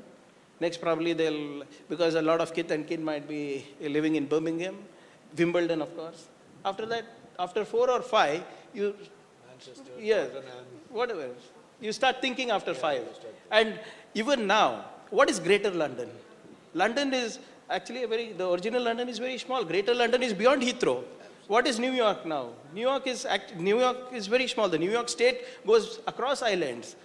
So it's always a constant thing of prosperity, increasing the geographical boundaries, and using that as an anchor, we push them to Belgavi, we push them to Koppal, we push them to Mysuru, we push them to Mangaluru, we push them to Hubli. We have a very robust EV and aviation sector that is happening in Belgavi. We have flat floor factories coming across the state. We have nano GCC concepts, plug and play concepts that are coming across the state.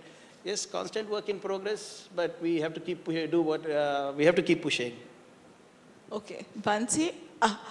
By the way, Southampton is a place where a lot of young Indians are going and doing work.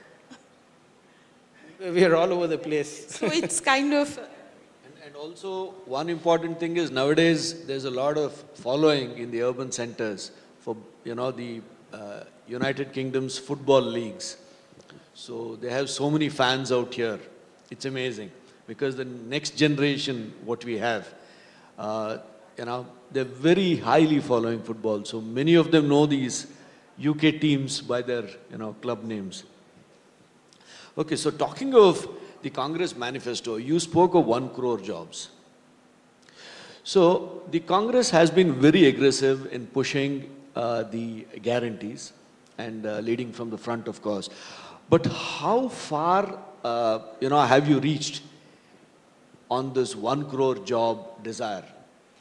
See, that's our goal. We are, these things need to be bucketed well.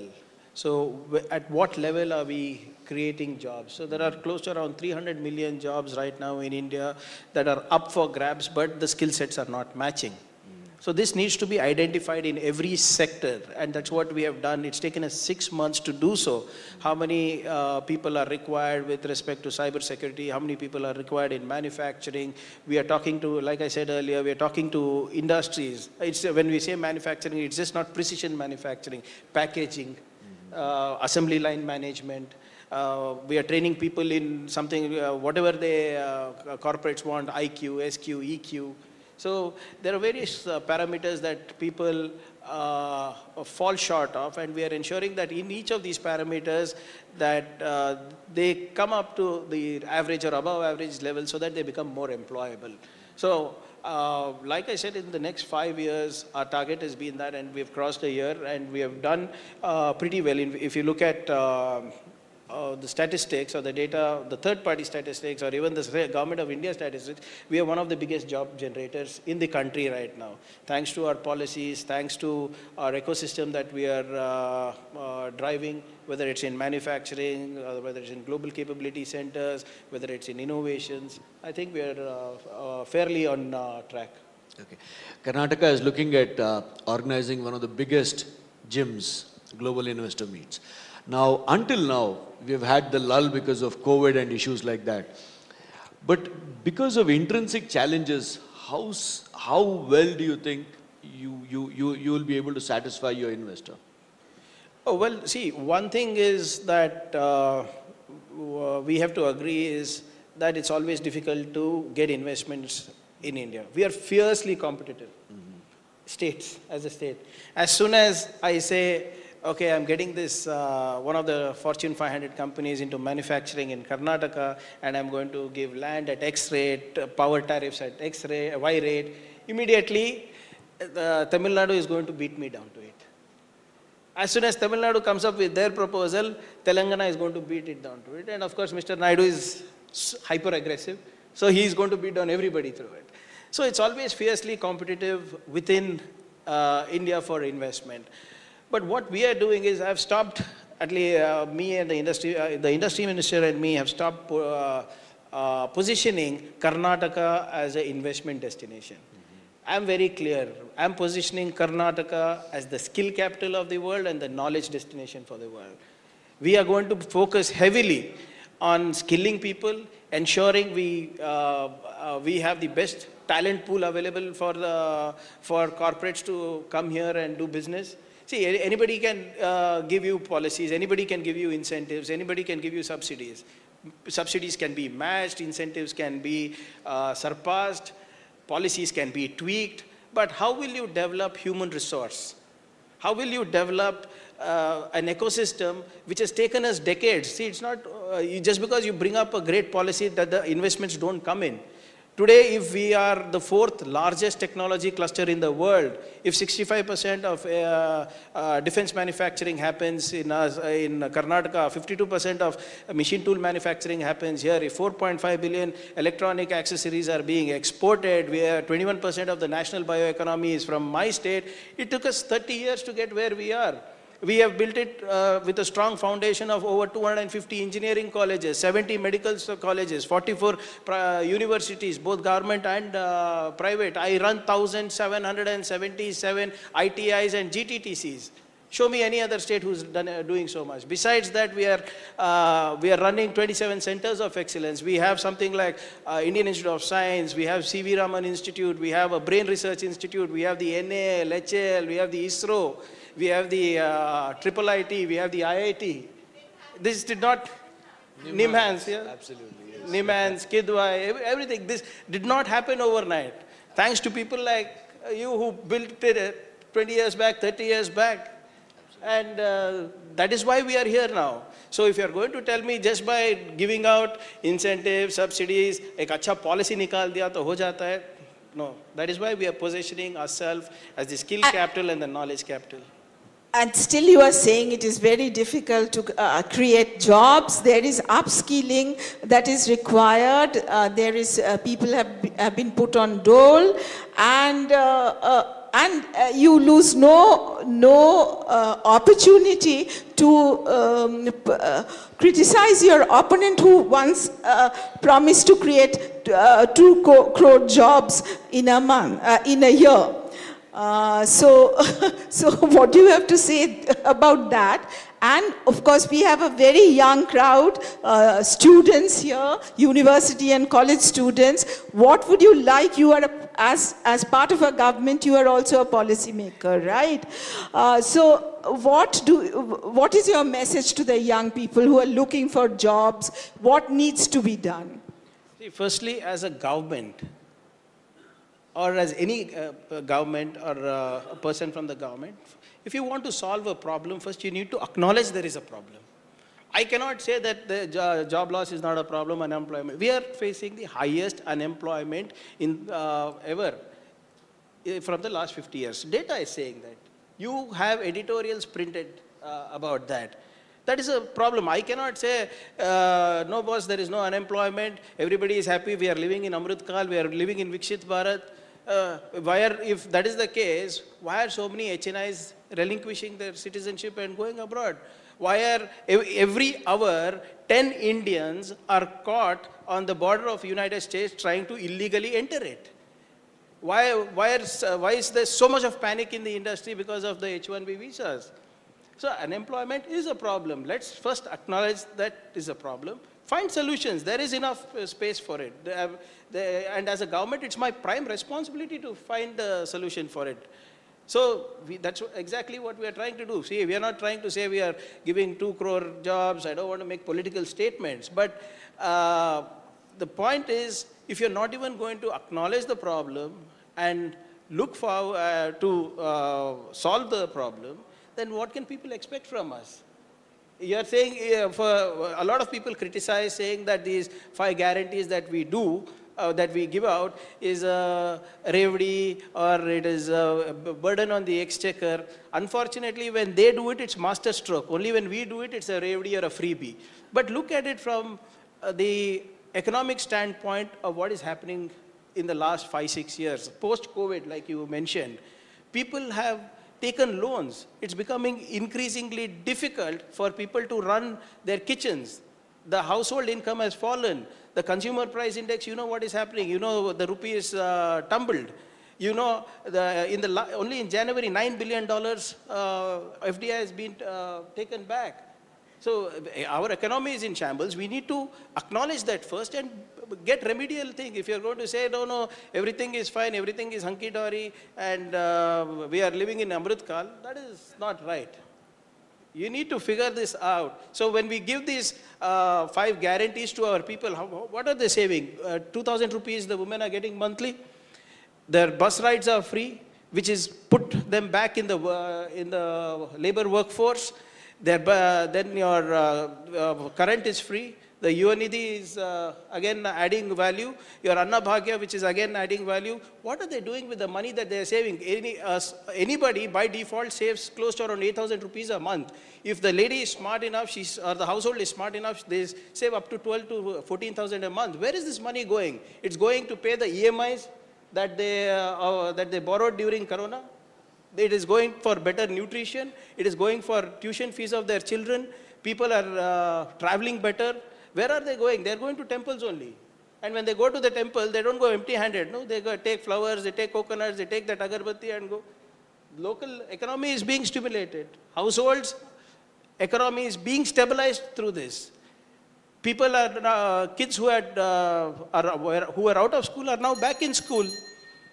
And in any case, if they get jobs and if L&T chairman Subramanian has a way, then they have to work for God knows how many hours. No, this is unfair. And then no, this is unfair. Mr. Murthy also wants them to why work blame only endlessly. Mr. No. So from the government, what is your view? How many hours you are making your employees?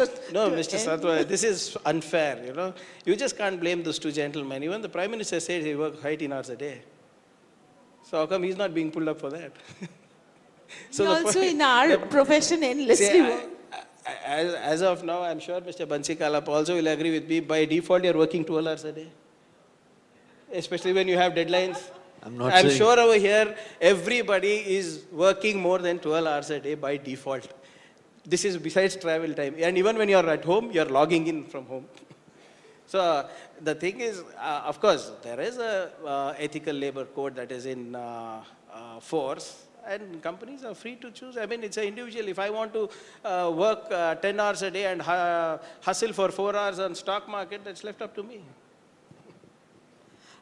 Bansi, you have the last question. We are time is... There is just one question. Yeah. Karnataka has long complained that all the big investments from Karnataka are going away, whether it be semiconductors, whether it be a massive project to make EV cars, and they primarily blame one state for it. So your quick take on that. Well, again, like I said, let's not make political statements here.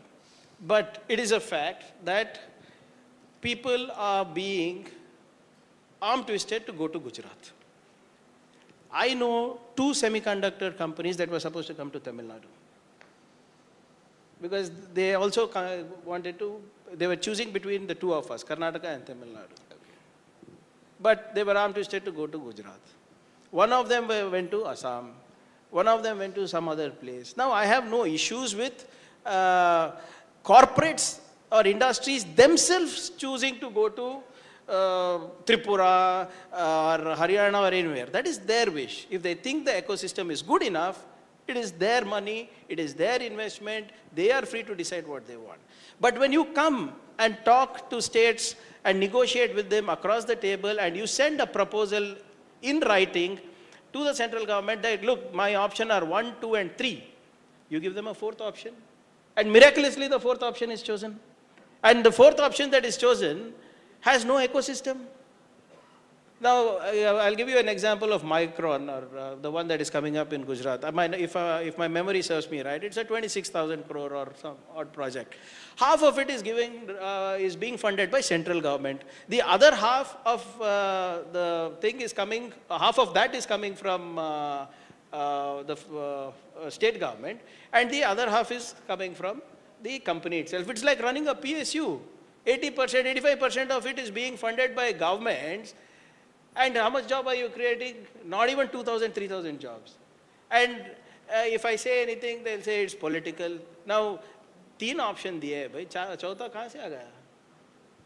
Where are they coming up? Well, it's all about competition, as you said. And I'd love to compete. I would love to compete. And it is going to part of India. Put me there, put me out there. It is not going I am to telling Vietnam. you, only if it is competition, I am sure the southern states will do better.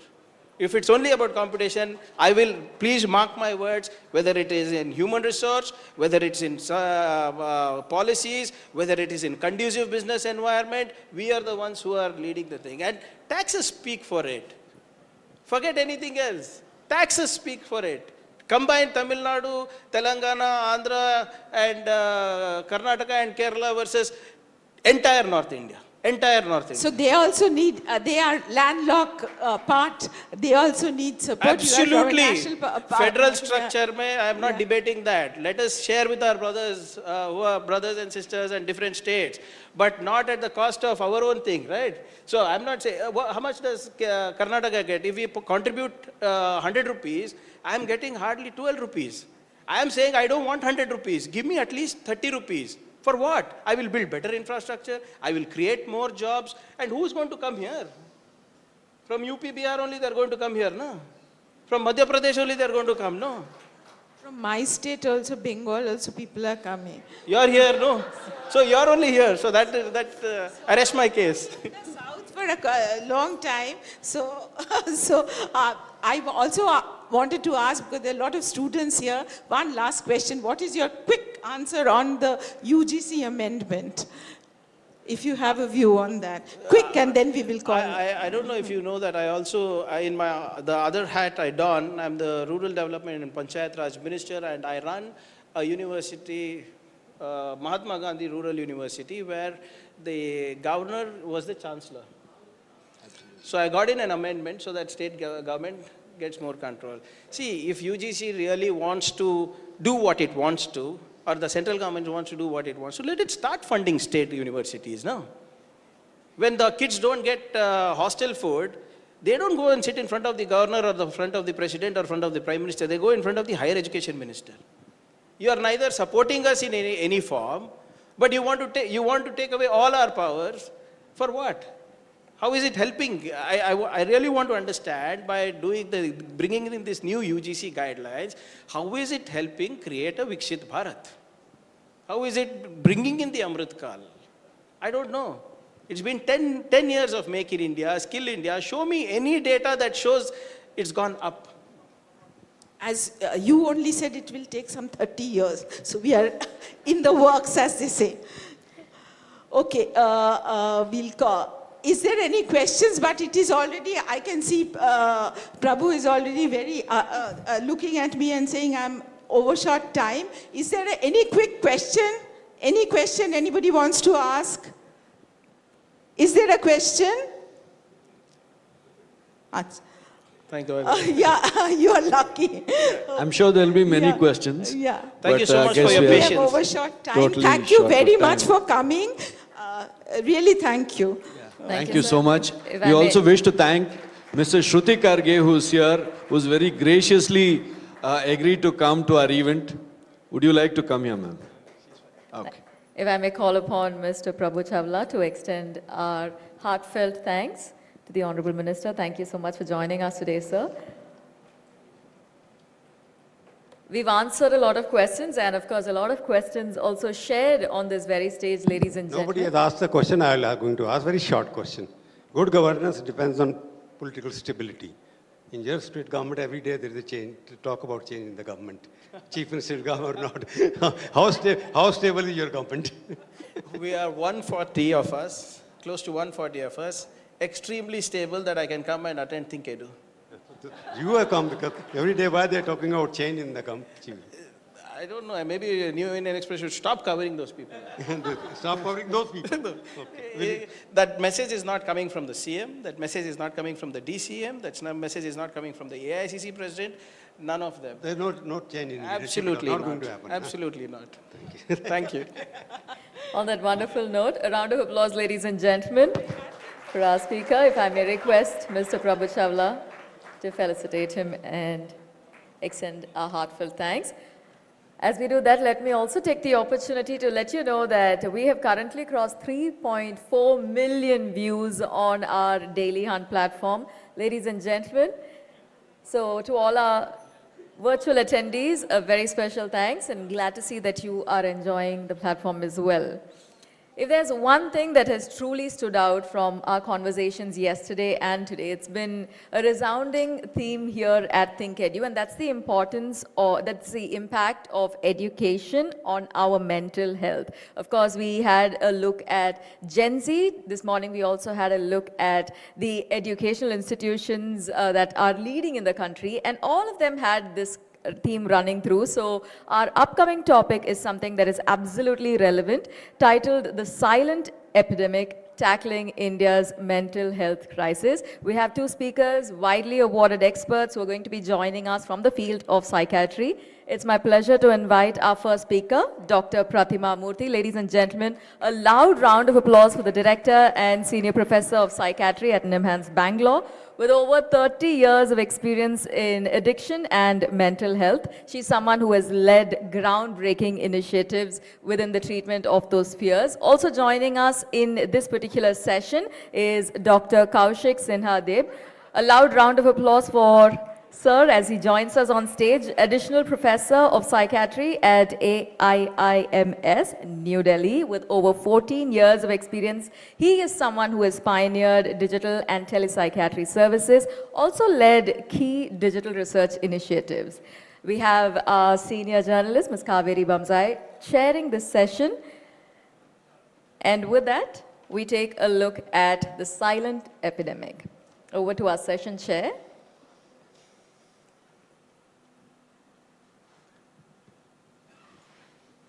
So we've heard a lot about mental health throughout the conclave, and I'm happy that it's now something that people are discussing. But if I were to ask you, which is the bigger crisis, the crisis of patients or the crisis of those who need to treat them? Because I think we're woefully short of trained psychologists, psychiatrists, caregivers. I mean, the spectrum is as wide as the illness. Yeah, so if you look at the prevalence of mental disorders, for example, there are possibly other countries which actually have a higher prevalence. So it's not as if we are very, very different from the rest of the world. But simply being the populous country that we are, there is a huge number of persons out there who need treatment.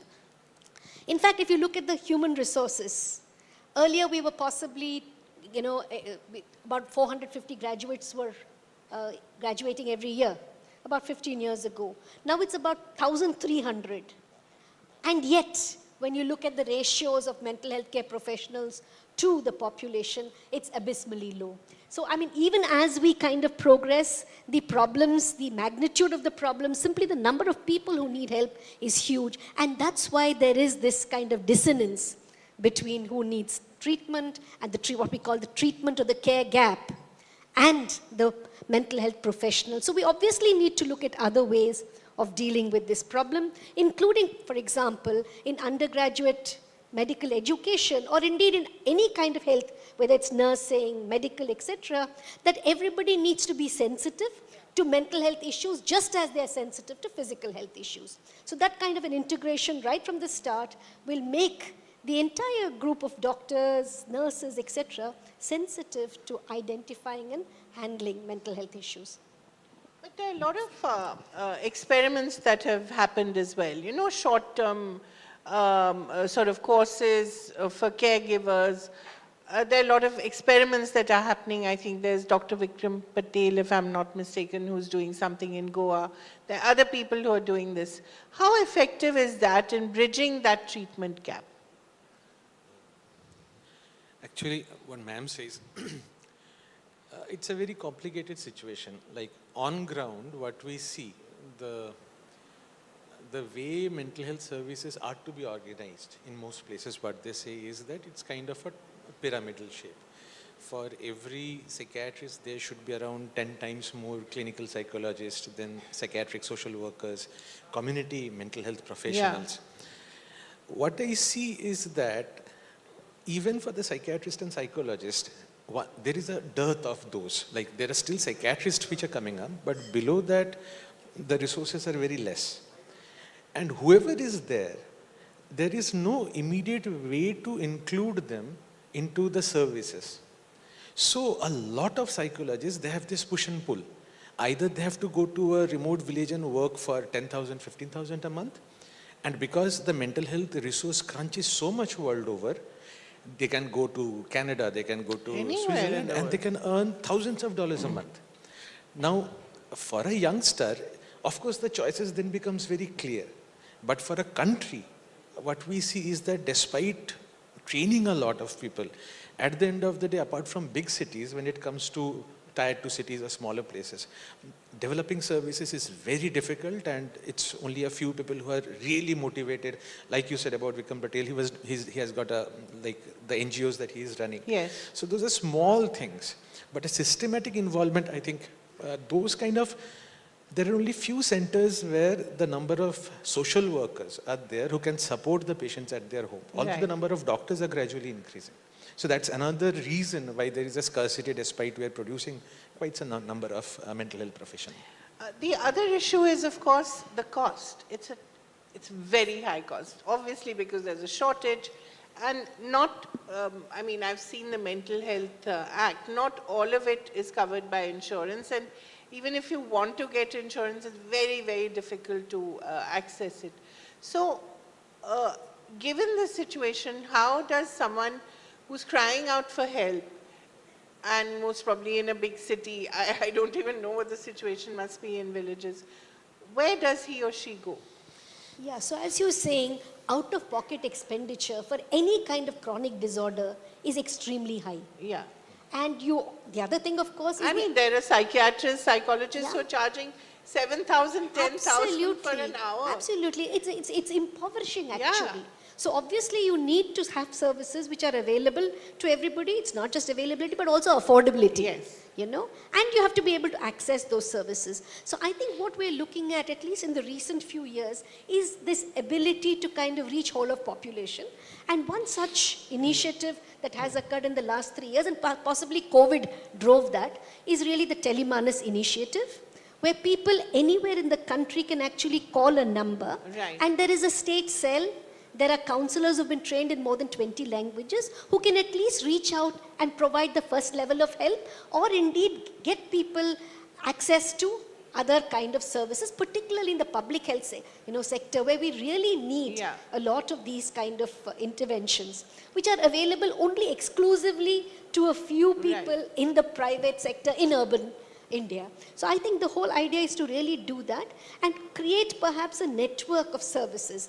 One is talking about the health and wellness centers, where obviously the focus needs to be also on looking after your mental health, which is as important as, you know, treatment for a mental disorder. So I think looking after that, integrating physical and mental illnesses together, training people, will possibly help us to develop that kind of a network, and using technology, for example. So actually technology has become a great way of leveling this kind of inequality, because now we have something called the Nimhan's Digital Academy. We also have digital academies in CIP Ranchi, in Tezpur, and in many other places, where we are now able to train a whole host of professionals to be able to provide care, so that finally everybody gets at least a basic level of mental health care, which is so important. That's very interesting you say that. One of our speakers earlier said that one of the they had a mixer, an AI mixer, and they had the biggest attendance for a mental health mixer. And all the people who turned up said that the most frequent question they asked to AI was, how do I fix my stress, or whatever, something related to it. But I just wanted to add to what you were saying and ask a question related to it. During COVID, we found the Anganwadi workers were actually functioning as mental health caregivers, you know. So apart from sort of doing work for the vaccine, they also actually functioned as listeners and caregivers. Why were we not able to leverage that? This is No, because that is a huge army of women out there. Kaveri, I think what you're raising is a very, very important issue. First of all, I think all of us need to know how to take care of ourselves, number one. Yeah. And secondly, we need to have somebody in our vicinity to reach out to. Right. And that's where community health workers can be extremely important. You know, listening, I mean, I think all of us need sometimes you just want someone to listen to your problems. All you need is a good, compassionate listener first. And then, of course, somebody who will give you the right kind of advice. That's also very important. And I think community healthcare workers become then a very important connect. And in several states, as you speak, community health workers have been involved. Why There can are it not trainings. become a national service of caregivers? Yeah, it's something that's staring us in the face. Correct, correct. The problem is really the model, you know, because they're already overburdened with so many different kinds of programs. And they're so poorly paid. Yes. So, I mean, I think looking at a kind of step care model where you have a large number of community level workers who provide the basic care, and then getting people to go up to the more specialized kind of things is the way to go forward, absolutely. So please suggest it. Yes, I mean, it's already... People will listen to you, not to us. No, it's already happening. Right. It's already happening, but obviously to have it to scale and to have a system which does that, it's already happening in the National Mental Health Program. Yes. In fact, if you see what is happening to the National Mental Health Program, it's a decentralized program now, looking at the district level and then the sub-district and the community level. And certainly community health workers are being trained. But obviously for it to have that impact will take a little time. And remember, it's not just the community health worker being there. It's also knowing where do you refer to and who will then provide the next level of care that needs to be put into place. It's a long way to go, but I believe that change is occurring. Right. You know, we talked about technology, and I believe you've also, you've also worked on an app. Let's talk about how effective technology can be in a mental health crisis especially? Okay, you are asking the most difficult parts of the crisis area. Okay, in general, what ma'am is saying that in absence of manpower, technology is something that quickly fills the niche. The gap. So the problem currently with all technology are twofold. One is that although it is supposed to democratize the services to everybody, what we are seeing on field is that it is becoming an elitist way of looking at things. So even at AIMS during the COVID, what we did was we went for telemedicine. The Telemanas program is an amazing program that I must honestly say. It's a government program? It's a government program, yeah. But when we did the telepsychiatry at AIMS, we were using the English medium, people will have to come and log in. Right. So all our patients, the Babas who were coming from, the far-flung places of India, they dropped out. And we could see youngsters, college students, well-educated people. So it's how you plan these services. Otherwise, it's very easy to nowadays create an app and say that, look, this is my app and you use it. So there has been a huge movement on, like you are saying, about crisis management. Who takes the responsibility when an app is doing the crisis management? So US FDA and even us, we are like in discussion that app cannot be the only pathway. It has to be in one of the many strategies that you are throwing at the community. And some strategy will be good for some person, some strategy will not be good. So you cannot just say that I will do digital and I'll leave everything. Digital has to be added on top so that people who are capable now, they come to us through these crisis times where they can just have an app and the app or the AI just talks to them and then there is a doctor behind it. But at the same time, it should not come at a cost of the community work that we are trying to do. And together, as more and more Hindi, regional languages come, we feel that the penetration of AI is going to improve. What we are excited about AI is if we can join the bandwagon now, maybe 5 years down the line, we'll be in a position to say, look, this can have a real impact. So right now we are learning. Kaveri, can I just add that, we're talking about apps. The Telemanas now has introduced an app on October 10th last year. So in fact, it's very important, I think, for all the young people in the audience to try it out. Because I think you need to know what's available, what works, what doesn't work. Yeah, I think that's a kind of feed. First of all, it's about getting help from what's available.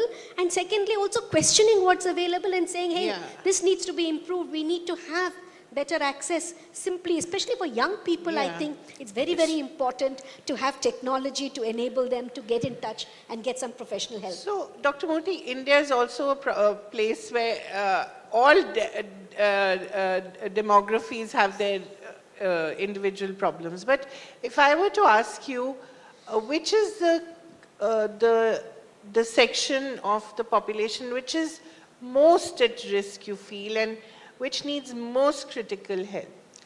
What have you found in your work? Yeah, so I think globally there is enough research to say, for example, that poverty, lack of education, employment difficulties, these people with these kind of backgrounds are mostly at risk. So we already know that that's a soil which kind of produces the maximum risk. But then you also know that mental health issues pervade everybody, right from, young children to higher education. You've been talking in the morning about the higher education crisis. So I think it's something that doesn't spare anybody at the end of the day, but certainly there are vulnerable populations, particularly when there are natural calamities, when there are crises of various kinds, people are particularly thinking. When there is significant financial loss, when there are huge relationship problems. Which is basically India currently. Everybody. And at the same time, we also know that there are certain biological vulnerabilities to certain disorders. So educating ourselves about this also becomes very important to identify. The other thing, of course, is stigma, something that we haven't yet talked about. It's still so sad that people find it so find it so difficult to talk about an emotional difficulty or a depression or an anxiety. It's very easy to say, I have a headache. I've got chest pain, I've got to go to the doctor. But to say I'm feeling low, I need help, is something that people find very difficult. So I think the first thing that's already happening is to have more conversations like these about mental health, mental illness, and how to get help. But, let's also talk about the spectrum of illnesses. I mean, it can go from ADHD, and every day I read a new article that tells me ADHD is a fraud, ADHD is not a fraud, ADHD exists, doesn't exist. There's so much research happening world over on that. But that spectrum of mental health issues, which goes from ADHD to, feeling suicidal, addictions, there's so many aspects to it. Which is the most critical issue in India currently, according to you? Yeah, at AIIMS, I think you have all kinds of people who come to you. What you are saying is, I'm not talking about demography, I'm talking in terms of the illnesses. Yes, of the illnesses, even WHO has classified. So one easy way to look at is common and severe. The common mental illnesses, of course, which are common. They primarily include anxiety and depression. Right. And then the severe, so these are at the rate, lifetime prevalence would be something around 10 to 14%. And substance use would be another like 15% to 20%, depending upon how you are defining that. So the problem is statistically it doesn't make sense, but 1 every 5 or 1 every 6 person will have a lifetime of depression. That makes it very common. Right. Whereas and addiction, 1 in every? 1 in every 4, right. 1 every 3. Addiction is the bigger issue currently, right? Yeah, so addiction, if you say tobacco or alcohol, which are or drugs. No. So again, of tobacco, alcohol, these would be your common addictions. And they are at 1 in 3, 1 in 4. Whereas if you go into the others, they are again somewhat rare at around 1%, 2%, 3%. Really? I would have thought much more. So cannabis, for example, is 3% of the adult population. Opioid use is something that's growing. Yes. From an 0.8, it's gone much higher. So certainly, I mean, there is a lot of transition, particularly among young people. Yeah. Drug abuse is growing. And the age of initiation of drug use is lowering. That is very worrying because, younger people really don't understand. Perhaps they're not completely able to really discern the advantages, the temporary kind of expectancies and the longer term consequences. So that's a very, very important age where they're at greatest risk to develop addictions later in life and to suffer the consequences of the substances. In fact, people don't realize that very often, for example, earlier the HIV epidemic was, one of the drivers was drug use. Now the hepatitis epidemic, one of the drivers is drug use. And they don't see the connection. Yeah. And you were saying, I mean, and I think that's something to talk about because ADHD is very, very real. Yes. Young parents Thank who you have for children. saying it, but yes. Parents who have children with ADHD suffer so much. The child itself, in class, they are discriminated against. They find and it very such a difficult. stigma is attached to them. Absolutely. And therefore, but sometimes, earlier we used to, language is a very critical thing. This is a naughty child or, But, so every symptom of ADHD is not ADHD. Just because a child is overactive, one must not kind of immediately jump to a diagnosis. But I think, just taking on from where, he left off, that at every age, at every developmental spectrum, there are different kinds of problems. So for young children, for example, disorders of emotion, conduct, refusal to go to school, those might be important things. Intellectual difficulties, ADHD, what we call externalizing symptoms might be important. I will just like to add one thing. Our human brain is not well suited for understanding statistics. Why am I saying that? You say that, the number of suicides that happen. The national census is 10 to 12 per 100,000. That's less than 1%. And the attempts that happen is around 10 to 20 times more. So when you listen to that, so we have heard about 30% for depression, 20%, 30% for substance use, 20% for depression, 1% for that. Now I'm talking about 1 in 100,000 or 10 in 100,000. So when you convert it to the number in India, so if I tap, every 2 tap, 1 suicide attempt is happening. God. And every 10 taps, 1 completed suicide is happening. So when you convert by absolute numbers, that 1%, that 30% is huge. This what I'm talking about. This is 40 per 100,000. That's the rate. This is so much. So now you can make it to depression and say what happens there. Right. So that's back to me. And then, the adult population, the working population, depression, anxiety, many of the disorders, the severe mental disorders are also, unfortunately, disorders of young adulthood. Yeah. So it's a great, and then as the populations get older, you have other issues You have like dementia, loneliness epidemic, degenerative disorders. Yeah, and just sheer loneliness sometimes. Loneliness, in fact, loneliness is now called the new epidemic because it all over because the you have world. so many, and as our population ages, people are living longer. They also don't People are have moving family. away from Yeah. families, so I think it's a huge I mean, issue. it's like everything all at once. So I don't know how you doctors live with it. But by the way, who do you go to when you are when you feel low? Each other. I quote the Beatles. Yes. I get by with a little help from my friends and family, of course. Right. And you, doctor, who do you go to? Same. We have a crib session with our colleagues and friends. That's the only way. Other people are definitely getting lonely. And like if a doctor is working from 8 to 10, there is not much scope of socialization. And 8 in the morning to 10 in the night. Please Yes, specify. I'll be specific. So, like I by mean, the... that's why when the L&T chairman said that 90 hours week, I thought we anyway are working 90 hours a week. I mean, we work on weekends, we work every day. Why does he have to specify it? I don't know. Yeah. So sorry, to get back to what you're saying. No, so essentially we have to create our micro groups, whoever is there with you is your family. Right. So in relation to both of that, about this loneliness thing, a lot of students come to AIMS from all across India. Yeah, that's right. And when suicidal ideation happens in them, we do a resource mapping. Which hobby group?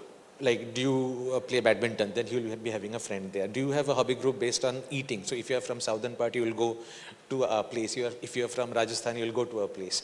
So you find out all the micro resources there and you create a community. So when during the COVID times, the doctors were doing 36 hours of duty and then going back to the hostel and no social contact, suicidal ideation suddenly jumped. Yeah. And we started doing online such groups in our student wellness center. Professor Sharan runs that. So we did cooking, chess, and those things worked. People were communicating from their home in Zoom, and doctors were doing that, cooking for everybody and then just showing, this is what I've done, playing chess. So in a sense, because the society is becoming fragmented, all of us are moving to places, it's very necessary to create a micro community wherever you are. Your family is with the people who you are. But what if you're the kind of person who only seeks out someone who's not exactly the best person to hang out with? So that's like addicts seek out other addicts, right? Correct. So that's really the problem. I mean, in addition, of course, to the immediate things that we have, the immediate connects that we have larger social connects. Yeah. And if you have the wrong connects, or, I wouldn't even call it right or wrong. If you have social connects, and in fact, there's a lot of research now on social networks. And what gets young people actually getting into drugs is sometimes the social networks that they kind of foster or maintain. And that can be a very, very driving force to get you on a positive kind of note, because positive social networks can do the right things for you. Yeah. But if you get into a network that isn't good for you and you don't have the capacity to critically think and get out of it, you can get enmeshed in. And it's not only the network. If you're the kind of person who's vulnerable, who's easily influenced, who can't make up your own mind, who's a little anxious, then it's very easy to get sucked into that network. Which is every adolescent, essentially. So, I mean, there's so many issues here, and yet, our institutional care is so poor. I mean, institutions are usually very badly maintained. If they're good, they're very, very expensive for all kinds of mental illnesses, including addictions. Why don't we have more care institutions? Okay, so one of the responses... Because not every family can take care of, the person who's mentally unwell. Yeah. So you need a place where you hope your child, your husband, whatever, will go and recover and then come back sober or whatever. Your yesterday's session was initially by the chairperson of the National Human Rights Yes. Commission. And in fact, the NHRC initiated a lot of studies into looking at the human rights angles of mental illness. Right. Initially, of course, maybe about a century ago, 50 years ago, a lot of the care for severe mental illness occurred in mental hospitals. Yes. But there was also a lot of human rights abuses that were happening there. Absolutely. So the whole Some idea, horrific stories. correct. So the whole idea is to really convert them into more state-of-art, rights-based institutions, which are much more open-door institutions where people can go get help, but at the same time come back. It's also very important to decentralize this and provide healthcare closer to the people. So now the whole idea is really to have many more services available closer to people, and then have hospitalization in a very limited manner. But in India, even the beds for people who need hospitalization for severe mental illness is very, very low. And that's something that we need to recognize. Yeah, to add very quickly, MAM and AIMS, I would be two different ends of the spectrum. One is that NIMHANS is the cutting edge and the government's arm about research in mental health and everything. The other way that happened with NHRC is to decrease the stigma. So what people have said that, look, you do not need to put people in mental hospitals because it is highly stigmatizing. Even if you go to a mental hospital, that process is stigmatizing. So General Hospital Psychiatric Unit, GHPUs came into being, where psychiatry is just like medicine or cardiology or anything. So this ward versus that ward. So currently, a huge chunk of the government effort is also going to strengthening these GHPUs, so that, like, you get admitted. So that's for the major of the common mental disorders or severe mental disorders it can. But I do agree that there are people who do not have the family resources and who require slightly longer amount of stay. That part, because of lot of issues which will not go into, it's like there was, so at some point of time the government closed down all the mental asylums which were there for human rights. But now a lot of private medical colleges, private many medical colleges have caregivers departments of Yes. psychiatry, Yeah. general hospitals have, private psychiatrists are Yeah. available. So I think there is this range of services that are available, not enough. and not inexpensive enough. Not expensive. Can we talk quickly and lastly about mental health insurance? Why is it not treated at par with any other illness? Okay, in the last 10 years, there has been an attempt to include mental illnesses. In fact, we've had a committee which I actually chaired to look at the insurance for mental illnesses. While they're included, there are a lot of exclusion criteria. Exactly. That kind Very of really, complicated. That make it so complicated. The other thing is it's available only for inpatient care. It's not available for outpatient care. It's available only for a limited set of conditions, so that needs to be expanded. Medications as well as psychological interventions need to be included in that. So we've made a whole set of recommendations, but we obviously need to continue to work at it to make sure that it becomes insurable. Have these been accepted? They have been accepted, but they need to be rolled out, and then we need to see what is the impact of that rolling out. Right. Any last word? One is that if you are in mental health in India, you need to be infectiously optimistic, right? That is in any profession in India. If you're an Indian, you need to be optimistic. But if you can do that, I still see the beauty in our country where, insurance that you are saying, our doctors are not forced by insurance companies in US, where they have to send a patient out. Our families still provide support, although they may be too nosy in other situations. Our family care is amazing. Our societies are still much more coherent. People don't, there are other people who are helping. So, yes, we do not have the resources as much as they are in the West, but we have our own unique ways. If you are infectiously happy, you have to get by, yes. And Jugaad is a very good thing. So if you can do that, why not? So, ma'am, it's your experience. Why can't we do Jugaad? My last words, as you said, is mental health is very, very important. Please don't ignore your mental health. You can very, very consciously make sure, just like you look after your physical health, look after your mental health. Any of us can have psychological distress, mental distress, or develop a disorder. So, be open to the fact that you can get help. It's much better to get help early rather than wait. And make sure that you don't stigmatize anybody who has a mental health problem. Or yourself. Or yourself. Sometimes Yeah. you're your biggest Help enemy. help yourself, and get help if you need to get help. Thank you so much. I think it was very instructive. Thank you very much. Thank you.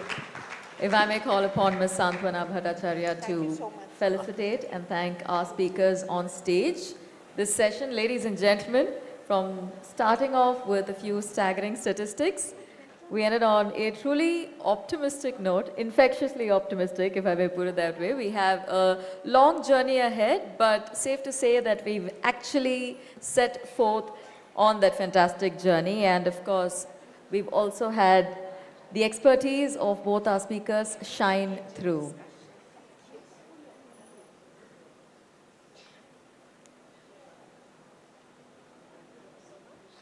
A round of applause from all of us in the audience.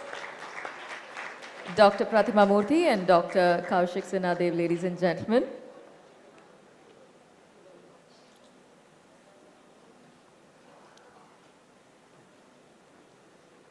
Thank you very much. Taking a leaf out of our focus on psychiatry, I think it's safe to say that human behavior is consistently evolving, whether it's nudging us towards newer choices, whether it's building sustainable habits, it definitely is something that's constantly moving. And what has actually become a tool of that influence is artificial intelligence. While we set our next session in motion, our topic itself is very interesting, AI and behavioral change, a roadmap. To take us through this, we have our speaker, Professor Venkatesh Balasubramanian, who is a professor in the Department of Engineering Design at IIT Madras, where he leads the RBG labs that's exclusively focused on addressing societal challenges, especially through data-driven solutions. He also heads the Center of Excellence in Road Safety and also is supported by the Ministry of Road Transport and Highways. While he begins our session on AI and behavioral change, shortly we'll also be joined by Ms. Kaveri Bamzai, who will chair the second half of the session. A round of applause for our speaker. Good evening, sir. A louder round of applause, of course. Welcome, sir.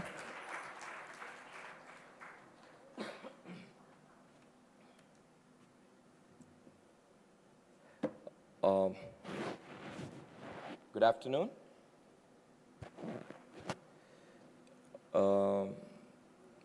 So we had an excellent session before, and where we need not get to, if we could do a lot of other hoops and jumps, where we get is what we will kind of loiter around and go about. I'm Venkatesh Balasubramanian from IIT Madras. So I'll use a queuing deck, so not much is there on the slides, but we'll just go with the queuing deck and have a conversation around this. So I think I was just looking at the schedule, and I think there have been 2 or 3 sessions on AI. And the joke that I always tell is, in Delhi, a sentence doesn't get completed if AI is not in it. Looks like Chennai also has catching up. Chennai has AI in it. So I am from that school of thought which believes to call whatever a whatever. So AI is largely statistics. There was an interesting observation made by one of the previous panelists who said that the brain doesn't understand statistics. They obviously don't. If they did, we won't do a lot of things that we do. But having said that, we have an insatiable quest of guessing what my next minute is going to be. All of us would want to game that next second that we want to be in. Some of us manage it. Most of us don't. Some who think they manage but end up not managing and also recognize they didn't manage may end up as patients of the previous panelist. But this is a pathway, AI as a tool. Is it the answer for this insatiable quest that we all have to go forward? If you look at it from an ancient prehistoric times. Okay, so all of you are familiar with all these things? These things that are there in the left top corner? You're all familiar? How many of you have taken the help of people who may use them? It's either a lying audience or a sleeping audience. The reality is almost everybody does, right? And most of it is largely a behavioral aspect that people guess. Are there models that they are trying to fit in and solve? Or are they predicting actually stochastic prediction or statistical prediction that happens, 100 people together had a particular formation that happened, and you would want to have the same thing in a different thing that you would want to. The other is, are you all familiar with this shopping complexes in the markets where you have, aisles and aisles of things that are there? In fact, one of the young ladies who came here said she was from Hyderabad. One of the jokes that we said is, when IKEA opened a shop in Hyderabad, they had a huge traffic misery there, right? And I think IKEA has Bangalore also is not far behind. And thankfully, Chennai doesn't have an IKEA. We still have people who do other things, the non-Swedish way of getting things done. But what are we catering for? Are these needs, wants, or are they targets? Are we able to condition these young kids to go as a target? Can we get a behavioral nudge on a kid who probably does not even know how to articulate what they want, other than cries which could be for anything from a bug that bites them to other things that are there? That's a quest. The third, I think it didn't come out well, or I'm not able to see it properly. You're all familiar with these autopilots. Some of you did fly in to Chennai. But autopilot doesn't, has some issues in the car, right? Can you put in, how many of you will be happy to drive on a road where a driverless car is driving in India? I wouldn't, but maybe there are some brave souls on this premise at this point of time. But largely, this is the reality, right? Should I make a run for it? Should I cross these aisles? This is a question that many do face. There is a huge thing that happens around here.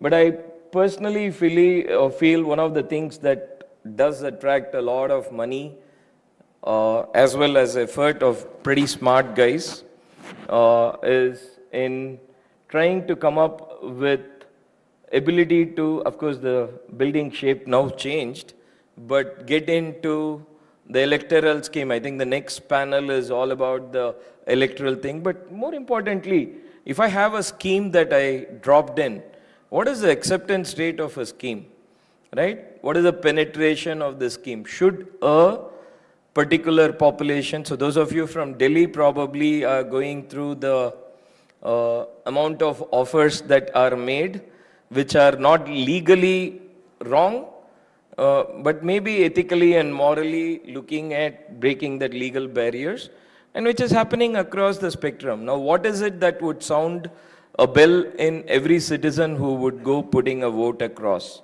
right? So what are the schemes? What kind of strategies you can do to outsmart the guy's perception? And none of these are only for this building. It's been there since at least the Shakespearean time, which narrates pretty much a lot of palace coups and things of that sort. So what I just thought when I was under the impression we were going to have a conversation, so morning we have a cell, no, you have to give a talk. So I just asked my office to send a couple of slides. So I just picked 3 case studies from where we were involved. We were running largely a concept called as neuromarketing. The idea of it is there is an articulated need and then there is an unarticulated need. How do you ensure that this unarticulated need comes about? How do you ensure that communication happens for any product? a marketing pitch happens. And what does the marketing pitch try to do? It tries to get your attention, make sure that you adapt to what they are communicating, and in the end, you get to be into a habit and go on to go forward into that one. There are many case studies of these neuromarketing studies that we were doing. I'll just talk about a couple of them in this one. There still is a product called as Maggie. How many of you are familiar with it? I think all of you should be. Okay, some of you are waking up now, so some hands are going up. When Maggie was banned, there were withdrawal symptoms in young adults. People wanted Maggie. So what was the campaign that Maggie launched when they came back? Huh?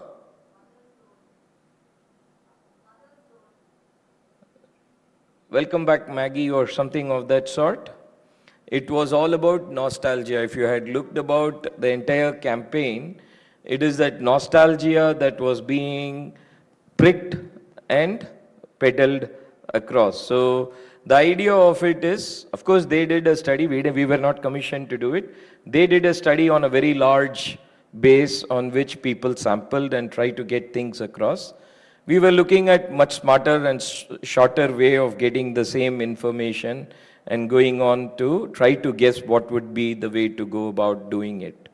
But a little before that, Maggie was a campaign that pretty much put an end to a lot of our work in neuromarketing was in campaign optimization. And fortunately or unfortunately, a journalist, I don't know whether he's still with the New Indian Express by name Suresh Kumar, he ended up publishing this in 2014. It was a pure scientific study of then young adult population who were first-time voters from a region which suddenly had a very large number of people who were going to vote, which was the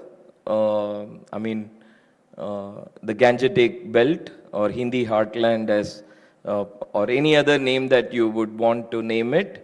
So we would want to pick a very small sample and we wanted to say what is it that, of course he made it very fancy. So what we were trying to say was these young adults didn't really care about many things. What did they care about? They only cared about what is it that they can have when they are mature. Right? So they were focused on development.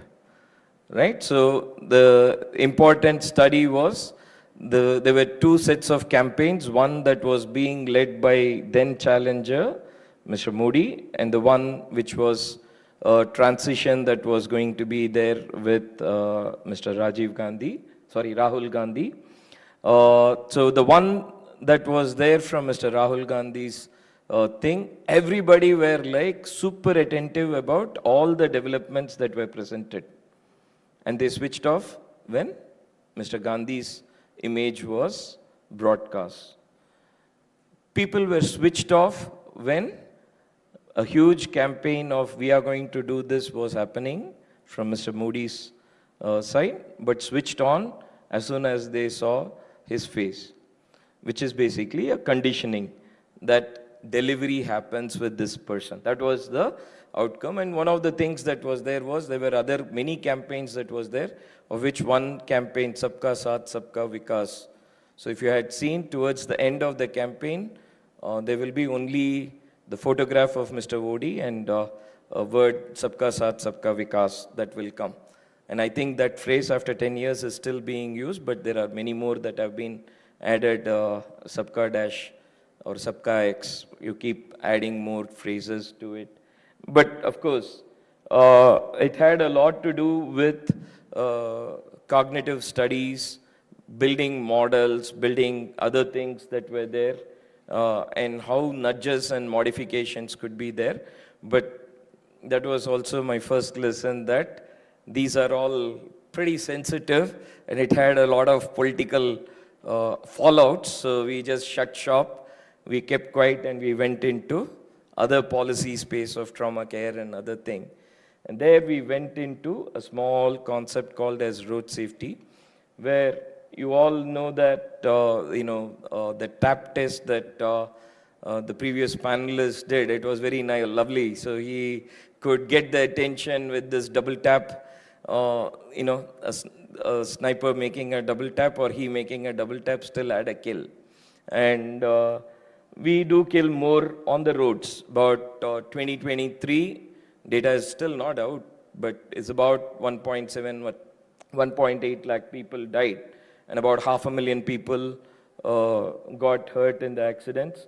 But operative part, 35% and below is 50% of the accidents, and it is also gender biased. 86% and above are this thing. Can we get a behavioral nudge of young adults, right? So we talked about statistics. Since I attended only one session, so I'm going to quote a lot from that session. The behavioral, the statistics is very clear, right? You're a young adult, you're going to be on a two-wheeler and you're a male, you're predetermined to have a crash. So how many of you will stop driving? Many of you are not in that age group, but those of you who are here in that age group who would be there, none of you would do that, because that happens to somebody else, not to me, right? So now, how do we go on to model these things? So this is where the challenge that comes about. So this is a conversation that we need to get in. So I'm supposedly from IIT Madras, but I'm going to say something that maybe my director may also get pretty upset. So AI is a largely statistical, stochastic models and other thing which requires a huge amount of data set. And what is data? Whatever we put in place. So those of you who are all journalists probably know, for the same number of things, in a natural calamity, how many people died? You may have a number by the person who talks and his affiliations and his biases, right?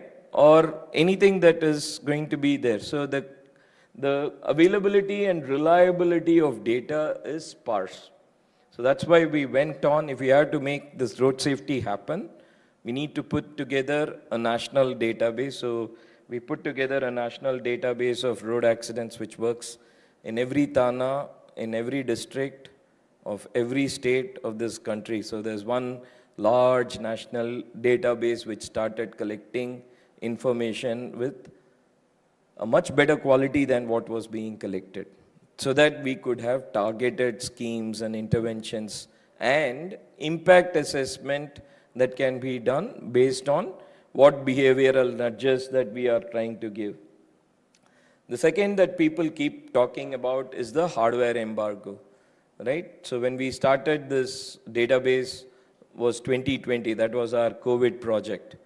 In 2020, what was the biggest challenge? Everybody went to work from home, which means that there was a computational embargo, and that allowed a lot of investment on a new acronym that everybody caught on to, the AI bandwagon, and that required a huge amount of, I don't know, maybe $18 billion of funding. I think close to $600 billion of funding in the pipeline is the one that is put. And now think about what revenue might come from it. And one of the things that the biggest supplier tried to do is to put an embargo on these hardwares that can analyze these models. Unfortunately or fortunately, these models require a huge amount of computational requirement. Most of these models are beautiful shooting in the dark, getting a guess. Maybe the guess is right, maybe the guess is wrong, but that's the beauty of science. You get to do a lot of things. But the Chinese, I think, if you have been following the news on AI, the Chinese just now gave a big, they showed a very impactful one with hardly any investment from their DeepSeek. And that could do a much, much, much better job than all your chat GPTs and perplexities and your Groks and other, I don't know what was the Google thing which went away. So all of them kind of went away. So it doesn't really matter, but hardware does matter. And what are our capabilities in it? So that's a challenge if you want to get. But what we figured out when we started working in the social sector is how we set hypothesis. All of us, we say a common, I know how many of you have heard this adage, hatred is served at breakfast. Parents teach kids to be hating something or another, right? So most of our hypotheses aren't fair. It has our biases, and then there is this entire scheme that, I have set a fairness scale, but is it deep down fair? If you don't have a fair hypothesis, all your models are useless. So anything that you have to make a guess is only a guesstimate, not really an estimate, and definitely not a prediction that is reliable. So there are a variety of modeling risks that are involved. So I don't want to get into this tech zone, but the ethical issues and the legal issues that crop up. So in fact, one of the things that I'm finding very interestingly are conversations about a lot of legal aspects that people keep talking about in AI. So then I realized at that point, hey, why would the legal profession leave out AI? So they also have to make some money out of the AI jargon sale. So that's on too. And in the end of all of it is, it's about the accuracy. Many times in our general guesstimate, we trade accuracy to accomplishment, right? I get a small thing done, I'm okay. If I'm not accurate, broadly I fall in that thing. So it's just like a rocket that Hamas used to fire and the rockets that the Israelis used to fire. The only difference is the accuracy to which you would want to put. So the trading between the accomplishment accuracy is fairly an important one that we would want to go about. So with this kind of a thing, I thought we could have a conversational aspect and we can take it forward. Those of you who have not been to the campus, please do come to IIT Madras. And if you have questions, Thanks. Professor, we'll just do a quick Q&A. Sure. Yeah. I think the mic needs to work. Just press it.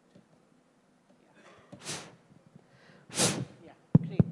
So it's very interesting that you're talking about road accidents, because this is one area where you have such huge fines now and you have rules like helmets, etc. And yet people seem to have a death wish. Why is that? Those prompts are not working, right? So I run the think tank for the Ministry of Road Transport. I know that. So I'm giving my opinion. I mean, I hope it gets recorded. I'm only giving an opinion that is mine and not necessarily that of the ministry. The first thing that is there is you keep increasing the fine. Right. There are some undetermined souls who will respond to the fine. Right. We also have another statistics that the challans that are being made, the payment on the challans is in single-digit percentage. So I may fine, but what is the certainty that I actually pay?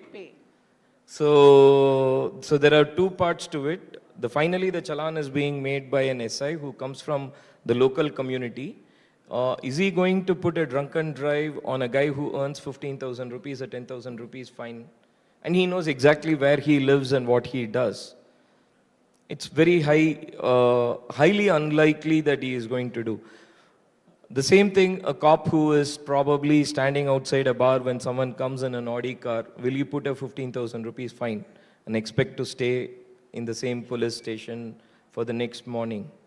Right? So these are challenges, these are human challenges that exist. But so what is a behavioral nudge that we can bring about? Fine is one thing. There are other things. I don't know anybody from Chandigarh. Chandigarh uses another model which is a pain. So they pain the guy enough so that he realizes that he committed a mistake. What is that? They ensure that there is an instant re-education of an offending person. That sounds... Which is basically you are kept aside, you are kept off the road for an entire day. Oh. Oh, for Chandigarh, that must be a real torture. Yes. So I don't know. Chandigarh is lovely. The roads are lovely. And the traffic is also good. So again, there are multiple behavioral nudges and multiple reasons why it happened. But yes, the human brain, so all these penalties are only for the undetermined guys. Right. So there is a determined set of population which anyway will work the way they work.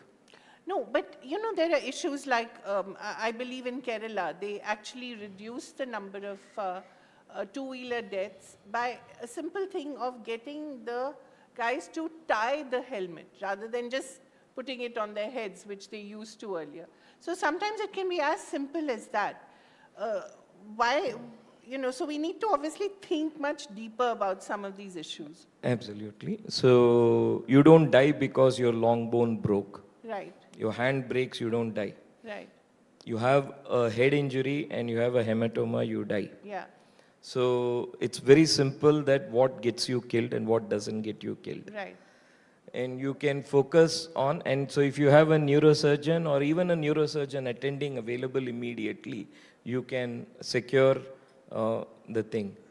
But if you are like still knowing all the data, still go about not putting this thing. So there are multiple thought process that goes. So, you know, can we not start a vehicle if your helmet is not properly anchored? Can we do other behavioral nudges and other thing? But what is now very clear is the data. So now we have enough data and we can now look at various permutations, build models around it and see what will be the impact of each of these models that will be there. So are you finding interesting patterns in the data? Can you talk about some of them? Because as far as I know, even the ministry has sort of said that this has been the biggest failure that you know, it has encountered, the fact that it hasn't been able to reduce road deaths. Absolutely correct. So the interesting finding, as I said, it's the young adult male who die the most. Right. And majority of these accidents happen when you just leave a road network. Okay. So meaning if you're from an urban area and you suddenly go to a semi-urban area, that's where you have. Majority of the fatalities happen near a junction, which is high-speed network meets a low-speed network. These are simple. These are basic stochastic things. Now, what can we build as an intervention so that these high-speed, low-speed network has a great separation? So when a high-speed network cuts through a city, that's again going to have a village or a town, you still have a lot of fatalities around it. Because those are people who were used to crossing the road earlier and now they feel they can still do it. Absolutely. Although it's a highway. Absolutely. Yeah. So, I mean, we know all this now. So, is there no way we can fix some of these things? I think that's where the challenge is, right? Yeah. We think we know. So this is the bias that we have. It's very easy to tell. So one of the things that happen is on the 31st December evening is when maximum fatality or rather a very large fatality numbers happen here. And all of them are young male who go do a lot of partying. No, they are on the road trying to demonstrate. They borrow a vehicle from somebody, dress up well and go. And why do they do it? A large part of people who can afford go to all these bashes. Right. These are kids who don't have that place to go. Right. So they are trying to get to do something. So there is deep down something else happening. So that's what data and other things that are there. So this was actually handled. I think Chennai now has very less fatality on, I think this year it was 2 fatalities. How did they manage that? Ensure that the age group gets a vent out and things that can be done and very focused. Data tells you where you can put the, the enforcement, where the enforcement people should be standing and what you can go about and how you can have emergency cares, positioning of the ambulance, positioning of the hospitals, how we handle. So a variety of interventions from understanding this fundamental issue Right. can come about as a big help. So this is something that you're working on full time, or this is just one of the many things that you're working on? Are you still working with political parties and helping them to come to power? I have never seen anybody from the political party. So we, I mean, I see in audience, so we never work with any political parties. Right. So it's cognitive modeling that we do neuromarketing. I think a little later from what we did was Cambridge Analytica. Right. And I think you have a speaker in the next session who did a great modeling and did twice very good impactful assessment that was there. That was a brilliant modeling that he went about doing. So we don't do that. So, but we do some amount of neuromarketing and things of that Right. sort. So are you confident that we can get to a point where we can actually look at the data and reduce road fatalities? Oh, absolutely. Otherwise, I wouldn't be doing what I do. But the question is not about the data. Data is post facto. Right. Ipsi facto and ante facto is what models can we build so that A, event doesn't happen. B, if an event happens, what do we do to take care of the interventions that need to come for avoiding? And if an event does happen, what we can go about. I am pretty confident that someday we will start understanding what the data means. And maybe sometime in future, we may have accidents, but not this many fatalities. Definitely not this many male, and definitely not this many young adults who are brought What's about. your message to all the young men out there? Don't get on your bike without your helmet, and don't forget to tie the helmet as well. That's a smaller part. Don't overspeed. You definitely don't impress anyone by speeding, other than probably the guys who have been sent by Yamraj to pick you up, or any other person. And more importantly, road is a shared asset. So you don't own the road, nor does the guy next to you. It's a collective, it's a shared asset, and any shared asset has to be evenly disposed. So it's A, looking at an egalitarian society, or B, we all kind of get to be a rule-based society. Both are not going to happen in a short duration. That ensures that I'll have my job till I retire. Thank you so much. I do hope so. It was a real pleasure. Thank you. If I may welcome onto the stage Mr. Vaidyanathan, editor of Dinamani, to extend our heartfelt thanks to our speaker. Ladies and gentlemen, a round of applause for our speaker, who gave us, I think, an absolutely straightforward approach to artificial intelligence. Of course, getting our sense of curiosity a little further. And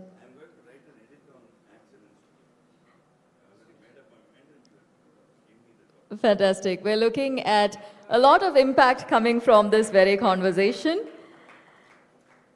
Thank you very much, sir. Thank you, sir.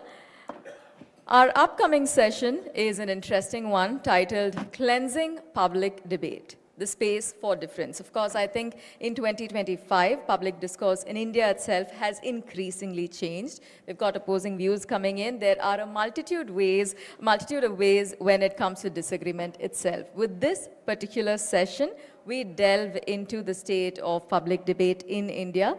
We also have the fantastic opportunity of exploring how we can reclaim the space for civil disagreement and also maintain those diverse opinions coming in.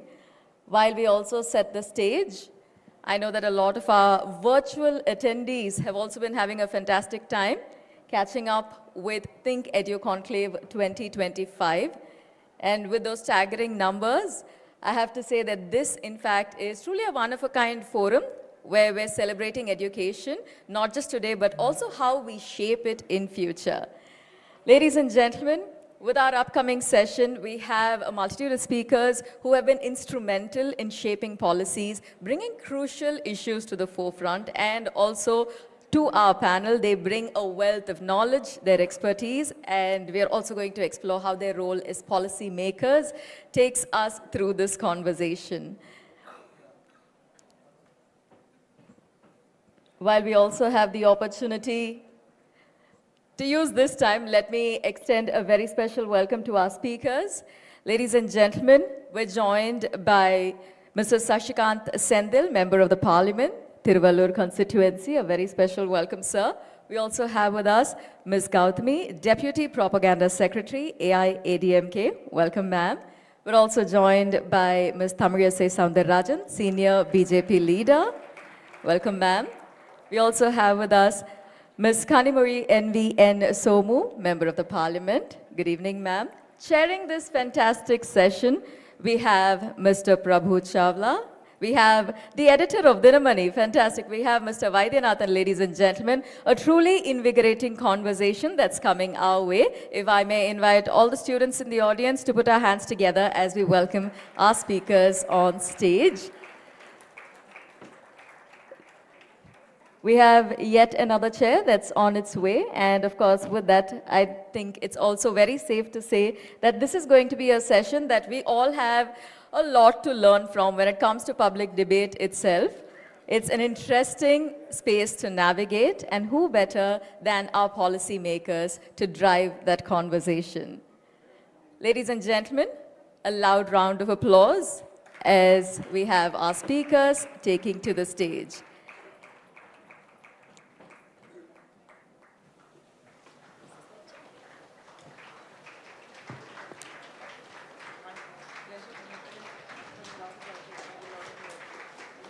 Cleansing public debate, the space for difference. Over to our session chair, Mr. Vaidyanathan.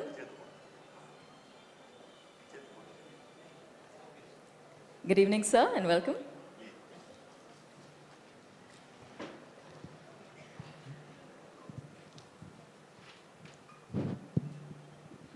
Good evening, everybody. For this session, Mr. Prabhu Chawla has commissioned me to conduct the session in Tamil. We have been conducting all the sessions in English, so he feels let us have it in both Tamil and English so that everybody will be happy that Tamil is also getting a space in ThinkEdu, in our thinking.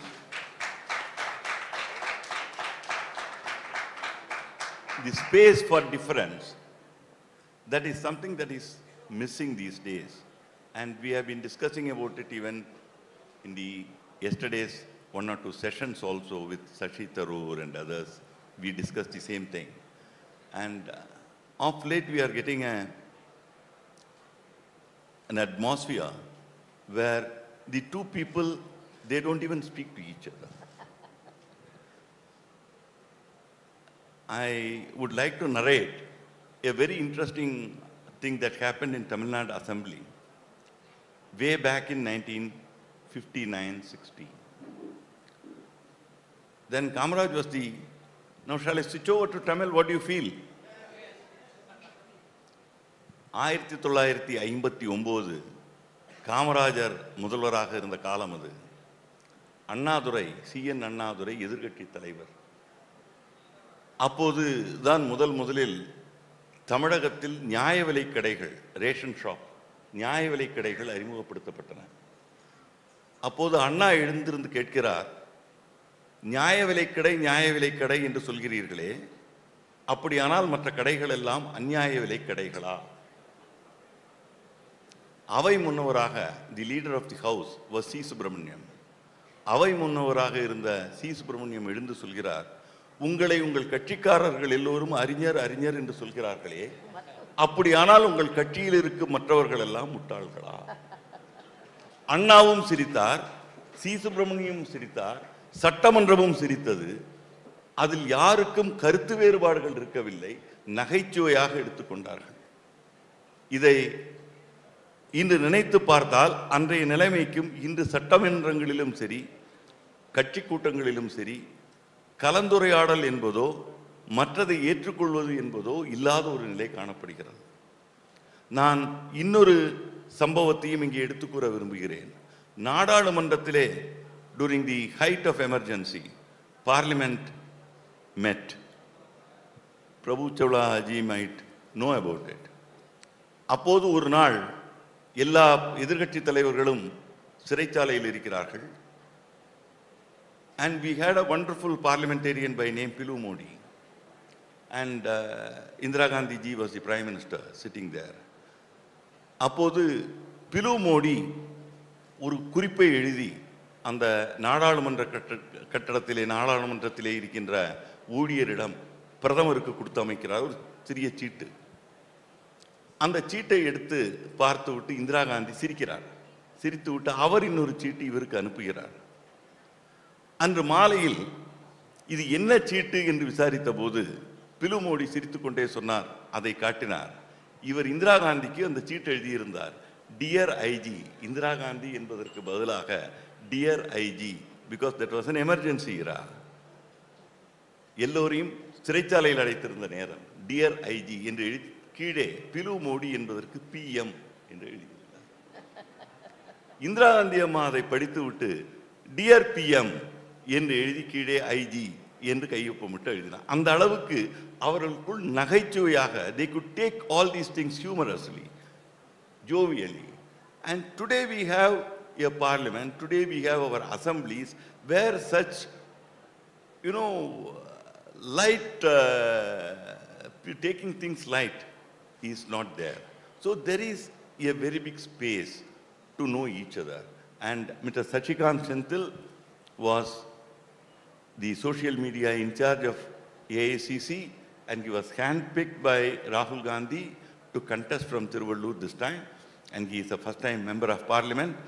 And when I say all these things, he would think that, oh, the parliament was in such a way, those days he will be very much elated, and so is Dr. Kanimuri Somu.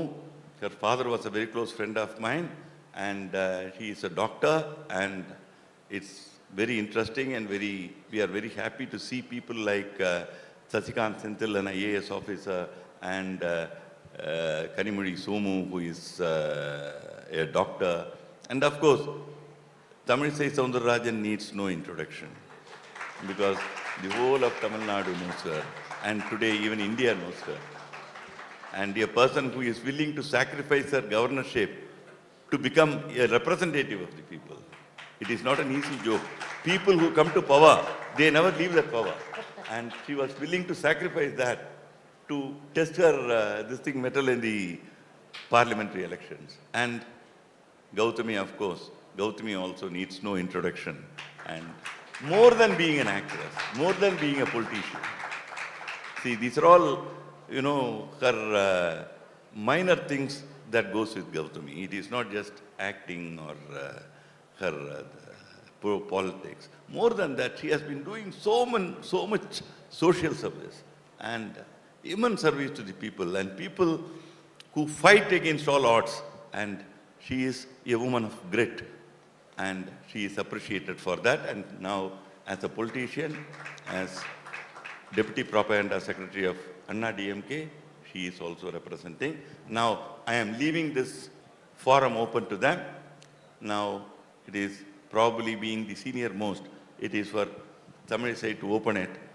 Amma, இப்போ அரசியல்ல கட்சிகளுக்கு மத்தியில எதிரிகளா பார்க்கறாங்களே தவிர, உங்க RSS மோகன் Bhagwat G சொன்ன மாதிரி எதிரிகள் அல்ல, எதிர்கருத்துள்ள கட்சிகள் என்கின்ற நிலைமை மாறி முழுக்க ஒருத்தருக்கு ஒருத்தர் பார்க்க கூட கூடாது, பேசக்கூட கூடாதுங்கிற நிலைமை வந்திருக்கு. How do you feel? Don't you feel suffocated with the atmosphere, political atmosphere these days? Because you have come through nearly about more than 30 years of politics. First of all, a special good afternoon to each and everyone here. அனைவருக்கும் வணக்கம். இந்த செஷனை பொறுத்த வரைக்கும் ரொம்ப முக்கியமான session இது. ஏன்னா இன்றைய அரசியல் வாழ்க்கையில், அரசியல் வழியில் எல்லோரும் தெரிந்து கொள்ள வேண்டியது, அவங்க சொன்ன மாதிரி 25 ஆண்டுகளாக, ஏறக்குறைய 25 ஆண்டுகளை தாண்டி நான் இங்கே அரசியலில் இருக்கிறேன். எதிர்க்கட்சிகளையும் எதிரி கட்சிகளையும் பார்த்து வளர்ந்தோம். அடிக்கடி நான் ஒன்று சொல்லுவது உண்டு, விவாதங்கள் கலகலப்பாக இருக்கிறது போய் கைகலப்பாக முடிஞ்சிருது. ஆக அந்த அளவிற்கு இன்னைக்கு ஒரு போர் மாதிரி ஏற்பட்டு விடுகிறது. ஒரு நல்ல கருத்துக்களை மரியாதைக்குரிய ஆசிரியர்கள் சொன்னார்கள். முதலில் எதிர்கட்சி தலைவர்களுக்குள்ளே ஒரு நல்ல புரிந்துணர்வு, ஒரு நல்ல மரியாதை இருக்க வேண்டும். ஆனால் இங்கே எதிர்கட்சி கூட ஃபோட்டோ எடுக்கிற பயம், யார் கூடயான்னு பேசினா உடனே கூட்டணியான்னு கேட்டுருவாங்களேன்னு பயத்தில் பேசாமல் இருக்கிறது. ஆக இவையெல்லாம் ஏற்கனவே இருந்து கொண்டிருக்கிறது. என்னை பொறுத்த மட்டில் அரசியல் இன்னும் அதிக நாகரிகத்தோடு வர வேண்டும் என்பதுதான். மிக மோசமான நிலைக்கு போய்விட்டது என்பதையும் நான் உணர்ந்தே ஆக வேண்டும். அது விவாதங்களாக இருக்கட்டும். மிக அழகாக தலைவர்களிடம் உள்ள கருத்துக்களை சொன்னார்கள்.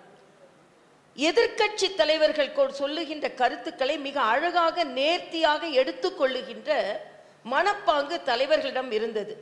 இப்போ நான் ஒரு ஜோக் படித்தேன். ஏன் இந்த தலைவர் எல்லாருக்கும் விவாகரத்தை ரெக்கமெண்ட் பண்ணிட்டே போறாரு அப்படின்னா, இல்ல எதிர்கட்சி தலைவரால் இவங்க கல்யாணம்லாம் நடந்துதான், அதனால விவாகரத்துக்கு இவர் ரெக்கமெண்ட் பண்ணிட்டு போறாரு அப்படின்னு. ஆனா இந்த காலத்துல, அந்த காலத்துல நான் படித்ததுண்டு, மரியாதைக்குரிய காமராஜர் அவர்களை அமெரிக்க அதிபர் பார்க்க வேண்டும் என்று சொல்கிறார். காமராஜர் சொல்கிறார்கள், நான் அமெரிக்க அதிபரை பார்க்க மாட்டேன்னு. எல்லாருக்கும் ஒரே ஆச்சரியம். ஏனென்றால் இந்த உலகத்திலேயே உயர்ந்த பணக்கார நாடான அமெரிக்காவின் அதிபர் பார்க்க வேண்டும் என்று சொல்கிறாரே, ஏன் பார்க்க மறுக்கிறார் என்று சொல்லும் பொழுது காமராஜர் சொல்கிறார், உங்களை போல பத்திரிகை சகோதரர்களை கேட்கிறாங்க, அறிஞர் அண்ணா அவரை பார்க்க வேண்டும் என்று நினைத்தார், அவர் அவரை பார்க்க மறுத்து விட்டார். ஒரு பச்சை தமிழனை பார்க்க மறுத்த ஒரு தலைவரை இந்த பச்சை தமிழன் பார்க்க மாட்டான் என்று சொல்லுங்கள். ஆனா ரெண்டு பேரும் நேர் எதிராக அரசியல் செய்து கொண்டிருப்பவர்கள். அதே மாதிரி மரியாதைக்குரிய நமது ஆசிரியர் சொன்ன மாதிரி சட்டமன்றம் சட்டமன்றமாக இல்லாமல், சண்டை மன்றமாகவும் இல்லாமல், ஆரோக்கியமான விவாத மன்றங்களாக இருந்ததை நாம் படிக்க படிக்க ஆசையாக இருக்கிறது. மரியாதைக்குரிய எங்க அப்பா கூட சட்டமன்றத்துக்கு போய்விட்டு மிக அழகான கருத்துக்களை எல்லாம் சொல்வார்கள். ஒரு முறை மரியாதைக்குரிய பொன்னம்மா அவர்களை பற்றி சொல்லும் பொழுது, மேல் சபை என்று சொல்லிக் கொண்டிருக்கிறார்கள் காங்கிரஸ்காரர்கள். ஆனால் இது ஃபீமேல் சபையாக நாங்கள் ஆக்கி இருக்கிறோம், ஏனென்றால் மரியாதைக்குரிய பொன்னம்மா அவர்கள் அங்கே போயிருக்கிறார்கள் என்று. ஆக எல்லாவற்றையுமே ஒரு சட்லா ரொம்ப அழகா எடுத்து சென்று கொண்டிருந்த ஒரு அரசியல் உலகம் இன்று பயமா இருக்கு. உண்மையிலேயே இளைஞர்களுக்கு நாம் என்ன கருத்தை சொல்ல போகிறோம் என்று மிக பயமாக இருக்கிறது. நான் தொலைக்காட்சி விவாதங்களை பார்க்கிறேன். ஒரு போருக்கு போற மாதிரி, சண்டை போடுற மாதிரி டென்ஷன் ஆகி அப்படி சொல்கிறார்கள், அப்படி விவாதிக்கிறார்கள். இந்த நிலை மாற வேண்டும். இதற்கு பல காரணங்கள் இருக்கலாம். ஏன்னா விவாதங்கள் இன்னும் போக போகுது, அதில் இன்னும் பல காரணங்களை சொல்லலாம். ஒன்று, நாம் மக்களை திருப்திப்படுத்துவதற்கு பதிலாக தலைவர்களை திருப்திப்படுத்த வேண்டும் என்று பேசிக்கொண்டிருக்கிறோம். இன்னொன்று, அண்ணன் சொன்ன மாதிரி மீடியா மாதிரி சோசியல் மீடியா அதை விட ஒரு அபாயகரமான ஒரு கட்டத்தை நெருங்கி கொண்டிருக்கிறது. எனக்கு மிக்க வருத்தமாக இருக்கிறது. சோசியல் மீடியால பயன்படுத்துகின்ற வார்த்தைகள், தங்கள் தலைவர்கள் மிக விருப்பமாக அதை பார்ப்பார்கள் என்று நினைத்தவர்கள் சொல்லும் வார்த்தைகள் மிக கவலையாக இருக்கிறது. இன்னொன்று, டிபேட்லாம் மேட்ச் ஃபிக்ஸிங் மாதிரியே ஆயிடுச்சு. இதை சொல்லணும் அப்படின்னு இல்லாம எதையோ ஒன்றை சொல்லி, இன்னொன்று சென்ஸா இல்லாம சென்சேஷனல் ஆகிட்டு. நீங்க சோசியல் மீடியா சொன்னீங்களே, mister Sasikanth Senthil, you are part of the Congress social media team and in fact you are in charge of the team.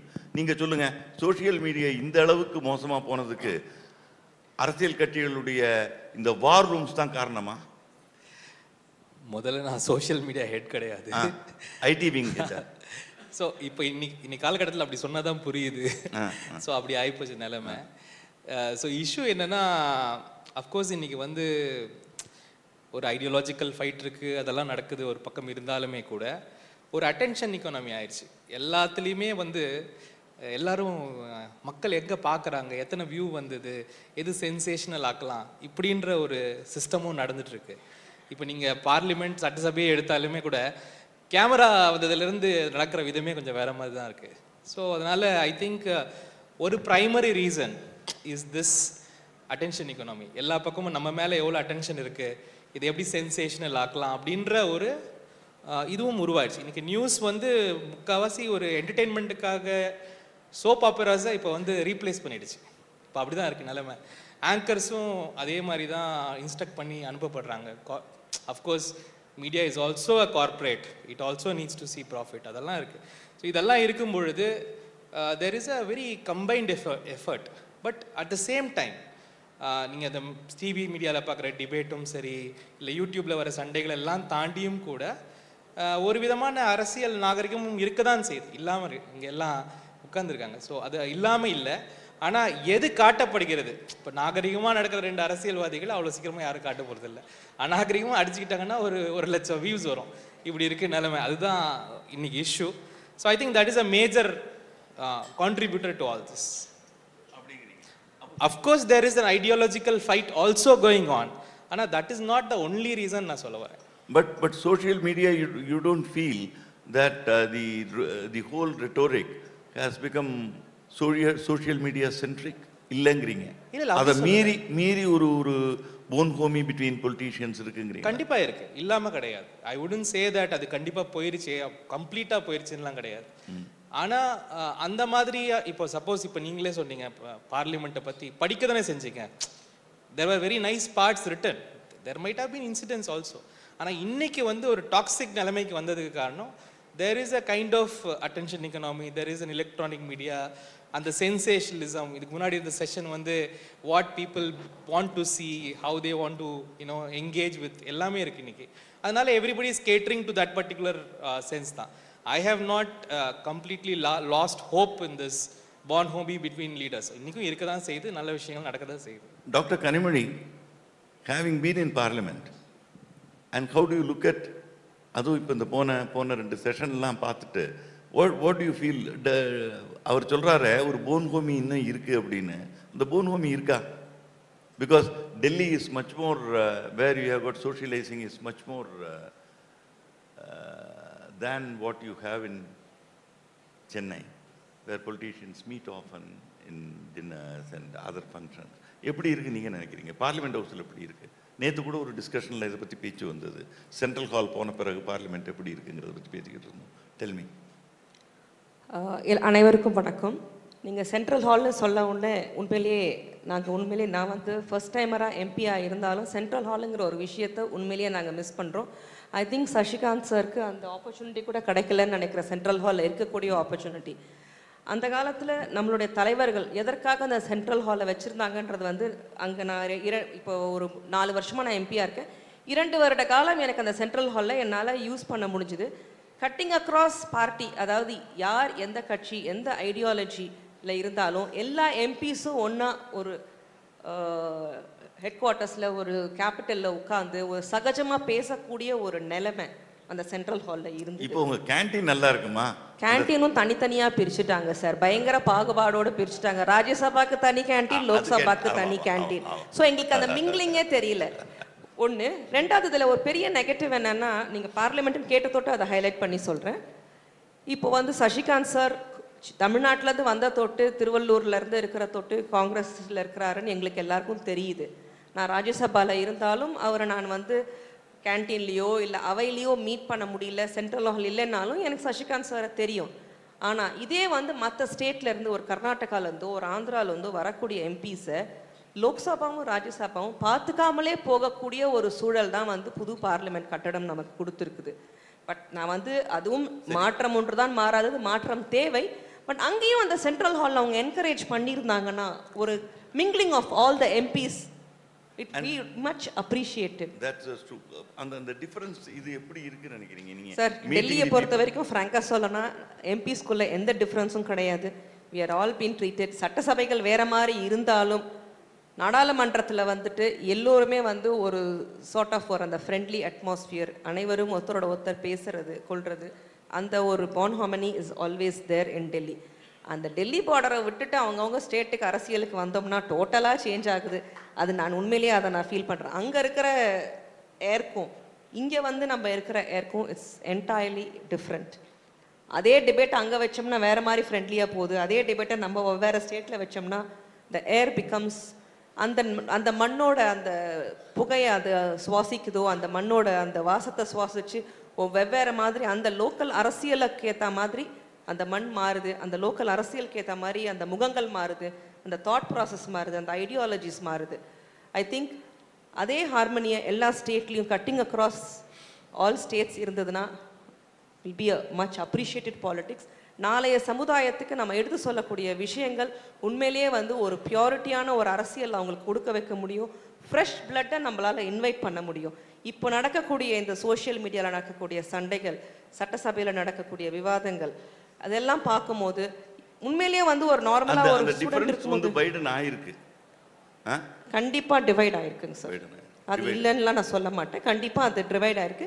நிறைய ஸ்டூடெண்ட்ஸ் வரணுமாங்கிற ஒரு யோசனைக்கு வந்துடுறாங்க. இந்த மாதிரி ஒரு பிளாட்ஃபார்முக்கு நம்ம வந்து அங்கே நம்ம வந்து இந்த மாதிரி ஒரு அசிங்கப்படணுமா, இவ்வளோ தீர்க்கரமான வார்த்தைகளை யூஸ் பண்ணணுமா? ஏன்னா த ஹேட்ரிட் ஸ்பீச் அதிகமாக இப்போ காணப்படுகிறது. ஒரு டிபேட்டில் உட்காரோம்னாலே ஒரு முந்திலாம் வந்து ஒரு டிபேட்டோ ஒரு நீங்கள் சொல்லக்கூடிய அந்த சட்டமன்ற விவாதங்களோ படிக்கிறதுக்கு இனிமையாக இருக்கும். நான் ஆஸ் அ ஸ்கூல் ஸ்டூடெண்ட் எங்கள் அப்பா எம்எல்ஏவாக இருக்கும்போது நான் சட்டமன்றத்துக்கு சென்றிருக்கிறேன். ஹெல்த்தி டிஸ்கஷனாக இருக்கும். சிஎம் இருப்பாங்க, அப்போசிஷன் லீடர் இருப்பாங்க, அவங்களுக்குள்ளே பேசிக்கொள்கிற விஷயங்களே இப்போ நீங்கள் உதாரணங்கள் சொன்னீங்கல்ல, கேட்கறதுக்கே ரொம்ப வந்து நமக்கு வந்து ஹாப்பியாக இருக்கும். அப்போல்லாம் நம்ம அரசியலுக்கு வரணும்னு தோணுனது போய் இப்போலாம் வந்துட்டு ஒரு ஹேட்ரிட் ஸ்பீச், எது எடுத்தாலும் வந்து ஒரு கோபம் கக்கிறது. ஐடியாலஜிஸ்க்கு தான் நம்ம வந்து நிற்கணுமே ஒழிய ஐடியாலஜியை சார்ந்து நம்மளுக்குள்ளே இருக்கிற அந்த டிஃப்ரென்ஸ் ஆஃப் ஒப்பீனியனை ஹியூமன் பீயிங்ஸ் கொண்டு வராங்க. மோர் தென் த ஐடியாலஜிக்கல் பேசப்படவில்லை. பேசிக்காக ஒருத்தர் ஒன்னோட ஒன்று human beings are getting harassed and getting fighted. I think அந்த debate cleansing is need of the hour. அதை தான் நம்ம நாளைய சமுதாயத்துக்கு கண்டிப்பாக சொல்லி தரணும். Gautami, you started your career with films. That is one industry where there is virtually no difference. Language is no barrier. It's only the talent. It's only your performance.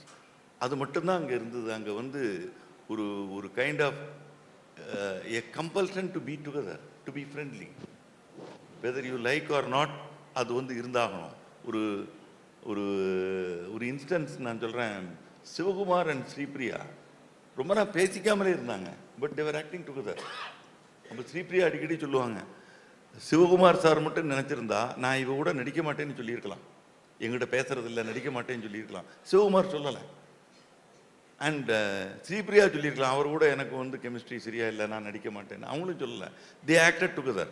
அந்த மாதிரி ஒரு டிஃபரன்ஸ் ஆஃப் ஒப்பீனியனுக்கு நடுவிலையும் they good understand each other and function as a together. அது இந்த film இண்டஸ்ட்ரியில் மட்டும்தான் அது சாத்தியமும் கூட.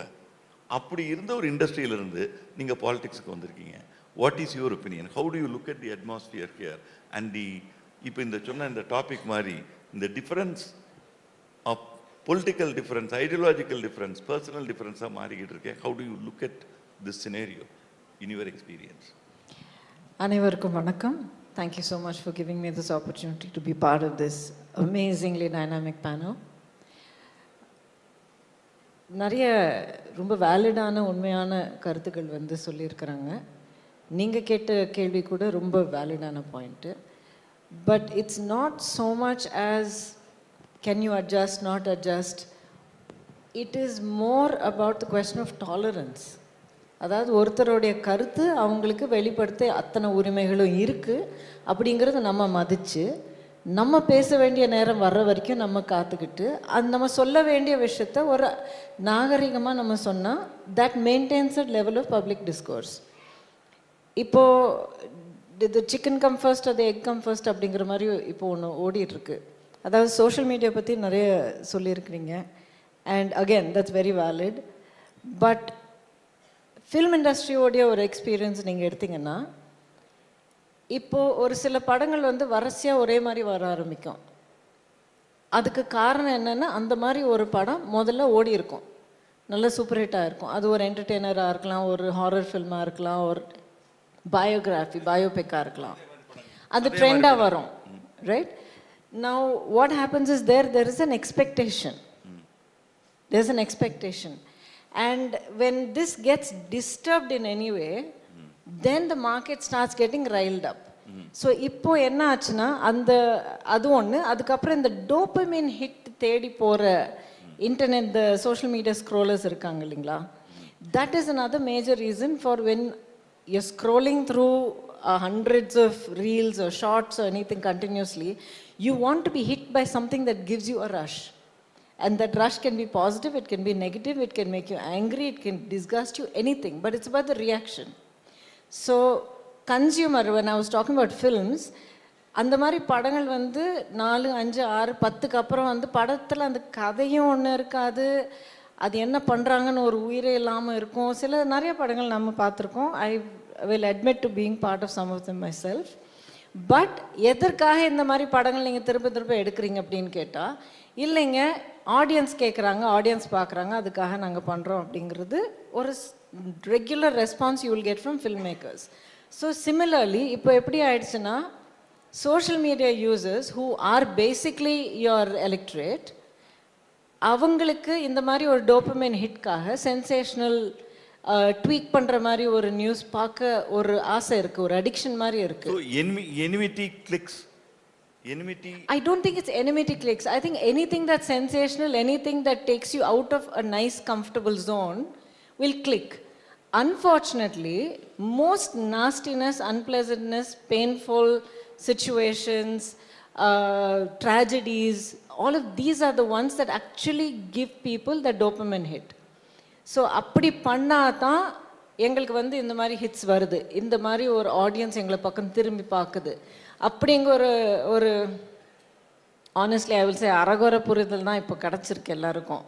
It's not as simple as saying நான் ஒரு விஷயத்தை நெகட்டிவாக தூண்டி பேசினா தான் எனக்கு வியூஸ் வரும், என்னை பற்றி பேசுவாங்க அப்படிங்கிறது மட்டும் இல்லை. You have to look at what are the implications of talking like that. ஏன்னா எந்த ஒரு ஆக்ஷனும் கூட ஒரு வேக்யூமில் நடக்காது, ஒரு ஆக்ஷனுக்கு ஒரு ரியாக்ஷன் இருக்கும்.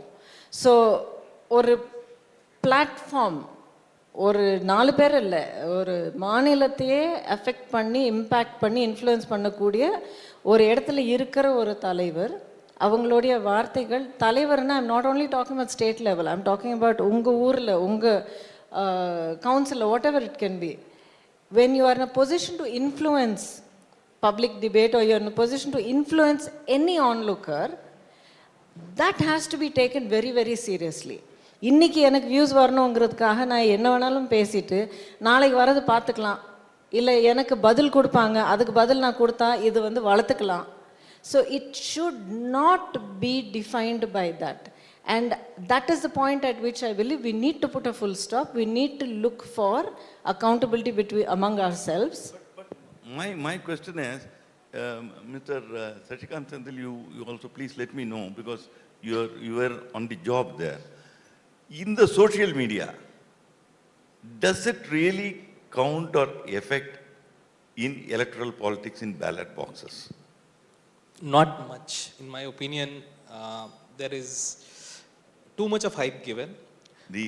It whips up a lot of heat and there is an influence, ஆனால் நம்ம நினைக்கிற அளவுக்கு இல்லை. அதாவது வந்து voting behavior is a very different ball game altogether. Larger narratives are set by agenda setting வந்து சொசைட்டியில் வந்து மீடியா தான் பண்ணுவாங்க. The only why are we concerned about media? Because it sets the agenda every day. இன்னைக்கு வந்து ஏ பற்றி பேசணுமா தமிழ்நாடு பிஏ பற்றி பேசணுமான்னு டிசைட் பண்ணுறது media. That is why it's important. அது என்ன பாயிண்ட் ஆஃப் வியூ வைக்குதுன்றது ரெண்டாவது, பட் அந்த agenda setting role is very important. Social மீடியாலையும் there is agenda set, there is narrative pushed. இப்போ இங்கே என்னன்னா இது அப்படியே ஓட்டாக கன்வெர்ட் ஆகும்னு நினைக்கிறது ரொம்ப பெரிய தப்பு. கண்டிப்பாக அது கிடையாது. ஏன்னா இன்னைக்கும் வந்து மக்கள் வந்து ரொம்ப ஸ்மார்ட்டாக இருப்பாங்க. இப்போ தமிழ்நாடு எடுத்தீங்கன்னா people are more concerned about what they get than what they hear and see. Not only that, அது ரொம்ப நம்ம அப்படி ரொம்ப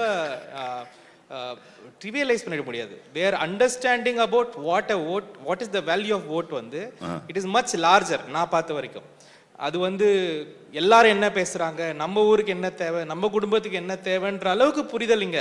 இன்ஃபேக்ட் தமிழ்நாடு வந்து ரொம்ப இதுல வந்து லீடர்னே சொல்லலாம். பாப்புலராக இருக்கிற லீடருக்கு யாருக்கும் ஓட்டு போட மாட்டோம், அப்படி கூட உண்டு இங்கே தமிழ்நாட்டில். ஸோ அந்த மாதிரி வந்து ஒரு அண்டர்ஸ்டாண்டிங் இருக்கிற ஒரு க்ரௌடு தான். ரெண்டாவது ஓட்டிங் பிஹேவியர் வந்து completely different in my opinion. ஆனால் நரேட்டிவ் செட் பண்ணுறதுல கண்டிப்பாக சோஷியல் மீடியா ஹெல்ப் பண்ண தான் செய்யுது. ஆனால் இங்கே நீங்கள் மறந்துடுற விஷயம் என்னென்னா, இதுக்கு பின்னாடி இருக்க கம்பெனிஸ், த பிக் டெக், அவங்க வந்து they earn a lot of revenue out of all this. இதில் வந்து யாருக்கு என்ன கிடைக்குதுன்றது ரெண்டாவது, கம்பெனிக்கு நிறைய காசு கிடைக்குது. அதனால் இந்த big tech they keep rotating their algorithm. இப்போது நீங்கள் நாஸ்டியாக பேசினா ஒரு மாதம் ஃபுல்லாக உங்களுக்கு வியூஸ் வரும், இன்னொரு மாதம் வியூஸே வராது. ஏன்னா அந்த மாதம் அவங்க they converted into something else. So அந்த மாதிரி we are all playing to the gallery. So we have become prisoners to these. அது ஒரு ஃபேமஸாக ஒரு டாக்குமெண்ட்ரியில் சொன்னாங்கல்ல, we are the product. எனக்கு அதில் ஒரு சின்ன டிஃப்ரென்ஸ் ஆஃப் ஒப்பீனியன் இருக்குது ரெண்டில். ஒன்று வந்து I respect honourable MPs views, but first வந்து சோஷியல் மீடியாவில் அவ்வளோ லைட்டாக எடுத்துக்கொள்கிற அளவுக்கு இல்லை. ஒரு வார் மாதிரியே நடக்குது. பர்டிகுலராக விமன் பொலிட்டீஷியன்ஸ் ஆர் பாடி ஷேம்டு. அவங்களோட ஒப்பீனியனுக்கு மேலே அவங்கள பற்றி கிரிட்டிசைஸ் பண்ணுறது மிக அதிகமாக இருக்குது. அதை நான் இங்கே சொல்லியே ஆக வேண்டும், because I am the victim for that. அதை வந்து நான் இவங்களை இது இந்தியன் எக்ஸ்பிரஸ் மாதிரி ஒரு நல்ல ஃபோரத்தில் அதுக்கு ஒரு முடிவு வரணும்னு நான் நினைக்கிறேன். I feel very sad. Even an women politician leader is criticized, the concerned party leaders are not correcting the cadres. They are allowing it. They think that our leaders are happy, so they are not looking after my words, but they are not countering my points. But they are, உங்களுக்கு தெரியாதா நீங்கள், for example நான் நீட்டில் வந்து Kanimozhi is also doctor, I am also A doctor. நாங்கள் ஒன்றும் தெரியாதா, நீ உனக்கு யார் பிச்சை போட்டா, நீ 870 மார்க், என்னோட மார்க் என்ன தெரியும், I have been an assistant professor, I have been a very. So உங்களை வந்து ஒரு லீடராக டிகிரேட் பண்ணுறதுக்காக they want to body shame you. So Kanimozhi சொன்னாங்க ஒன்று, யங்ஸ்டர்ஸ்க்கு வந்து பாலிடிக்ஸ்க்கு வரணும்னு ஆசை இருக்கணுமே தவிர ஏன் வந்தோன்னு நினைக்கிற அளவுக்கு சோஷியல் மீடியா இஸ். அதுக்கு சோஷியல் மீடியா தான் காரணமா இல்ல பொலிட்டிக்கல் அட்மாஸ்பியர் காரணமா? இல்ல, ரெண்டுமே காரணம். ஆனா அந்த காலத்துல மீட்டிங் போட்டு தான் பேச வேண்டி இருந்தது. ஆனா இந்த காலத்துல ஜஸ்ட் லைக் தட் ஒரு நிமிஷத்துல ஒருத்தங்களை வந்து டிகிரேட் பண்ணிக்கிறதுக்கு அவங்களுக்கு வாய்ப்பு இருக்கு. அப்போ என்ன நினைப்பாங்கன்னா, ஏன் இவ்வளவு சீப்பா நம்ம வந்து கீழே இறங்கி போகணுமா அப்படின்னு சொல்லிட்டு. இப்போ உதாரணத்திற்கு நான் சொல்றேன், நீங்க வந்து ஒரு பாலிட்டிஷியன், ஒரு விமன் லீடர் வந்து எமர்ஜ் ஆறாங்க, அவங்களுக்கு எந்தவித நெகட்டிவும் இல்லைன்னா அவங்கள வந்து உடனே பாடி ஷேம் பண்றது. பர்டிகுலர்லி நான் வந்து என்ன வேற யாரையும் சொல்றதுக்கு பதிலாக நான் என்னையே சொல்றேன்னு வச்சுக்கோங்களேன். ஃபர்ஸ்ட் வந்து I had a curly hair. சுருட்ட பரட்டம் தான் எழுதுவாங்க. I am MBBS doctor, MD doctor, I am gynaecologist, நான் ஒரு ஃபீட்டல் தெரபிஸ்ட், நான் ஒரு கிரேட் பொலிட்டிஷியனோட daughter. I myself very competent person. ஆனால் யாரும் அதை எழுதுறது கிடையாது. It's evident everywhere. அப்போ ஒரு senior politician, my mother used to, ஒரு பொலிட்டிஷியன் சுருட்டையில் இருக்கிறது கூட அவங்களுக்கு வாய்ப்பு இல்லாமல் ஸ்ட்ரைட்டன் பண்ண வேண்டிய காலகட்டம் வர அளவுக்கு சோஷியல் மீடியா நம்மளை ஹியூமிலியேட் பண்ணுது. நான் அடிக்கடி சொல்லுவேன், எனக்கு வந்து சோஷியல் மீடியாங்கிற ஒரு ஆஸ்பெக்ட் மட்டும் இல்லை. இப்போ தி பேசிக் திங் இஸ் இந்த difference of opinion in the political atmosphere குறைஞ்சிக்கிட்டு வருதுங்கிற இதில் social media plays a role. I don't disagree with it. But how do you look at the atmosphere, what you... That's what. Political atmosphere. Political atmosphere, it is revealed in the social media. I already told it is not... Social media and the criticism, as an actress, she would have faced much more, many 100 times more of such gossips and all these things on her. அதை தாண்டி தான் நீங்க வந்து ஆகணும். இல்ல அதான் வந்திருக்கோம், தாண்டி வந்ததுனால தான் அப்படி உட்கார்ந்துருக்கோம். இல்லைன்னா நாங்க எங்கேயோ போயிருப்போம். இவங்கெல்லாம் இப்படிலாம் எழுதிட்டு இருக்காங்க, எனக்கு இது வேலை இல்லையா, நான் ஒரு டாக்டர், அவங்க ஒரு ஆக்டர், எங்களை ஏன் இப்படி எழுதிட்டு இருக்கா? இல்ல அடிக்க எழும்பணும். அதுக்கு தான் நாங்கெல்லாம் எக்ஸாம்பிளா உட்கார்ந்துருக்கோம். ஆனா இது கண்டினியூ ஆகணுமா என்பதுதான் இதை மாதிரி ஒரு பிளாட்ஃபார்ம் நமக்கு சொல்லணும். நீ வந்து உங்களோட கருத்துக்கு எதிர்கருத்து சொல்லுங்க, பிரச்சனையே இல்லை. ஆனா உடனே தெரியாதா, நீ அப்படி அப்படின்னு சொல்லி உருவத்தை கேலி பண்றத இத மாதிரி பிளாட்ஃபார்ம்ல இன்னைக்கு நம்ம ஒரு ஃபுல் ஸ்டாப் வைக்கணும்ன்றது எனது தாழ்மையான கருத்து. எங்களை மாதிரி மன உறுதியோட எத்தனை பேர் இருப்பாங்கன்னு தெரியாது. அதே மாதிரி நிறைய பேர் தனக்கு வேகமா ஓடி வருவாங்க. இத மாதிரி ஒரு கல்லு தடுக்கணும்னா திரும்பி ஓடி போன பெண்கள் எவ்வளவு பேர் இருக்காங்க. So you want to put a stop to all these things and you want youngsters to come into politics and change this entire atmosphere. Definitely. Right? Talk ideologies, sir. Only Madam சொல்றதா, we want people to talk ideologies. We don't want body shaming. We don't want hatred politics. We don't want one-on-one clash. That is not required for the right now kind of situation. Talk your ideologies. What are you based on? நீ என்ன நாட்டுக்கு செய்யறன்னு நினைக்கிற அத சொல்லு. நீ மக்களுக்கு என்ன செய்யறன்னு நினைக்கிற அத பேசு. நான் அவன் அதெல்லாம் தேவையே கிடையாது எங்களுக்கு அரசியலுக்கு. நாளைய சமுதாயத்தை நீங்க உருவாக்க போறீங்கன்னா நீ யாரு, மக்களுக்கு என்ன செய்யற, அந்த ஒப்பீனியன் எடுத்துட்டு போய் அதை ஹெல்த்தியான ஒரு டிஸ்கஷன்ல வைங்க. அதை விட்டுட்டு one fight. We are not restless years to fight with one in a debate. TV debates இப்போ அப்படி தான் இருக்கு. ஏன்டா டிபேட்டுக்கு போறோங்கிற நிலைமைலாம் நிறைய நாட்கள் இருந்திருக்கு. ஏன்னா நம்ம இப்போலாம் நம்மலாம் டிபேட்ஸ் சூஸ் பண்ண வேண்டியதாக இருக்குது. நம்ம யாரோட உட்காந்து பேசுகிறோம், அவங்க பேசுகிறவங்க எதிர்க்க உட்கார்றவங்க எல்லாரையும் சொல்ல விரும்பலை. உண்மையிலேயே தரமோட பேசுவாங்களா இல்லை தரம் தாழ்ந்து பேசுவாங்களான்றதெல்லாம் ரொம்ப ரொம்ப யோசிக்க வேண்டியதாக இருக்குது. அதுவும் எலெக்ஷன் கிட்ட வர வர பார்த்தீங்கன்னா டிவியை திறக்கவே முடியலை. பின்னாடி போட்டுது வாயில வரதெல்லாம் பேசுவாங்க டிபேட்ல. அந்த ஆங்கரை பார்த்தா எங்களுக்கே பாவமா இருக்கும். அந்த 1 மணி நேரம் அந்த ஆங்கர் படுற பாட்டுக்கு அவங்களுக்கு எவ்வளவு பிபி சுகர் ஏறும்னு எங்களுக்கு தான் சார் தெரியும். ஸ்ட்ரெஸ்ல they are not able to control them. ஒருத்தரை தாண்டி பேசுறது, நான் சொல்றது தான் ரைட்டு, இந்த ஐடியாலஜி தான் கரெக்ட். லிசனிங், அடுத்தவங்க சொல்றதை காது கொடுத்து கேட்கணுங்கிற அந்த விஷயம் நம்ம சொசைட்டில ரொம்ப குறைஞ்சிட்டு வருது. நீங்களும் அப்படிதான் சொல்றீங்களா? நீங்களும் அதை அக்ரி பண்றீங்களா? ஆமா. But don't you think you are putting a same side goal? What we see in parliament? அல்ல அரசியல் இதுதான் பிரச்சனை. சேம் சைடு கோல் போட்டா டிஎம்கே கனிமொழிக்கு தமிழிசையன் சேம் சைடு கோல் போட்டாங்கன்னு பிரச்சனை வந்துரும். அதுதான் இப்ப எங்களுக்கு அரசியல்வாதியா, ஒரு பெண் அரசியல்வாதியா, அது எந்த கட்சியை சார்ந்தவர்களாக இருந்தாலும் பெண் அரசியல்வாதிகளுக்கு மரியாதை கொடுக்க வேண்டும் என்று கனிமொழியும் பேசலாம், கௌதமியும் பேசலாம், தம்பி அவங்களும் பேசலாம். ஆனா பெண்களுக்கு கொடுக்க வேண்டிய மரியாதை கொடுத்தே ஆக வேண்டும். ஏனென்றால் அதிக பெண்கள் அரசியலுக்கு வர வேண்டும். அதற்கு அவர்களுக்கு நீங்க பாடி அவங்கள சாம் பண்ணுங்க, ஷேம் பண்ணாதீங்க. அதான் என்னோட சாமும் பண்ண வேண்டாம், ஷேமும் பண்ண வேண்டாம். if you give the due, சாமும் பண்ண வேண்டாம், ஷேமும் பண்ண வேண்டாம். due respect கொடுங்க. charming, I am not physical charming. That talent, sir. She is talking Appreciate very well. That charm I am telling. So this is totally charming. வேண்டாம்னு சொல்ல முடியாது. Charming, the world is with charm. Let us enjoy it. But let us enjoy the politics. நம்ம ஒரு போருக்கு போற மாதிரி பயத்துட்டு politics வராம ஜெயத்தோட மகிழ்ச்சியா பாலிடிக்ஸ் பண்ணுவோம். அதுக்கு நம்ம யங்ஸ்டர்ஸ் முன்னால் வரணும். நான் இன்னொன்னு இங்க அப்பீல் பண்ணிக்கிறேன். அதிகமான இளைஞர்கள் அரசியலுக்கு வர வேண்டும். குறிப்பா பெண்கள் இன்னும் அதிகமா வர வேண்டும். ஒரு கை பாத்திரலான்னு நம்மளை ஷேம் பண்றவங்கள நிச்சயமாக அவர்களுக்கு எதிர்த்து போராடுவோம். ஆனா எதிர்கருத்தையும் நாகரிகமாக பதிவு செய்வோம் என்பதை மறுபடியும் நான் தெரிவித்துக் கொள்கிறேன். So just to kind of close the loop and bring it back நம்ம டாபிக் ஓட இதுக்கு, as I said, social media அப்படிங்கிறது ஒரு கருவி மட்டும்தான். அதுக்கு நம்ம ரொம்ப அதிகமான இம்பார்ட்டன்ஸ் கொடுக்க தேவையில்லை. அது நம்ம எப்படி பயன்படுத்திக்கிறோம் அப்படிங்கிறது ஒன்று, அதுக்கு நம்ம எப்படி ரியாக்ட் பண்ணுறோம் அப்படிங்கிறது இன்னொன்று, எவ்வளோ இம்பார்ட்டன்ஸ் கொடுக்குறோம் அப்படிங்கிறது that's a third thing. So as I said, finally it depends on us. இது ஒரு மைக்காக இருக்கட்டும், ஒரு மேடையாக இருக்கட்டும், ஒரு பந்தல் போட்டு ஒரு இடமா இருக்கட்டும், சோஷியல் மீடியாவில் உங்கள் ஃபோனாக இருக்கட்டும், it doesn't matter. It's all a tool to reach people. How you use it and how you moderate your debates on that will make all the difference. I'm really sorry. நீங்க அனுபவிச்ச மாதிரி I know a lot of people, men and women, நிறைய பேர் இந்த மாதிரி அனுபவிக்கிறாங்க. But I think that is the reason to say you moderate yourself, how you use it, how you use your voice. Ana social media is not the villain. Social media is a tool. It's how you use it and how you set the tone for public debate that has to come from each one of us. Adula na engage panna maten. So ungaloடைய லெவல்ல நான் engage பண்ண மாட்டேன்னா நான் பேசுகிற லெவலில் தான் நீங்கள் பேசி ஆகணும். ஸோ இந்த மாதிரி ஒரு அப்ரோச் எல்லாரும் எடுத்துக்கிட்டா அது அந்த லெவல் ஆஃப் கான்வர்சேஷன் கண்டிப்பாக அந்த அளவுக்கு வந்தே தீரும். டைம் ஆகலாம், ஆனால் வந்தே தீரும். So let's all work together to make that happen. Thank you very much. Thank you everybody, one and all. Thank you very much. If I may call upon Ms. Lakshmi Menon, CEO of the New Indian Express, to express our heartfelt thanks to all of our guests this session.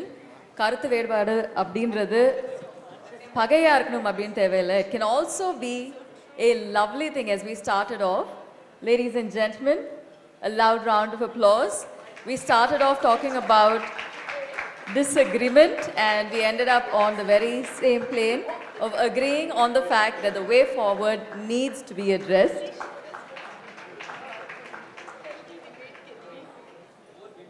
A healthy debate is what we have coming up, hopefully in the near future.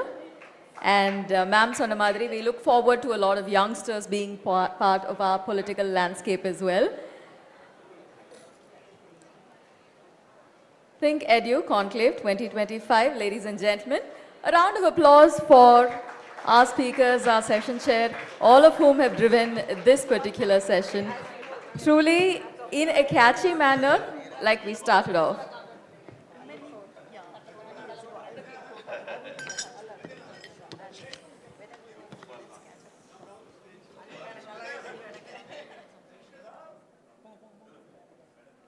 We have our stage being set for the next session. Ladies and gentlemen, it's titled Building the Future, How Telangana is Educating Its Next Generation.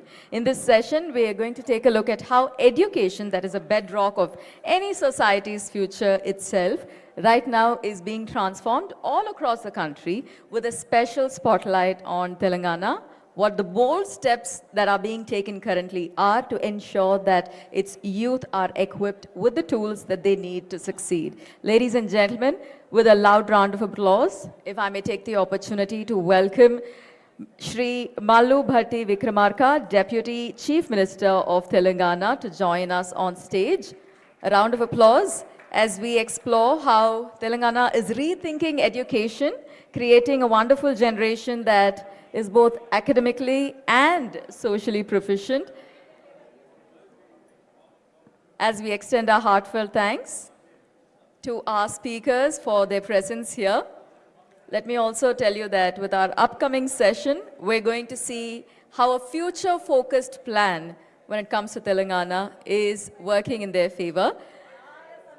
We've got a lovely session on making education more accessible, more inclusive, and creating students that are future ready.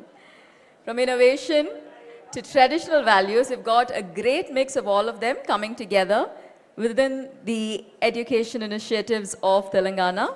We have the Honorable Deputy Chief Minister joining us on stage with a round of applause from all of us, ladies and gentlemen, for our next session. Chairing this session, it is my pleasure to invite Ms. Santwana Bhattacharya, Editor, The New Indian Express. Welcome, sir. Welcome, ma'am.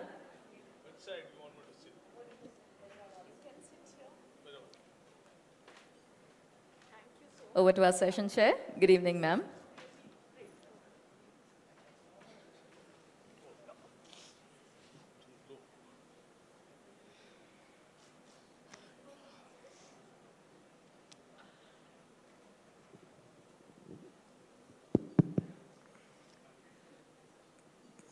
Today we have with us a quintessential grassroots politician, Mallu Bhatti Vikramarka. It's a difficult name for me to. I think everybody calls you Bhatti. Okay, if you allow me to do the same. Really a quintessential grassroots politician who has come up in life and in politics in really the hard way. He's Deputy Chief Minister of Telangana, holding many of the key portfolios, including finance. And to reach there, he nearly walked some over 13 kilometers, if I'm right, from Adilabad to Khammam. And that Padayatra was largely seen as one of the key reasons why Congress came back to power in Telangana. Yeah, People's March, as it was called. And actually, it is very fitting that he's here. It's a hard life story. He used to go to school from his village, walking miles, really, and had a worrying mother back at home. And later he went to, by the sheer dint of his merit, he went to University of Hyderabad and later joined politics. So I am told that your residential program that you have launched for students, that is largely come out of your own personal experience about wading through the water, crossing hillocks to reach your school with a worried mother waiting back home. Can you explain the concept of residential school, government residential school, and what exactly are you trying to achieve through that?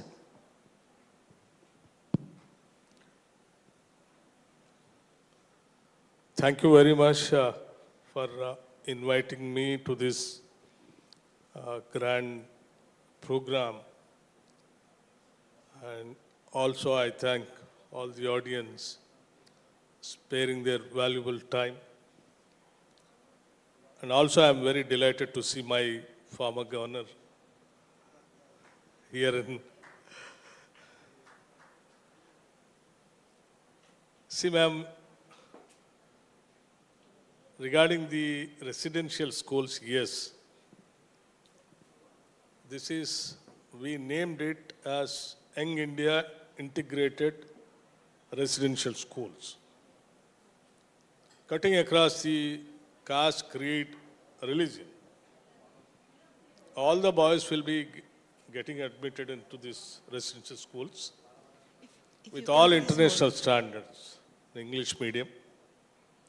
All the teachers also will be provided with a proper accommodation so that they can stay there and teach the children. With all the best of the best facilities, where all the international schools are giving to the highly affluent sections, those facilities also we wanted to give it to all the have-not children so that they can also compete with the world by all means. So free education totally, and each school is costing not less than 200 crores for us. And this is, we are planned in not less than 22, 25 acres with modern, playgrounds like cricket stadium, football ground, all indoor sports. And even we thought, my Chief Minister, Revanth Reddy Garu, while we are designing these schools, he told me one thing, we must see to that our children should not think that they are missing something. Even the entertainment also. So he made it a point to see to that there will be some, theater, open air auditorium and a theater where movies also can play for the children once in 15 days or something like that. So that no children will get a feeling that they are missing their home, and with best diet, nutritious food and proper teaching. Along with that, you are also setting up this young skill development university, right? But how does it help the underprivileged or backward students or the communities that have been traditionally at a disadvantage? Fine, ma'am. This skill university, see, if you see the Telangana, you have a good number of engineering colleges. From 2004 onwards, way back the then Congress government, first time we introduced the fees reimbursement to all these college-going children. The state, nearing about 2,500 crores every year we are paying for the on the name of school fee, college fees and all. In the process, good number of engineering colleges have come. Good number of engineering graduates are coming every year. But the multinational companies, though they are having the proper knowledge, the soft skills are missing, like, good English and all that. So those things also to be trained properly after the proper professional engineering college and all. So we thought, we will let's have a skill university, whereby the entire industry of the country, like even multinational companies also, we involved them. We made Anand Mahindra, the chairman of the Mahindra company, as the chairman of this skill university, by involving all other industrial heads to finalize the syllabus, industry-suited syllabus, and soft skills to be with 5-year course, 3-year course, and some programs also. So that no student will miss any skill. With those skills, the moment he completes his course from the skill university, he'll immediately get a job. Yeah, this is something that we are hearing. Apart from this, way back, long time back, when we were having the combined state, we are having nearing about 63 to 65 ITI centers. All these ITI centers, olden days, only some lathe missions, some locally arranged training kind of a program. But now, with this modernization, computerization, all the high-tech machinery has come. So to get a proper skilled students for them, we thought first let us upgrade all the ITI centers, advanced technology centers. There also we are spending a lot of money, and all the 65 ITI centers we converted into advanced technology centers. Yeah, that's sounds very promising, but the fact of the matter is, and this is what we are hearing in many of the other sessions, that many of the other states, universities, institutions are trying to set up soft skill centers, and that is apparently what is missing. But Hyderabad and Telangana has been seat of old universities also. You have Hyderabad University, your own Osmania University, to name a few.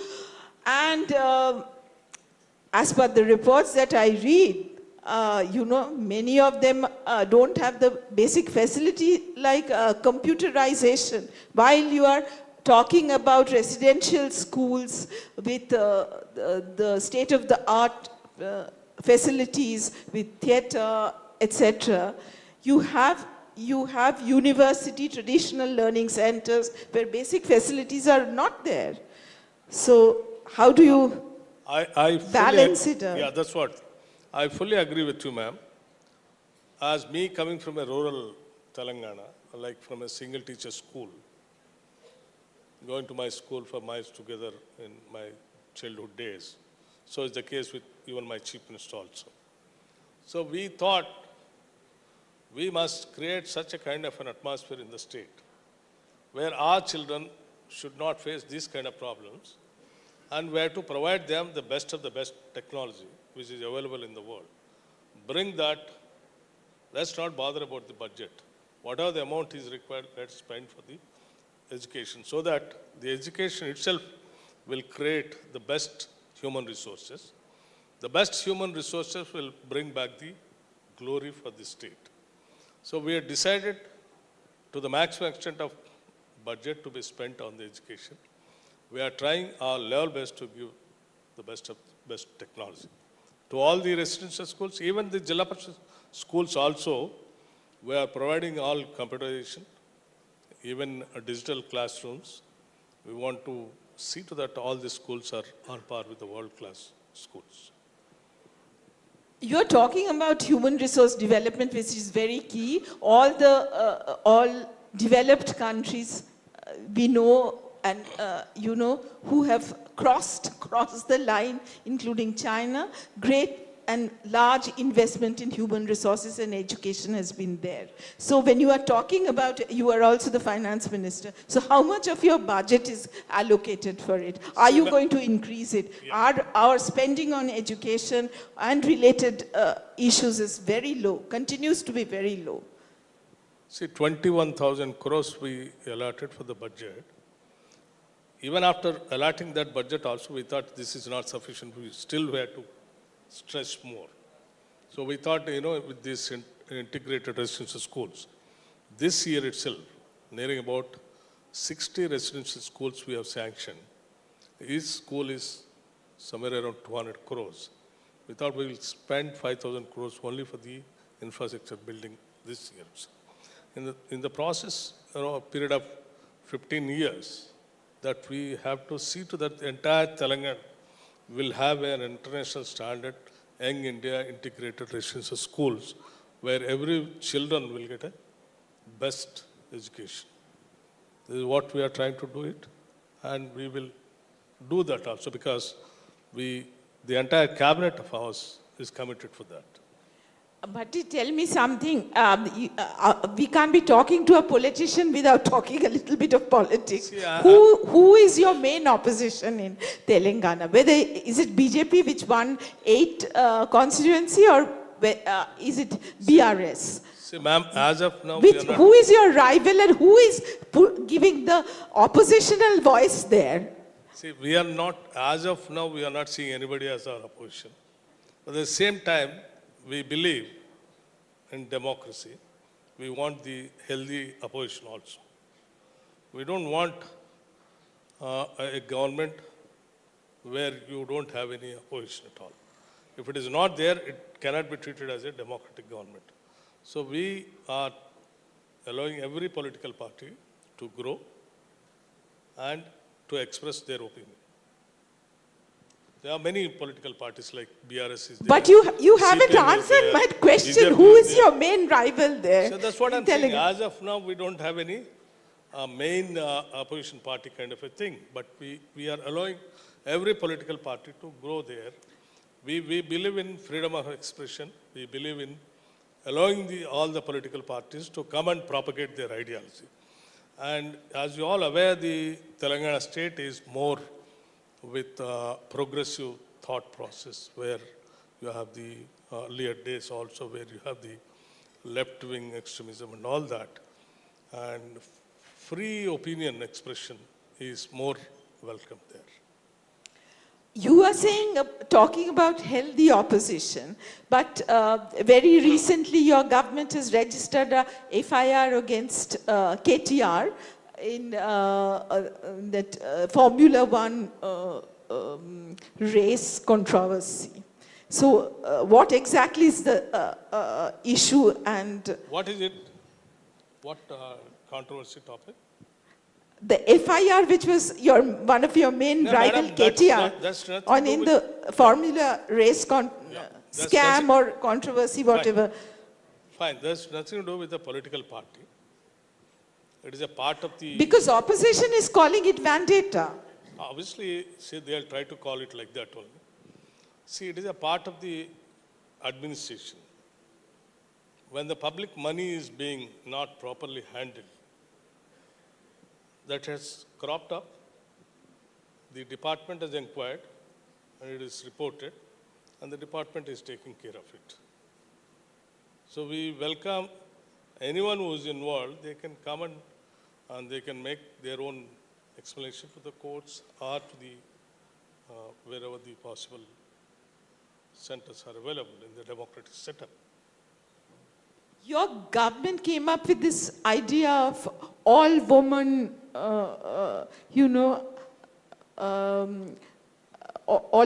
India service to monitor education, especially in the rural areas, etc. What is the big idea behind that? See, ma'am, in all the residential schools, we thought, much before, prior to us, the diet charges were very low, and even for the cosmetic charges are also very low. So then we have reviewed it, and I have increased it up to 40% at a time, and the cosmetic charges also. Because one decade, the prices are growing, but the diet charges are not examined or increased. So after increasing, we thought that these things have to be implemented properly also. So we requested all the senior bureaucrats to visit at least once in a month to all the residential schools, dine with them, possible if they are girls' residential schools, let lady officers to go and spend one night also with them. so that they can also get inspired. Along with the ministers, even ministers and legislators are also told to visit the schools. Apart from these people, even the bureaucrats are also asked to go and visit these schools so that everything is properly maintained and it is visible also. It will come out if there is anything wrong going there. They are with a good intention. Good intentions apart, but the statistics of your state is a little worrying because in terms of dropout rates, it is one of the national highest. It's almost 23 or 24% dropout. Isn't it so? So why is that? And on one hand, you have the highest per capita income. On the other, you have the highest dropout rate. How does these two things happen simultaneously? Ma'am, first of all, whatever we are calculating per capita income, you have to understand, while calculating, you are calculating poorest of the poorest man income and the richest of the richest man's income also. All put together, you are giving per capita income. The gap is going up so much. It is widening so much. One fellow is not having even a, 100 square feet house.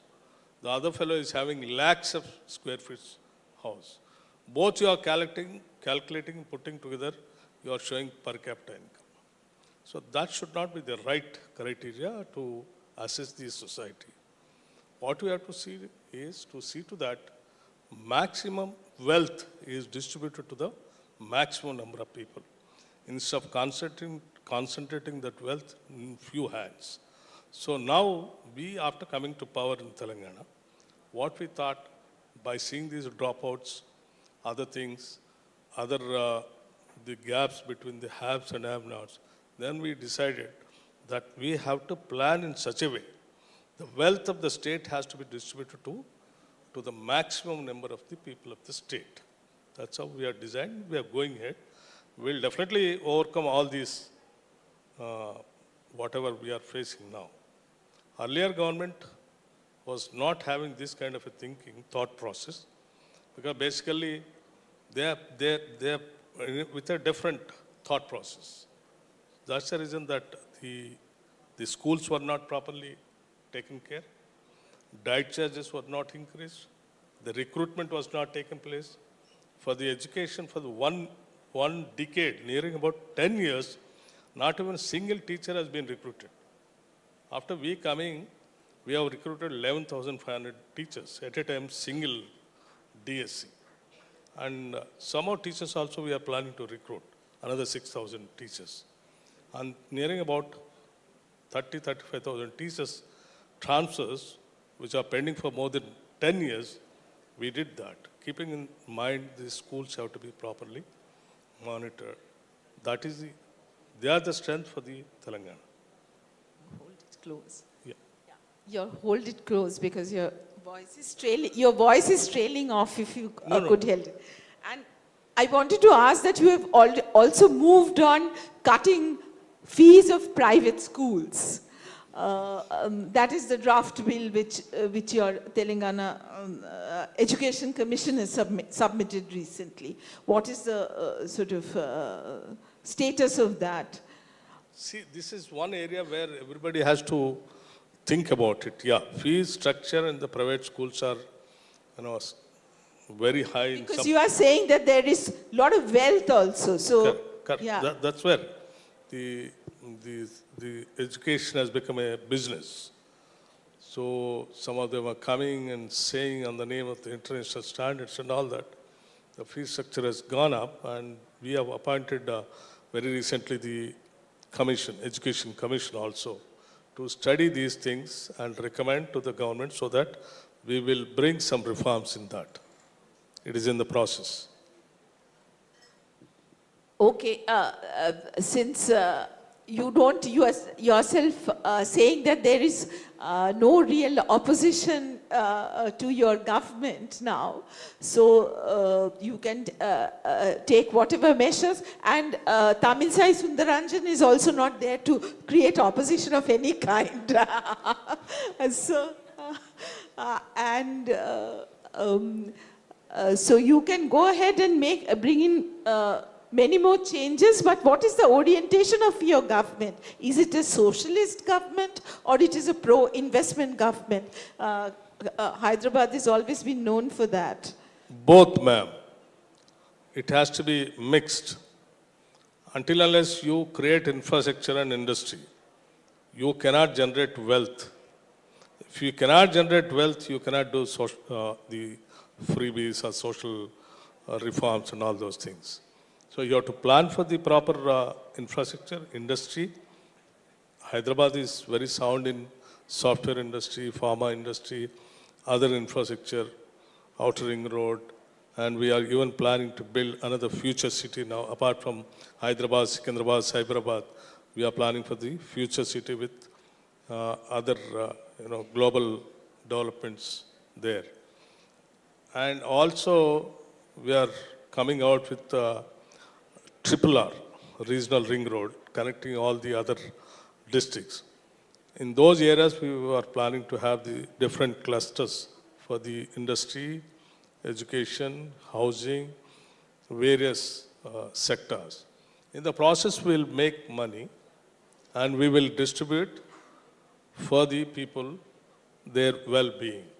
In the sense, we have a feeling that no one in the state live without a house.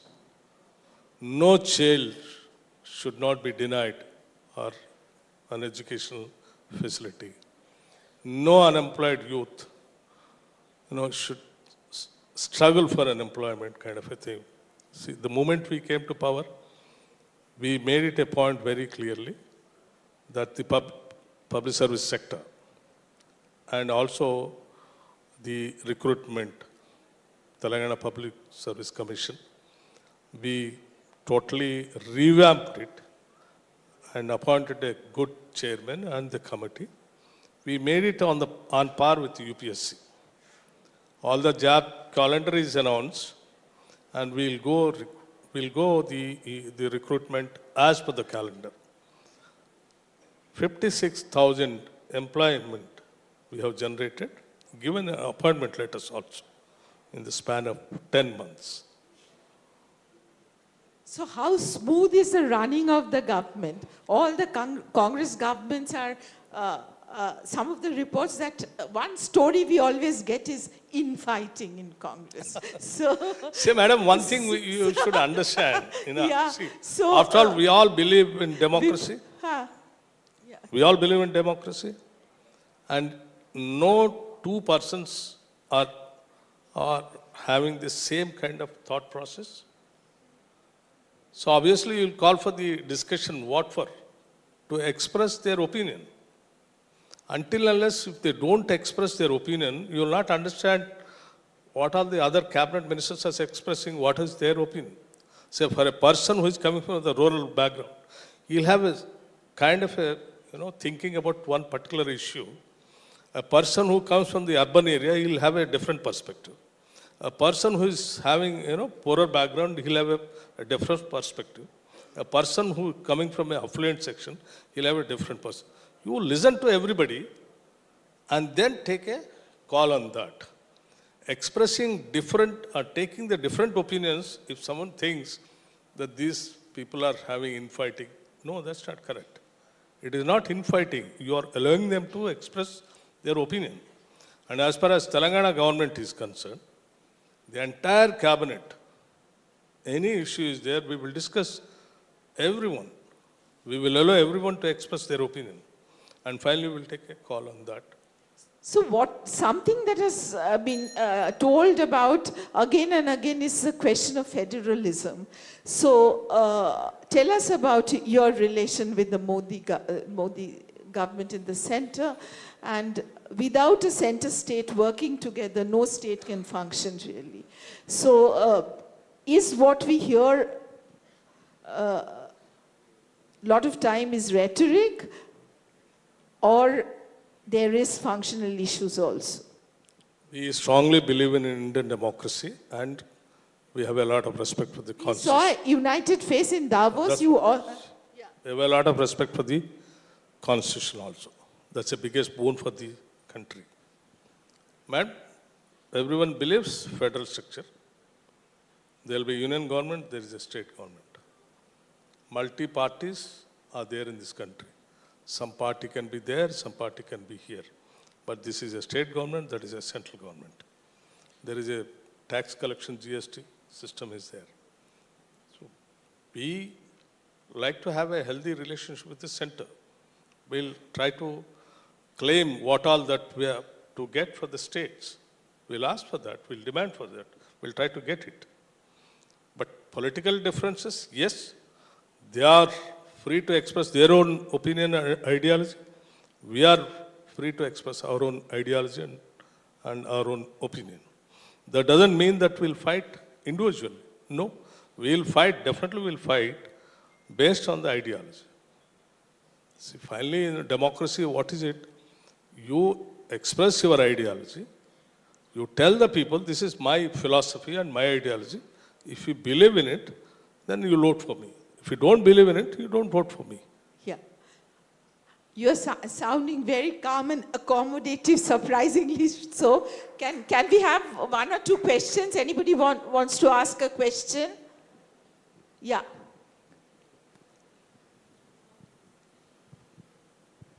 Very good evening, sir.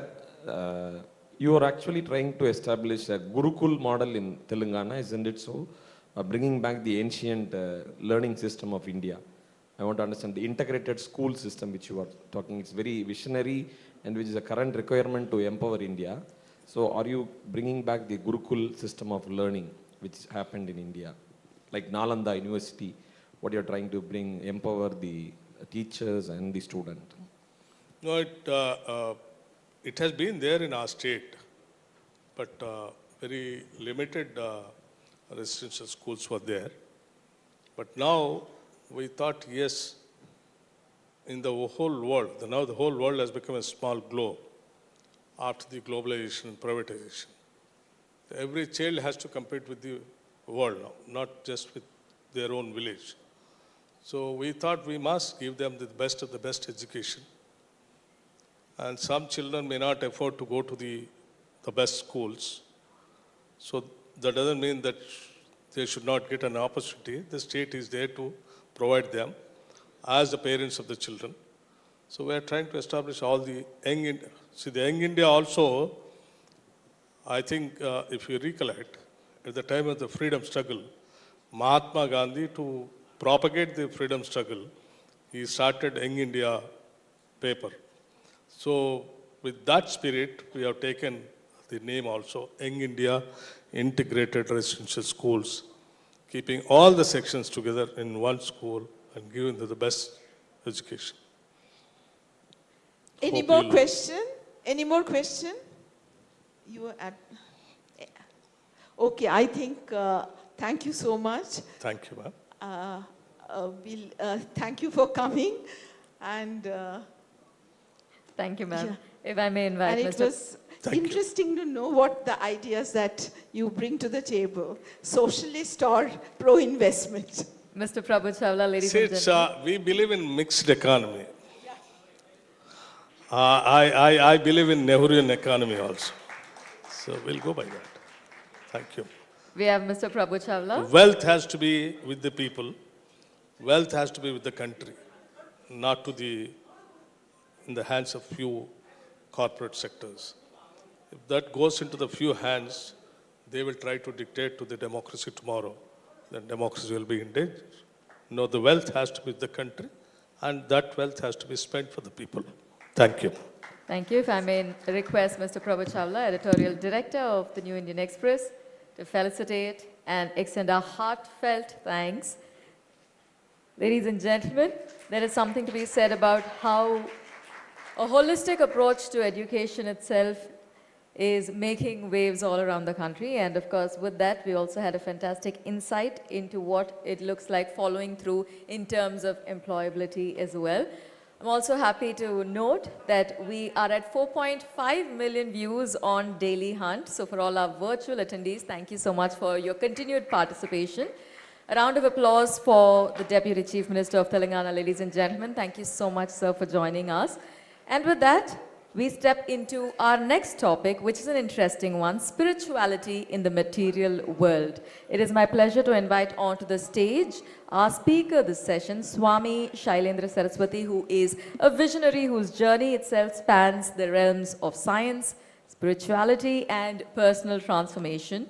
He's a former physics scholar, MBA graduate, and he discovered the power of transcendental meditation after years of introspective exploration. If I may invite Sir to join us with a round of applause. I'm also happy to welcome onto the stage our session chair, Ms. Sudha Seshayan, Director at Shastra University.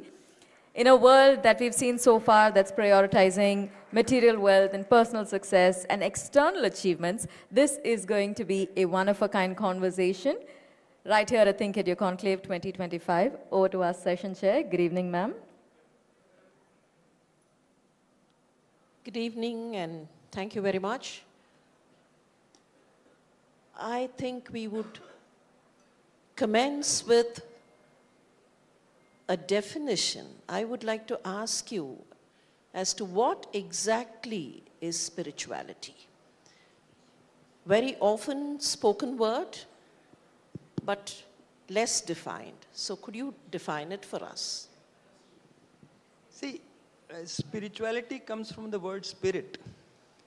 And spirit is the essence of things. Whatever, it has much more wider connotations. Like in the individual person, on the surface we have this physical body, but our sense of identity is not with the physical body, because when we were very small, a small child, it was the same I.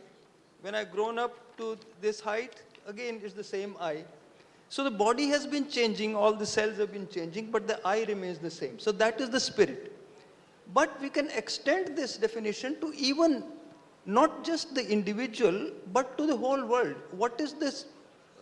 Let's take the extreme opposite, material things. No, but if you what say... What is the spirit of materialism? Yeah, if you say, if I may intervene, if you say the spirit remains the same and physically there are changes in the dimensions, would it mean that spirituality is something restricted? Would it mean a kind of a restricted emotion or a restricted feeling? How would you like to approach spirituality? What, in your view, is spirituality? See, when we say essence, that means that is what creates everything. Like when you water the root of a plant, it's the water, but then it goes into the plant and creates variety of colors. Leaves become green, flowers become more red, all that variety, but behind all that variety is some essence, the sap of the tree. So like that, in any subject or in any situation, we can find the essence of that matter. So can we say spirituality is something related to the soul if it comes to the human being? Yeah, in terms of human being, yes, it is related to the soul. Of course, we have to, this concept of soul is when we translate from Sanskrit to English, there are a lot of problems. Okay, soul is basically a word which has come from the Western civilization, but we'll call it consciousness, let's say. Okay, fine, consciousness. Yeah. Now, very often spirituality and religious, these two words are being used synonymously. Yes. Somebody is spiritually oriented or somebody is religious oriented. So these go hand in hand. Is it the same or different? Well, as it normally happens in language, the original purpose of the word, the structure of the word is something, and over time it gets used in a completely different sense. The very meaning of the word religion is that's again, and ligare, that is to join, to connect with our innermost self. That is the purpose of religion. And that is precisely what spirituality is also. But of course, nowadays the way word religion is being used is some specific dogma, and that is definitely a hindrance to spirituality. So in the present context, how do you differentiate between a spiritual person and a religious person? A spiritual person and a religious person in one aspect would be completely opposite of each other. A religious person in present context, meaning of the word Yeah, religion, in the present will world. be restricted to a dogma. Okay. I believe because my teacher has said that or my book has said that. No. It will not be an open mind. A spiritual person, on the other hand, will be a completely open person, able to get any information and absorb it. And if he has to change his opinion, then he should be free to change. So can we say openness of the mind Precisely. is a key indicator to spirituality? Yeah, it's one of the key. Okay, fine. When we talk about the mind, I have something else to ask. We find around us, there's so much of stress, especially younger individuals. And I'm a doctor, and I see people kind of resort to all kinds of activities to get relieved of stress. Yes. Now, this word is the byword today. And how do you think spirituality or being spiritual would help in relieving stress? Yeah. See, basically, this stress, the cause of this stress is, again, disconnection from our innermost self. You know? Because what we try to imitate others. Everybody has been born as an individual, and we have our own mission in life, which is with which we are born. And if we see someone else fulfilling his mission in life and we think that I should also do the same thing, then that does not gel with me. So does it That creates stress. comparison? Yeah, So comparison. you think comparison is the main cause for stress? Yeah, or basically depending upon the outward sources rather than, there's a definition in Sanskrit, dharmasya tattvam nihitam guhayam. What I should do, what I should not do, that should be decided by diving deep within ourselves and from where, whatever. And no two persons will get the same answer in the same situation. Even the same person will not get the same answer in different situations. So every time we have to connect to our deepest self and from there get the answer what I should do, what I should not do. Okay, fine. If you have to connect your inner self, now please tell me, for the sake of the younger generation, how do we get spirituality imbibed in our daily lives? Like if I would have to connect to my inner self, how do I do it every day? Yeah, first of all, it's very, very necessary, and also it's the easiest thing to do. Unfortunately, again, there is so much of misunderstanding about spirituality that it must be something. First of all, people think that spirituality means you have to go away from the material world. Okay. You have to renounce the world, and go some difficult path. Actually, spirituality means going back to the self. Going somewhere outside may be difficult, but coming back home cannot be difficult. It has to be the easiest thing. Now, there are so many techniques.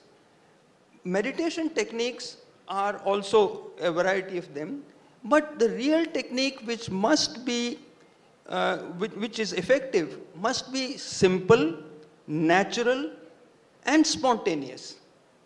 And we are teaching under the name Vedic life meditation, which is the most, after teaching meditation, we normally ask, can you think of anything easier than that? And people are not able to give any answer. So meditation would be the answer. Meditation would be the answer, proper meditation. And taken from a particular guru, or how do they get meditation into their lives? How do I get meditation? Maybe what is your recommendation? 5 minutes a day, 10 minutes a day, or how should it be done? First of all, not taking from a particular guru, anybody, taking a particular technique is important. Who imparts the technique is not important. Yeah? And as I said, again, there are misunderstandings about techniques. See, sometimes what happens is that the result of a process is misunderstood to be the cause of that process. Okay. Like people find that people who have been meditating, their mind becomes very focused on whatever they do with a very focused mind. So people started thinking that maybe we should practice focusing to get that result. But when we try to concentrate, naturally it requires effort. And when we try to concentrate during meditation, effort will be there and the mind will get tired. And with the tired mind, we will not be able to study better, we will not be able to do anything better. So, outside activity we must concentrate, but during meditation it should be a practice which does not involve any concentration. So what is your recommendation of that kind of a practice? What technique would you recommend? Yeah, I have been a student of Maharishi Mahesh Yogi, and he has taught transcendental meditation throughout the world. And there are more than 700 scientific research papers regarding this technique, which show that every area of life, whether it is health or whether it is education, whether it is intelligence quotient increasing, whether harmony in society increasing, everything is fulfilled by that. But it is not practice of concentration. Well, it takes about 1.5 hour session to give the theoretical and practical experience of it, because actually it's a experiential thing. So you cannot read it through books. Okay. One has to learn it step by step. And we have been teaching it in educational institutions, in police departments, all walks of life. So how long would one have to be meditating every day to get the benefits of it? Normally we recommend 20 minutes in the morning and 20 minutes in the evening. And this, taking a bath does not take much time, but it makes you fresh throughout the day. Like that, just diving deep, take a dip for 20 minutes, and rest of the day you do whatever you want. May I ask you, 20 minutes in the morning and 20 minutes in the evening, maybe it's easier said than done. In the sense, today, everyone is racing. They are in a competitive world and so many things to do. Many things which appear to be simple but do require a lot of time. So, an average individual does not have time for meditation. So how do we kind of mediate here, and how do we get meditation as a practice? See, first of all, we have to understand what is expenditure and what is investment. We're thinking of expenditure of time, but investment is something that if I invest 10 rupees, after some time I'll get back 20 rupees. So this 20 minutes is an investment in time. Okay. Because if you just want to be busy without business, you can do so many things. But if you want results, then this is because if your intelligence is increased, if your creativity is increased, if your health is better, then what is the Prime Minister of a country, he also has 24 hours. And a person, rickshaw puller, also has 24 hours. So that does not mean that how can you get more output from the same number of hours? That is the technique of meditation. So that kind of leads me to think it's more of time management. Time management becomes spontaneous. See, again, what happens is that we learn through meditation to again and again come back to the self. Like when we are traveling, and we come to a crossroads, then again we check the map, and then we find, okay, now I should go this. If you don't check the map, then you will travel a lot, but you will not reach the destination. Okay. So what do we really want in life? That is the map inside, deep inside. And every time, whatever we are doing, again, come back there and then find out what to do. That's where we come back again. We are in a competitive world, and there's so much of peer pressure. Even if I want to do something, I look at people around me and I'm kind of forced, okay, maybe my thinking is wrong and I would have to do something else. So how do you think spirituality or meditation would kind of wean me from that pure influence and put me on whatever right path or whatever the map says? So how do I get there? Yeah, that's right. In the beginning we were talking about stress. And this is the basic cause of stress. Because what is good for some other person, we start thinking that same thing would be good for me. But that is not the case. No, we have to find out our own calling, so to say. No. So how do we find that? That just by dharmasya tattvam nihitam guhayam, just dive deep and it is there. That is the seed out of which this tree of our body and our mind is So created. would that mean that takes me to another area if I have to dive deep? It's something kind of introspection. Would I Yes. call it introspection or meditation? Well, introspection, the connotation is that you start thinking about something. No? But meditation, basically this Vedic life meditation, is going beyond thoughts. Thoughts are nothing but waves in our consciousness. One thought comes, another goes, and like that. No? But getting to understand the water of which all these waves are, that is consciousness. Waves keep on coming and going, thoughts keep on coming and going, but consciousness remains the same. Okay. Looking at you, I'm kind of tempted to ask this question. You know, in the beginning you said spirituality and materialism on the other side, they appear to be diagonally opposite areas, and they are exactly opposite each other. Now, many times people think that they have to renounce everything to become spiritual. And we do find instances where people left their jobs, very high-paying jobs, they kind of quit a corporate position and then don the ochre robes. So looking at your ochre robes, I'm tempted to ask, like, you know, would you have to renounce everything to become spiritual? Well, yes, you have to renounce something. And what you can renounce is, like suppose someone is living in a hut and somebody builds a beautiful palace for him. And he says, please go enter the palace. So he has to renounce the hut to go to the palace. Okay. So if that is renunciation, yes, I would recommend that. But basically, spirituality is going from smaller aims in life to bigger aim in life. You know? Like in charge of a district becoming a prime minister. So he has to leave the district. He has to go to Delhi. So you're trying to say, like, spirituality will make any human being better. Absolutely. And aspiring for better things. Yes. And in these days of stress, what is the kind of advice that you would give anyone who seeks some kind of relief from the clutches of peer pressure, from the clutches of materialistic desires, and all those that go along? Well, first of all, materialistic desires are not any hindrance. It's the hindrance is the inability to fulfill those desires. If I want something, if I want to be rich, and if I know how to become rich, there's not a problem. No. So,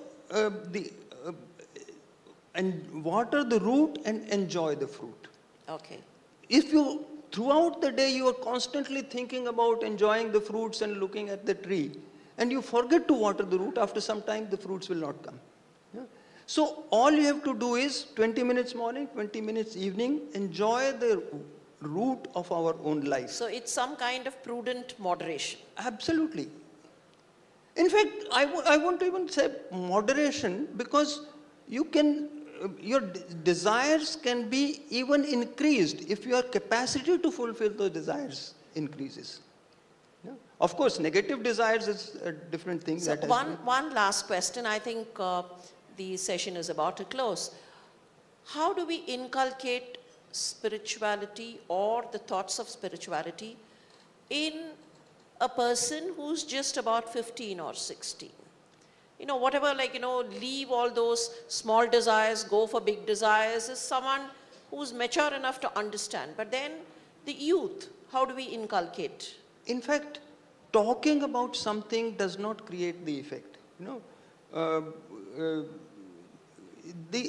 in fact, my audience, typical audience, is these kind of people. Okay. Schools, 15-year, 16-year-old students, because they are interested, they have a whole life in front of them, and they want to progress fast. And we tell them a simple technique, and we say, okay, do you want more marks in examinations? Yes.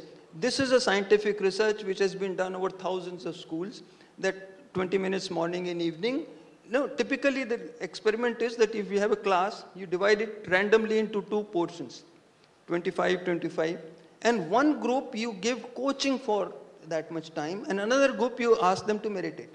And after 3 months, when the next exam is there, then the people who had been meditating, their average marks are much more than the other group. So it's being scientifically proven. Absolutely. There are 700 scientific research papers, and not just ordinary magazine, most reputed scientific journals like Harvard. The first was. But then what happens to the group that did not get into meditation? No, after 3 months, they automatically, they exchange. They also learn it. Yeah. Okay. This is just to prove something, you know. Okay. Yeah. So 20 minutes in the morning and 20 minutes 20 minutes in the evening morning, is 20 minutes evening. It will reduce your cholesterol and all the negative problems. It will increase your intelligence quotient. Not more important than IQ is creativity. IQ is only to understand what the teacher is saying. But if you have to create something from yourself, then creativity is needed. That instigates me. Just half a minute. Now, you said something about IQ. But then we have something called emotional quotient. Yes. So what is the effect of spirituality or spiritual practices on EQ? And also on top of that, there's a SQ, spiritual quotient also. So all 3 would increase. Because the source is spirituality. Next level, see, we have physical body, then thinking level, then feeling level, and the deepest is being level. If you are at the being level, then feeling and thinking automatically improve. Okay. So EQ and SQ will increase to increase IQ. Do we have the equation that way? SQ is the essence. If you have SQ, automatically EQ and IQ will increase. Okay. Thank you very much. And I suppose that's wonderful. Wonderful talking to you. Wonderful talking about spirituality and, trying to experience the feeling of what has been told. There's a saying, proof of the pudding is in eating it. Howsoever much we talk about meditation, it's the first experience within the first 10 minutes of the teaching practice. And particularly, I think we have a big educational institution here. The best would be to let the students experience it. So probably we shall recommend a session of meditation in the next edition of ThinkEdu. Thank you very much. That was wonderful. Thank you. Thank you, ma'am. Thank you, sir. If I may request Ms. Lakshmi Menon, CEO of the New Indian Express, to join us on stage as we extend our appreciation and a very heartfelt thanks to our speaker. We've had a fantastic session looking at spirituality. We started off exploring what spirituality meant, and of course, we ended up on a lovely note of exploring that in our day-to-day life. So 20 minutes in the morning and 20 minutes in the evening. Thank you so much to our session chair and our speaker. We'd love to close the session with a photo op. From the world of spirituality, ladies and gentlemen, we now step into the world of art. We look at it with a very interesting lens. The divine within being tapped out with just the power of art. Of course, I think for as far as we have kind of researched, art has always been that fantastic bridge between the physical and the spiritual. There's this wonderful window to the soul. And with our upcoming session, we get to explore that window, maybe take it further. We have two fantastic classical artists who've not only created a name for themselves all around the world, but also tapped into that divinity within themselves. Please join me as I invite Mr. Sandeep Narayan, who is a Carnatic musician who is also known for his amazingly emotive renditions. A round of applause. Welcome, sir. We're also joined by Ms. Radhe Jaggi, who is a classical dancer, someone who took up classical dancing very, very early on, and of course from there on went on to receive many awards. Both our speakers on stage are immensely accomplished, and this session, ladies and gentlemen, will be chaired by Ms. Kaveri Bamzai, senior journalist, who's going to talk us through the wonderful world of art, but also looking at it through the divine lens.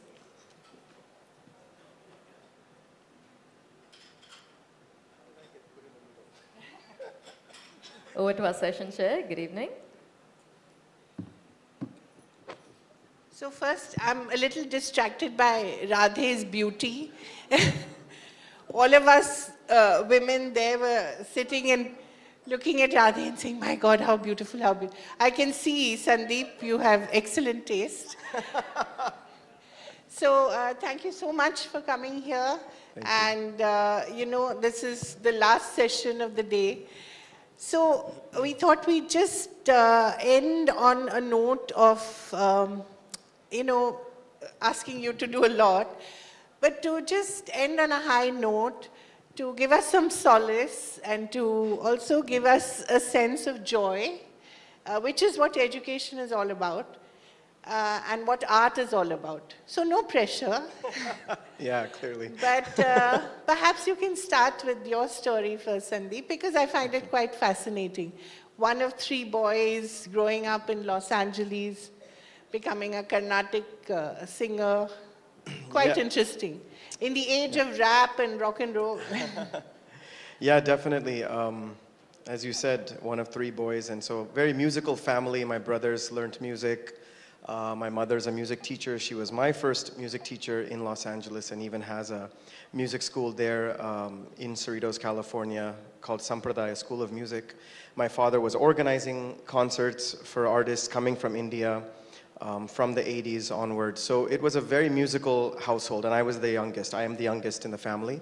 So I would see my brothers having their music classes. I would hear my mother teaching her music classes. We would have musicians staying with us, coming from Chennai all the way to the US on their tours. So I literally grew up in a very musical house, even though I was in the US, even though I was in Los Angeles. So at the age of about 4 or 4.5, I started actually learning music in a more formal way, because till then I kept hearing the classes and just started humming along and singing along with my mom's students. So then my parents thought, oh, okay, he's got some sort of interest in this. And that's not true. He used to correct the students in the class. Even though he had not learned any music, he would complain to his mother that the other students were singing it wrong. I was trying to tell the cleaner, nicer version, modest version, I guess. Yeah, stuff like that. Basically, I definitely had a strong interest, and I was taking to Carnatic music in a very, very strong way. Do you remember the earliest song your mom sang to you? I heard your mom sing. There's a Geetam. There's a Geetam that I had never learned, and my mother was teaching it, and I apparently would walk around the house and sing it. And my dad came home from work one day and said, how does he know that? Did you teach it to him? And I was like 3 or 4. That is Mandara Dara Re Moksha Murare. It's a very small Geetam that you learn as a beginner. And she said he's not ever sat in the class. He just keeps coming in and out of the room when I'm teaching the other students, or sometimes comes and sits, and I would sit in her lap. And that was it. And I just picked it up. It was somewhere, it was just kind of soaking into my brain. So that's when my parents said, okay, we should teach him. And I started learning music from my mother. But I was also a typical kid, and after a few years of learning from my mom, I also started to misbehave and be mischievous and say, I don't want to come for class, I want to go out and play. And it was kind of like when they don't ask you to come for class, I keep learning these things just by hearing. The moment they wanted me to actually come for class, then I was kind of a little bit, in the beginning it was okay, but they tell me later on I would not sit down. And so when I was 11, they saw there's some potential, but they also saw that I would refuse to sit down and learn from my mother. So my parents thought, okay, we've got to find him another teacher. Somebody maybe a little more advanced, somebody who he'll sit down and listen to and obey the instructions and go for class when there's class. We kind of went through so many options, and my parents had this, at that time, very different revolutionary idea of let's send this kid to India. So at the age of 11, I took 1 year off of school. I didn't go to school. I moved to Chennai with my mother, Madras as it was. And I just learned from one of the masters, Calcutta K.S. Krishnamurti, who was at that time one of the most senior legendary teachers and vidwans. I learned from him for about 3 years until he passed away. But that 1.5 years that I was in India at the age of 11, all I did was I learned music. I would come home and practice. Almost every evening, my mom would take me to a concert somewhere around that area in Mylapore. And so I completely immersed myself, even as a child, in that environment. That's that not changed when a you lot for met me. Radhe. Sorry? That's not when you met Radhe. No. That comes way later in the story. So that kind of, it was such a crucial moment for me though, that 1 year, because I became very serious. What a leap of faith your parents took in Absolutely. sending you and Yeah. your mom accompanying you. What did your brothers think? What were they up to? My oldest brother by that point was in university, and so he was off doing his own thing. The middle brother was in high school. He thought it was a little crazy, but okay, fine, and let it happen. And he's like, okay, cool. But definitely my parents were a little wild thinking at that time. Now it's so much more common to, relocate for 6 months or a year. At almost any age, people take their children or students in high school or college relocate for a year or two. At that time, this is 1996, I think, it was really something different, and it probably changed the course of my life. That move to India for that 1 year from there probably changed, because I got very serious about my focus on music, and I would visit India every year, at least in the summer holidays, 2 months. And then I started coming in December for the Margari music season for 2 weeks during that holiday, and started singing more concerts. And I was in college, and at that time I was learning from Sri Sanjay Subramaniam sir, and he said, what are you studying over there? Just like, why are you even going back? Cancel your return ticket and just learn music. And he would say that to me, and he was 75% serious, 25% joking, but actually 75% serious. And so he kind of planted that idea. So from there I finished my degree, of course, because my dad wouldn't let me just, stop halfway. My parents were very certain that I should have a degree to fall back on. And then from there, What is your degree in? Something which completely doesn't matter to my life now. I have a bachelor's of the arts in law and society.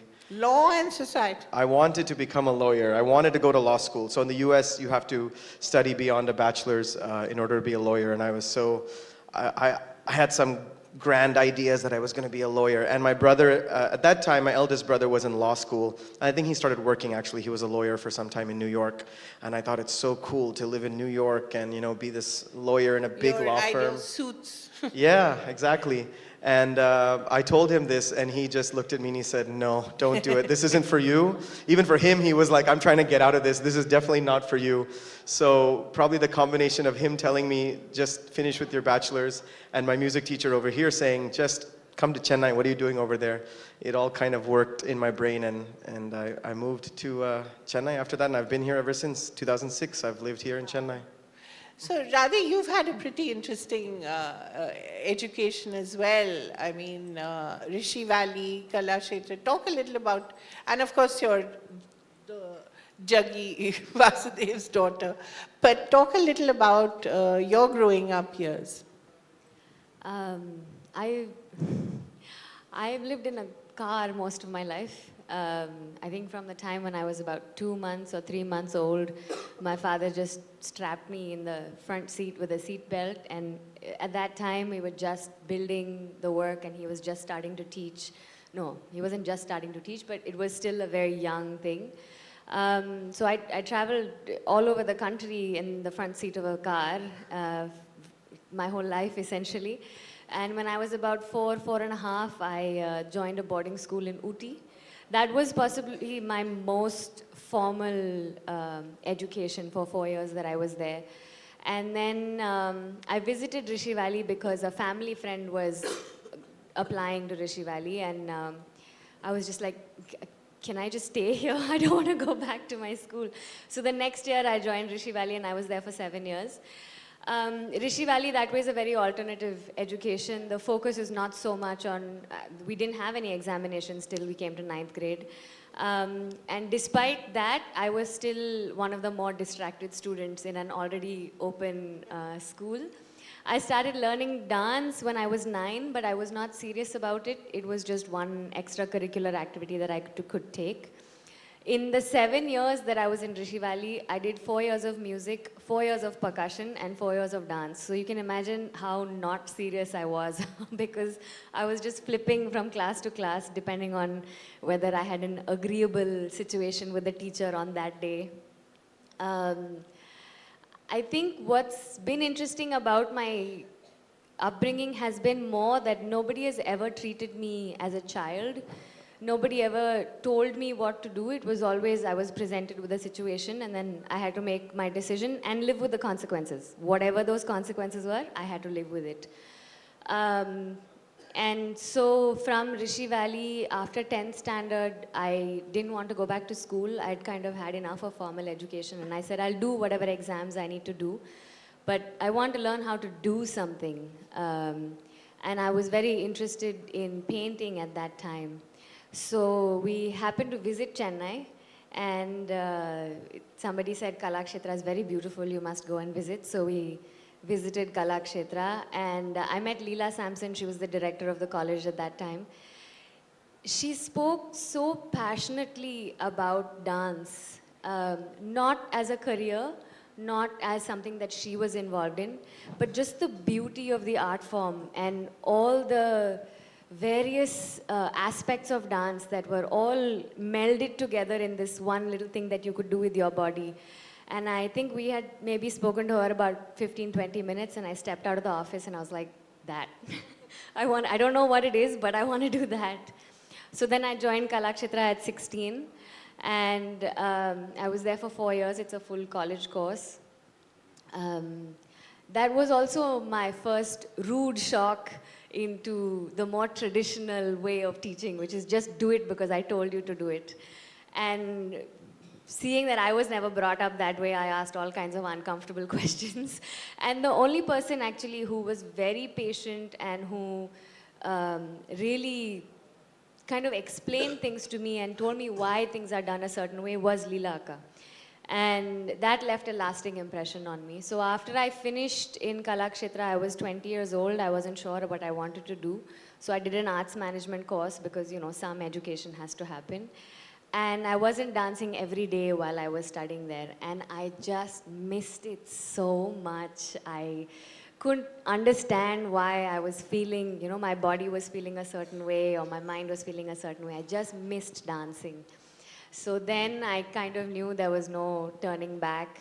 It's only an unusual story because most dancers start very young and they become very passionate about it from a young age.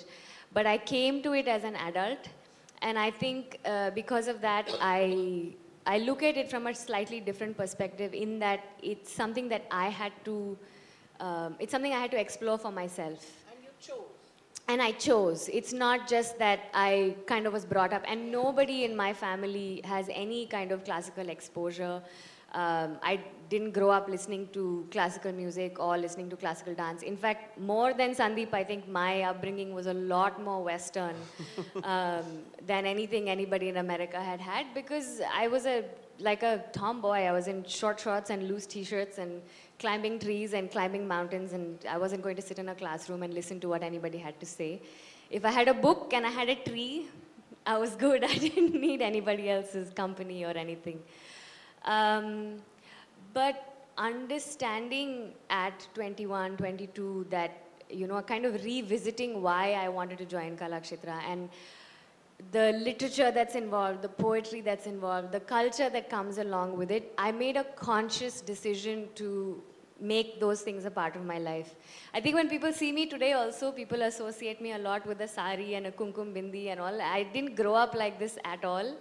I definitely chose the aspects of the culture that I wanted that really meant something to me. And it's so much a part of who I am today. I think it's unbelievable. But having said that, my mother apparently visited Kalakshetra when my father and mother had gotten married. They just happened to be there, so they went to the beach and they went to Kalakshetra. And she had said, if I ever have a daughter, I would like to send her here. But I had no clue until I was graduating and my father told me the story. So, I don't know, it feels like a big circle, but for me it was definitely an exploratory path. So when did you actually start performing? While you were at, in public? While you were at Kalakshetra or? No, just after. So when I was about 20, 21, I gave my first performance in Coimbatore and then another one in Chennai, and it's been on since then now, every so often. And when did you two meet? And where? The edited version, the version that the world can hear. We met in 2012. I mean, actually we have met before that, but we just kind of in some program we saw each other and didn't really meet. But we actually met through some friends in 2012, and then we were just, friends. It's a very small world. Classical musicians and dancers, everybody knows everybody. If you haven't met somebody, you will probably meet them in a few days. And especially around December season, you kind of just meet and mingle with everybody in some sabha or in some canteen or over some coffee. So we had a lot of common friends and actually a lot of very close common friends, and we were surprised that we didn't know each other. And yeah, we met, and then within maybe a year and a half, I was like, I'm getting married. Either you can marry me or I'll marry somebody else, but I'm getting married. Yeah, that's pretty much what she said. Did the great Jaggi have anything to say to either of you? Well, the first time Sadhguru found out about, he called me and asked me, who is this boy? I said, which boy?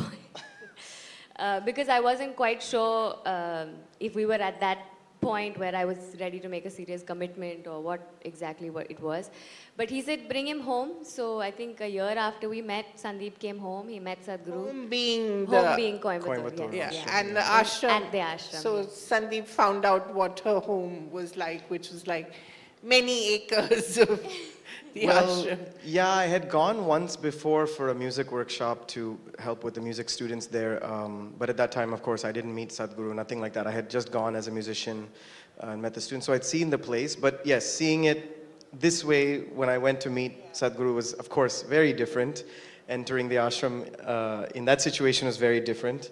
I think meeting him was fine. I grew up as a person or in a family that was not very spiritual. My parents are more religious, but I was kind of just a little bit of everything growing up in America, not too deep or passionate about anything except for my music.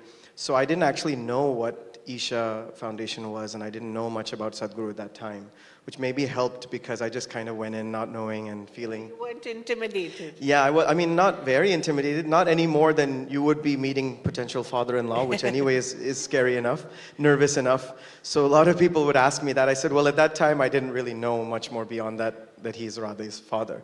So of course, there's that nervousness and little intimidation, but that was okay. And he was, of course, quite nice and welcoming and just asked us to, what are your plans? And I think I just basically kind of told him more or less I don't know and sort of pushed it off, which I think people find quite surprising. But that was, I always sort of am genuine. I didn't want to sugarcoat it or anything, but that was the truth. At that time especially, I had moved to India and I was not doing anything in my life except music. I was just, wake up, practice, go for class, go for some concert, practice again in the evening. I was practicing anywhere between 5 to 6 hours a day and go listen to a concert for 2 hours and go for class for 1 or 2 hours.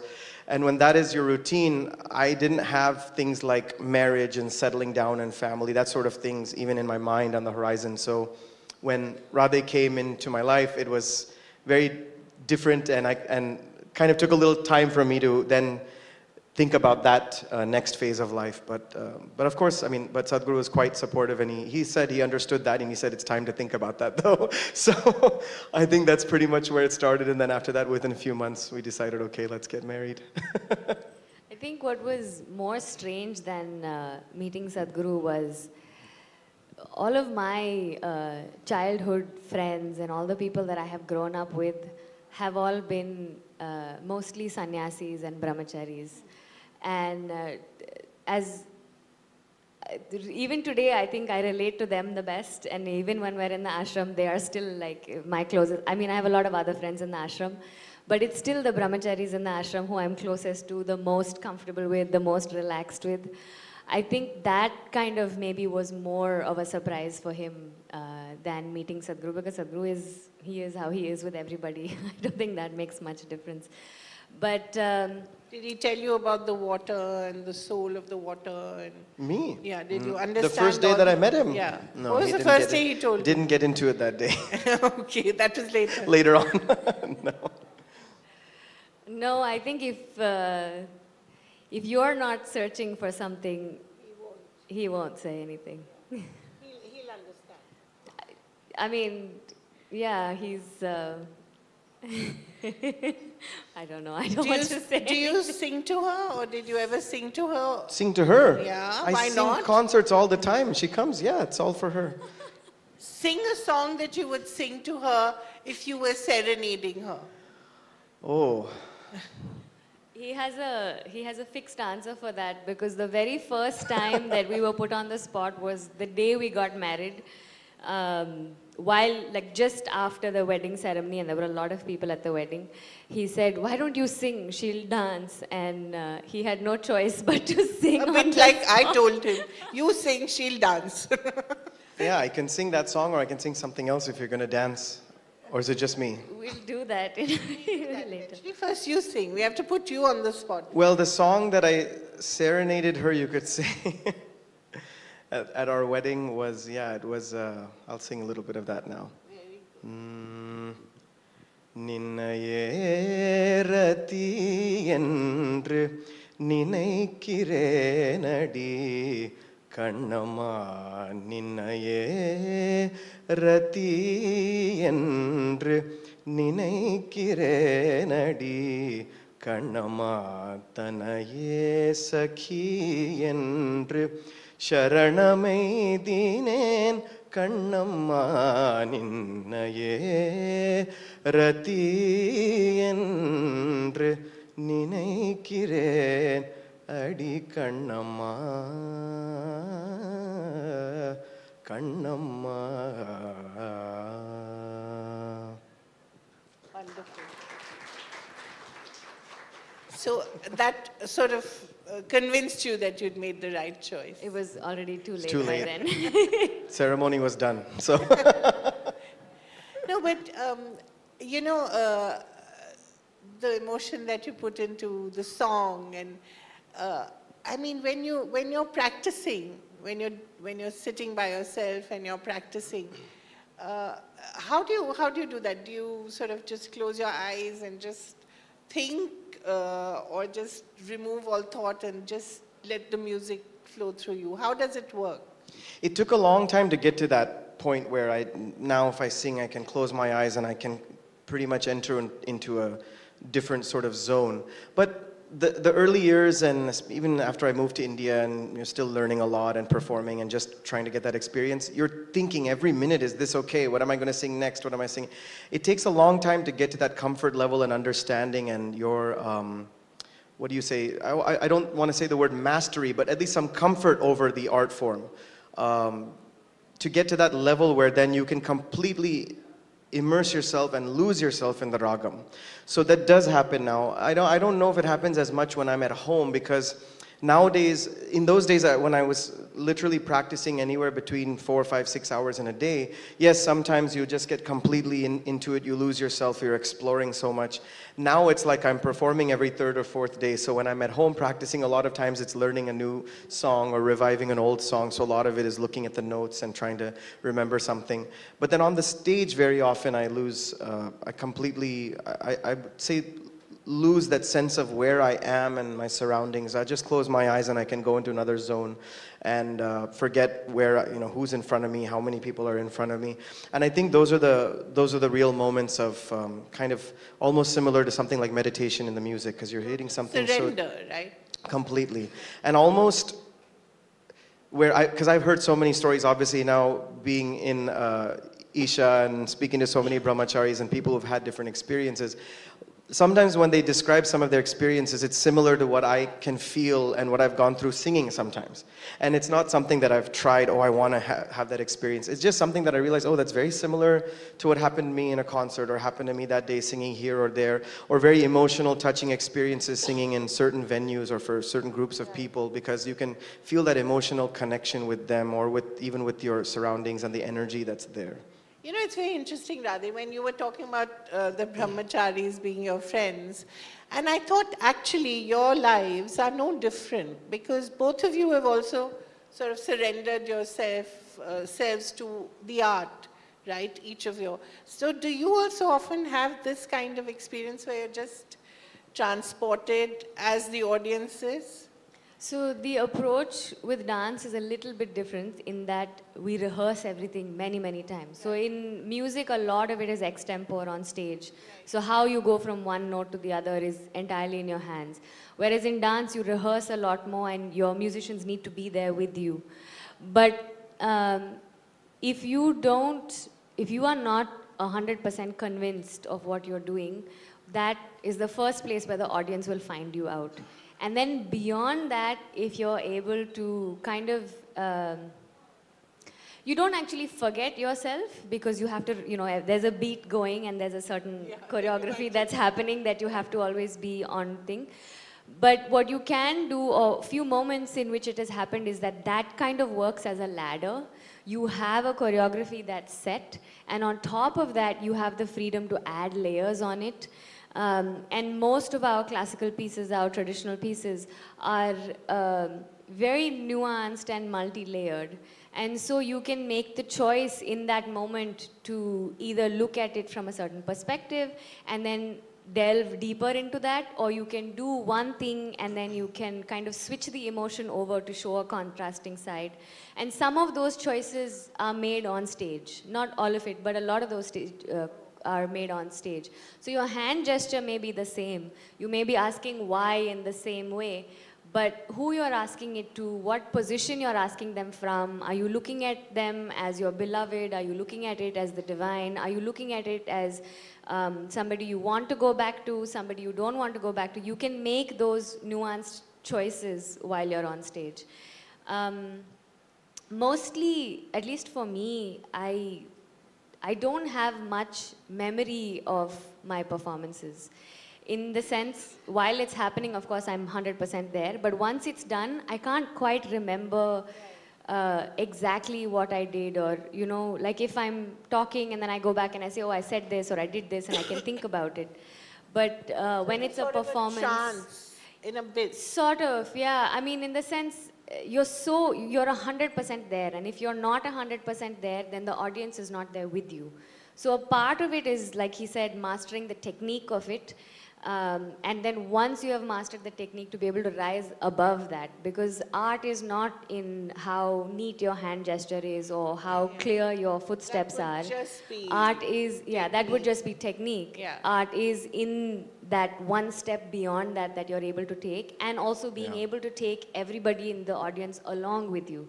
Because otherwise I might as well just dance at home and just take myself wherever I want to go. But the whole thing is that when all of you are sitting here, that I'm able to take you along with me, go through the same emotions that I am going through, and be convinced of the perspective that I am taking. And so if I'm talking to Sri Krishna and I'm saying, how dare you do this?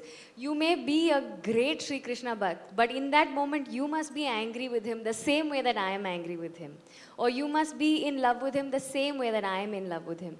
Because only then there is that kind of ethereal quality to the art form. Because otherwise it's just hands and legs moving all over the place. Do you want to show us what getting angry with Sri Krishna is like? So, because you had mentioned it to us before, the piece that I had asked him to learn a few lines about is all of these sweet and beautiful words that you're saying, enough. I've heard them before. So then she goes on to praise him, and she says, you are, of course, at the end of the day, Padmanabha, lying down, you know, in the ocean of milk and under a hooded snake. But enough of your trickery. I have heard enough words out of your mouth. And the thing about our art form is that you have this freedom with even the divine, to be friends with him, to, you know, to speak to them with such intimacy that you may not even be able to speak to your spouse with. That you can tease them, you can be angry with them, you can be friends with them. All the minor fluctuations of the heart and mind you can express to them 100%. And this is a freedom that I think we have mostly in Indian dance and music and poetry. That everything that I feel is ultimately for you, so I'll offer everything. I'll offer my anger, I'll offer my love, I'll offer my hate, I'll offer everything to you. Everything is in your feet. And whether you believe in a particular God or you don't believe in a particular God, that's not it. The point is that you have a certain intimacy with something that is larger than yourself. That you have a certain freedom with something larger than yourself. It is, it's a very private love affair that you do on a very public stage. Sandeep must be, I would be jealous as her husband. Why? I mean, it sounds such a passionate affair. But finally, I have to sing now. So. So she needs you, right?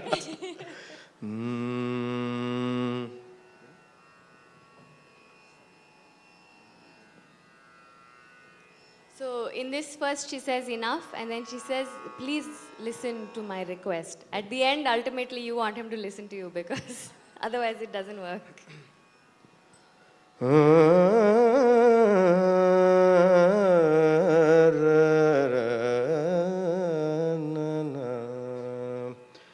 సారమైన మాటలెంతో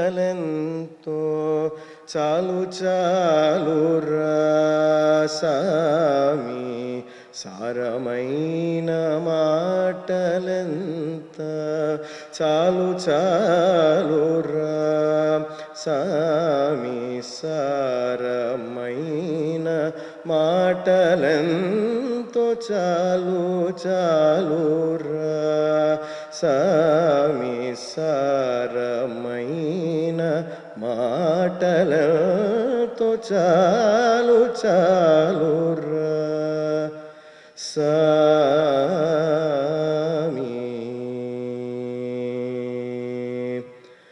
మనవి వినరాసామి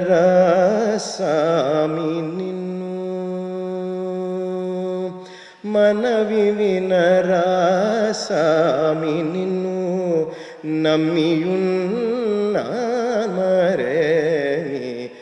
మనవి వినరాసామి నిన్ను నమ్మియున్నాను మరేని ఘనుడైన శేషునివై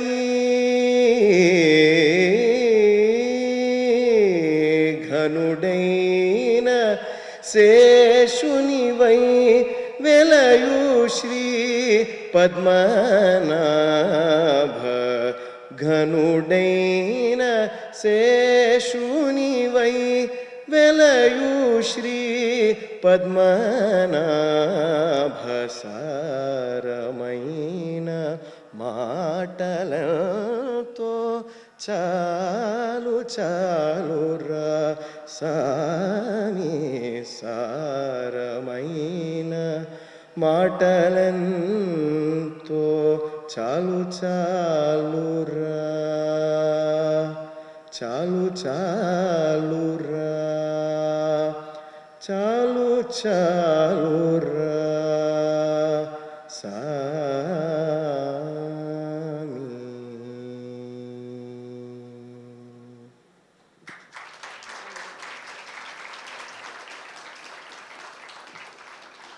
That's really wonderful. I mean, it sort of transports you, doesn't it? And I mean, how does it affect you? I wonder. You see her as a performer. She's also your spouse. Ditto with you. I mean, as artists, you're two different entities. And yet, is there an element of competition? Is there an element of... Luckily, she's a dancer and I'm a singer, so there's no competition. If we were both singers or both dancers, that might be a different story. I wonder how you dance, though. Have you tried to teach him something or no? I don't make mistakes like that in my life. She sings better than I dance. You can ask her to sing instead of asking me to dance. I wonder, as artists, is there any competition? Do you ever feel any sort of... Or even just plain, I wish I could do that.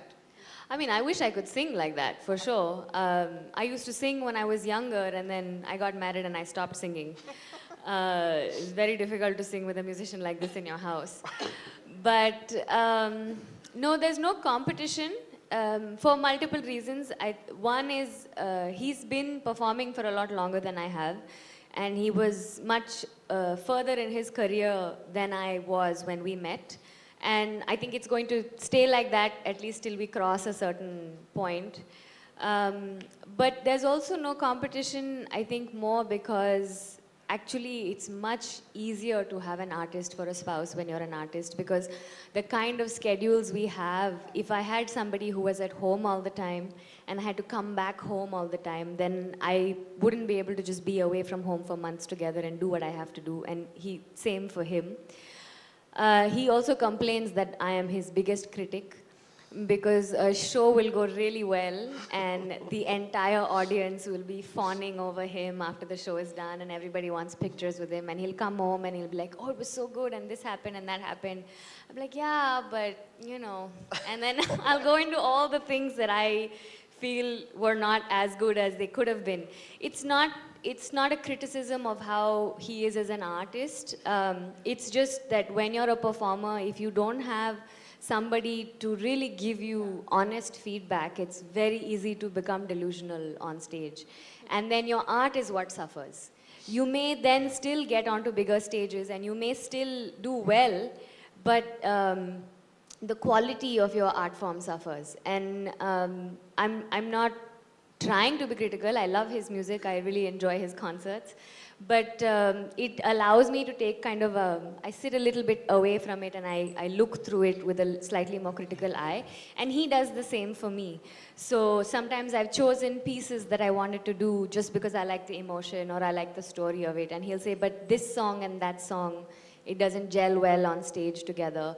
And also sometimes when I'm performing, it actually helps that my training in classical music was quite minimal, and he doesn't know that, or he didn't know that much about classical dance, because then we're really looking at it from audience perspective. Because if he doesn't understand what I'm doing on stage, or if he can't relate to something I'm doing on stage, then I know immediately that it's not working. And then it's up to me to make sure that it's changed, either the way I present it or the way it's been choreographed. Then I have to restructure it in a way that it's much more relatable to the audience. I think both sides of it's kind of a stronger feeling if we don't like it or something doesn't work and we say that, or if it really something worked, then you know that's really truthful and that I was going to say that it's not a complaint that she's my biggest critic. It's more of stating a fact. Yeah. It's just factual because that's what it is. And it's a good thing actually at the end of the day. You're a good man. Yeah, no. In fact, on the subject of competition, I would say absolutely not. In fact, we're more supportive of each other. As she said, having an artist in the house, you understand. Right. So I can understand now she's traveling a lot more, but I have gone through that. I'm still going through it, so I can completely understand it. And we just try to meet somewhere in an airport or whatever we can do. But it's exactly what she said. I would see a performance sometimes, and I'd say this piece was so good, or the program was so good, but that piece did not work. And I don't know what about it didn't work, but I'll tell her that didn't work, and she'll say, okay, I had a feeling. So things like that, we actually can give each other that honest and open feedback. And I would say that because, as she said, probably I've been performing longer and kind of going through all of those obstacles, the hurdles, the ups and downs, I sometimes tell her, don't make some of the mistakes I made, or don't do some of the things I've learned already, I've gone through it. In the dance field, it's a little different than the music field, but as much as you can, just why do you want to go through the same stupid things that I did? I can't. We're sitting in the middle of Chennai. If I start complaining about Chennai music scene and Sabas, I won't have any concerts next week. I don't want you to do. But we all know there's so many ups and downs in any field you get into. So having gone through that, I sometimes tell her, if you navigate this way, it'll be slightly easier. Why do you want to go through the same, headaches that I went through? So I think that's probably the biggest thing, which is about the management of the career path. Do you guys have performance anxiety ever? Sometimes, but I think having performance anxiety at this point in my dance is only if I'm not prepared for the show. Like if I haven't, and because our schedules are all over the place, and because at least me, I'm involved in more than just my personal career, so many different projects that I have my hands in. Such as? We have a school in Isha called Isha Samskriti. It's called Sadguru Gurukulam Samskriti, where we have students that come to us at the age of 7 or 8, and they learn only classical art forms. So they learn classical dance, classical music, a variety of instruments. They learn Kalaripayattu, they learn martial arts. They learn Sanskritam, and then they learn Siddha Ayurveda, they learn Tamil, and then they learn pure math. Oh. So they have 6 or 7 subjects that they do, and after about 4 years, then they drop 2 subjects. and then another 4 years they drop 2 more subjects, so that by the time they graduate, they are only doing 2 subjects. So I help them kind of run the school, and I run the dance department. He runs the music department. And then there are a lot of other like social work that we do. So I'm very involved in a project called Kaveri Calling, which is now under the umbrella of Save Soil. And also in the ashram itself, we have about 5,000 people who live there. And so a little bit of getting involved in those activities and making sure that some things are running smoothly. I'm not in any way, before anybody misunderstands this, I'm not in any way, shape or form in control of anything there. I'm there as a volunteer and I get instructions and I fulfill those instructions. I have to clarify that with all the media. So you're a volunteer as well? Yeah, we both volunteer. So like as she said, she's involved in more projects than I am. I'm primarily involved in Isha Samskriti. In fact, I wanted to mention, because she brought up Samskriti, you'll find one thing in common between both of us, me and Radhe, is that both of us would rather have been in the arts than in school, than in the academic school. So when I was 11, as I mentioned, I moved to India. You asked me what did everybody else think about it. But actually, everybody else was fine. The question I get asked is, how did you agree to it as an 11-year-old to move to India after growing up in America with, you know, your American friends and TV shows, music, etc., etc. For me, the biggest, the most attractive part of moving to India and learning music for 1 year is that my parents said you don't have to go to school. This is how they convinced me to do it.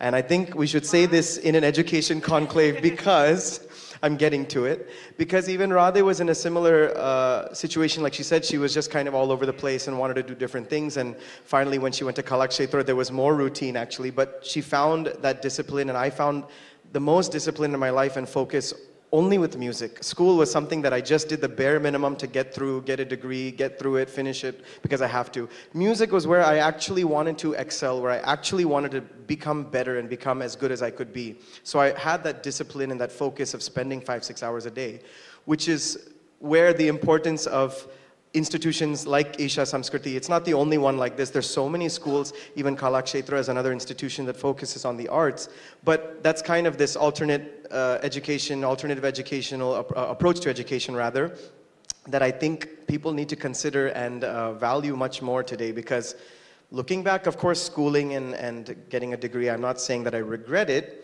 but probably I could have been here a lot sooner and doing this a bit more. And I see so many students today that I feel that, okay, like you could just push yourself more into whatever you're doing. And not just always arts, it could be sports, it could be so many things that, especially the typical Indian parent, if it doesn't fall into the engineer, the medicine or the lawyer or IT, something like that, then it's always, they're very hesitant, right? They're very scared, they're very worried.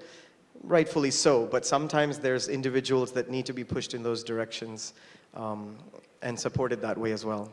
So this is not just about arts education. Like if we look at Isha Homeschool also, it's a slightly different way of teaching. They teach regular subjects. Regular means you do math and science and physics and chemistry and everything.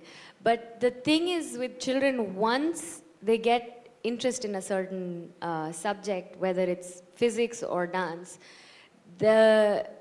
their kind of enthusiasm to learn something, once they realize that I don't know and I want to know everything about this subject, if you do 1 hour of physics and then they have to wait 2 days before the next hour of physics, by then their interest in the subject is gone. But if you have a slightly more fluid structure where the minute a child shows a certain amount of interest and a certain amount of self-discipline in a particular subject, if you can give them the time and the resources to explore that subject, I mean, they go into it and they ask the most interesting questions and they actually look at the subject with a completely different perspective than any of us who have gone through maybe a slightly more formal education. And I think that's what sparks their intelligence, that's what sparks their sense of focus, that sparks their sense of discipline.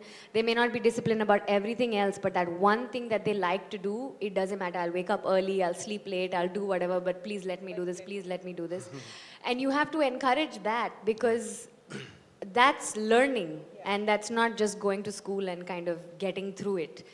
And that doesn't mean every child is going to be sparked by some magical subject, but if you expose them to enough things, then, I mean, any human being will find something that they're interested in. And I think more often than not around the world, you find that just taking a very simple example, you have a student who is more interested in, say, physics or some science or math or English, and not so interested in music or sports. The parents, the teachers, the school, they are very quick to cut out the music, cut out the other extracurriculars, and okay, that's perfectly fine, and as she said, you should support. But when it's the other way around, that a student is so into sports or music, some art form, dance, it could be anything, they don't cut out the physics and the math and the science and the English and all that stuff and give you more time. So if you're in a traditional school, you've got 1 hour of physics and 1 hour of math and 1 hour of English, and maybe if you're lucky, you have a 1 hour of music, but even all the arts programs are getting cut, in all of the schools around the world, unfortunately. So that gets cut first. You have 1 hour of everything, but when you have that interest, it's like they're ready to say, oh, I'll give you 2 hours of physics and cut the music. But they never say, I'll give you 2 hours of the music and cut the physics, which is sad. I wish that they start doing that also. You want to end by doing something more for us? Since we're very greedy people. Sure, no problem. Probably I can Both just of sing you? some. I wanted to even just touch upon this, and I'll give a quick example, and we'll end with a very small, just a bit of a song. That the power of music is not just to entertain. There is, of course, an entertainment factor, but there's this emotional connection, and it can have an impact on the people listening. You kind of asked me about the impact on me when I sing and get into a certain zone. But it can also have an impact on the people that you're performing for. And as she said, that's kind of the whole thing. You connect with the people around you. And a few of our friends have babies who they play my music, some of the songs, and they fall asleep only to those songs. And so when we take music, especially specifically Carnatic music, the power of the ragam, the power of the music, the melody can be so much, and it can go in all different directions. It can be soothing, it can be kind of energetic, and so I always say that, of course, there's a variety of compositions, and a variety of ragams, but even within one ragam, the same ragam, you can evoke so much different emotion in people. And so just to kind of show a quick example of that, and we can probably, yeah, go ahead. Just before he sings very beautifully and then all of you forget that we're here to talk. Sure. The other aspect of this is also, especially around COVID, I think a lot of people were asking this question. So many people are ill and doctors are so important, and all of these very crucial careers are so important, and people would ask, but why art? What are you going to do with dancing? What are you going to do with singing? It's not important to us when we're in a crisis situation like this. But I think anybody who has experienced art, and it's different for different people, whether it's dance or music or poetry or painting or whatever it is, and I don't mean that you have to do it, but if you've really had an experience with art, whatever it is, the question disappears. And I think it's very important that people don't look at performance as a performance that happens and then you just go to watch it for entertainment. That if you relate to it in a very deep way, the question why art just kind of disappears, because it enriches your life in really indescribable ways. I'll just sing one line. Yeah. I know we're running late, so I just wanted to show what I was talking about, the emotion.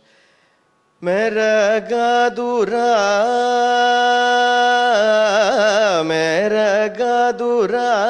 ika maha, mera gadura, ika maha, merudir shikara,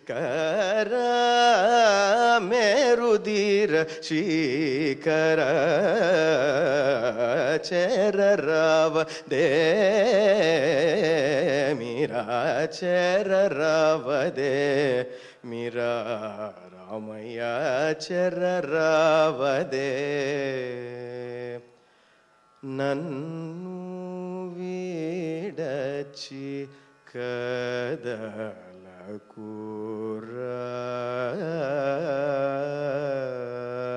ramaya rama Kodandarama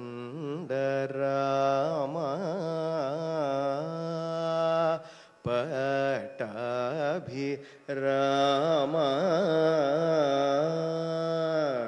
Kalyana Rama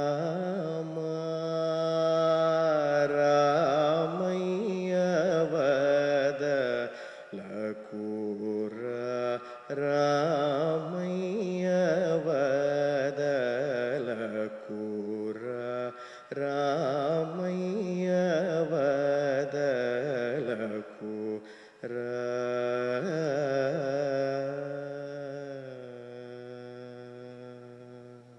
Wonderful. Thank you so much. Thank you. Thank you It so was much. wonderful.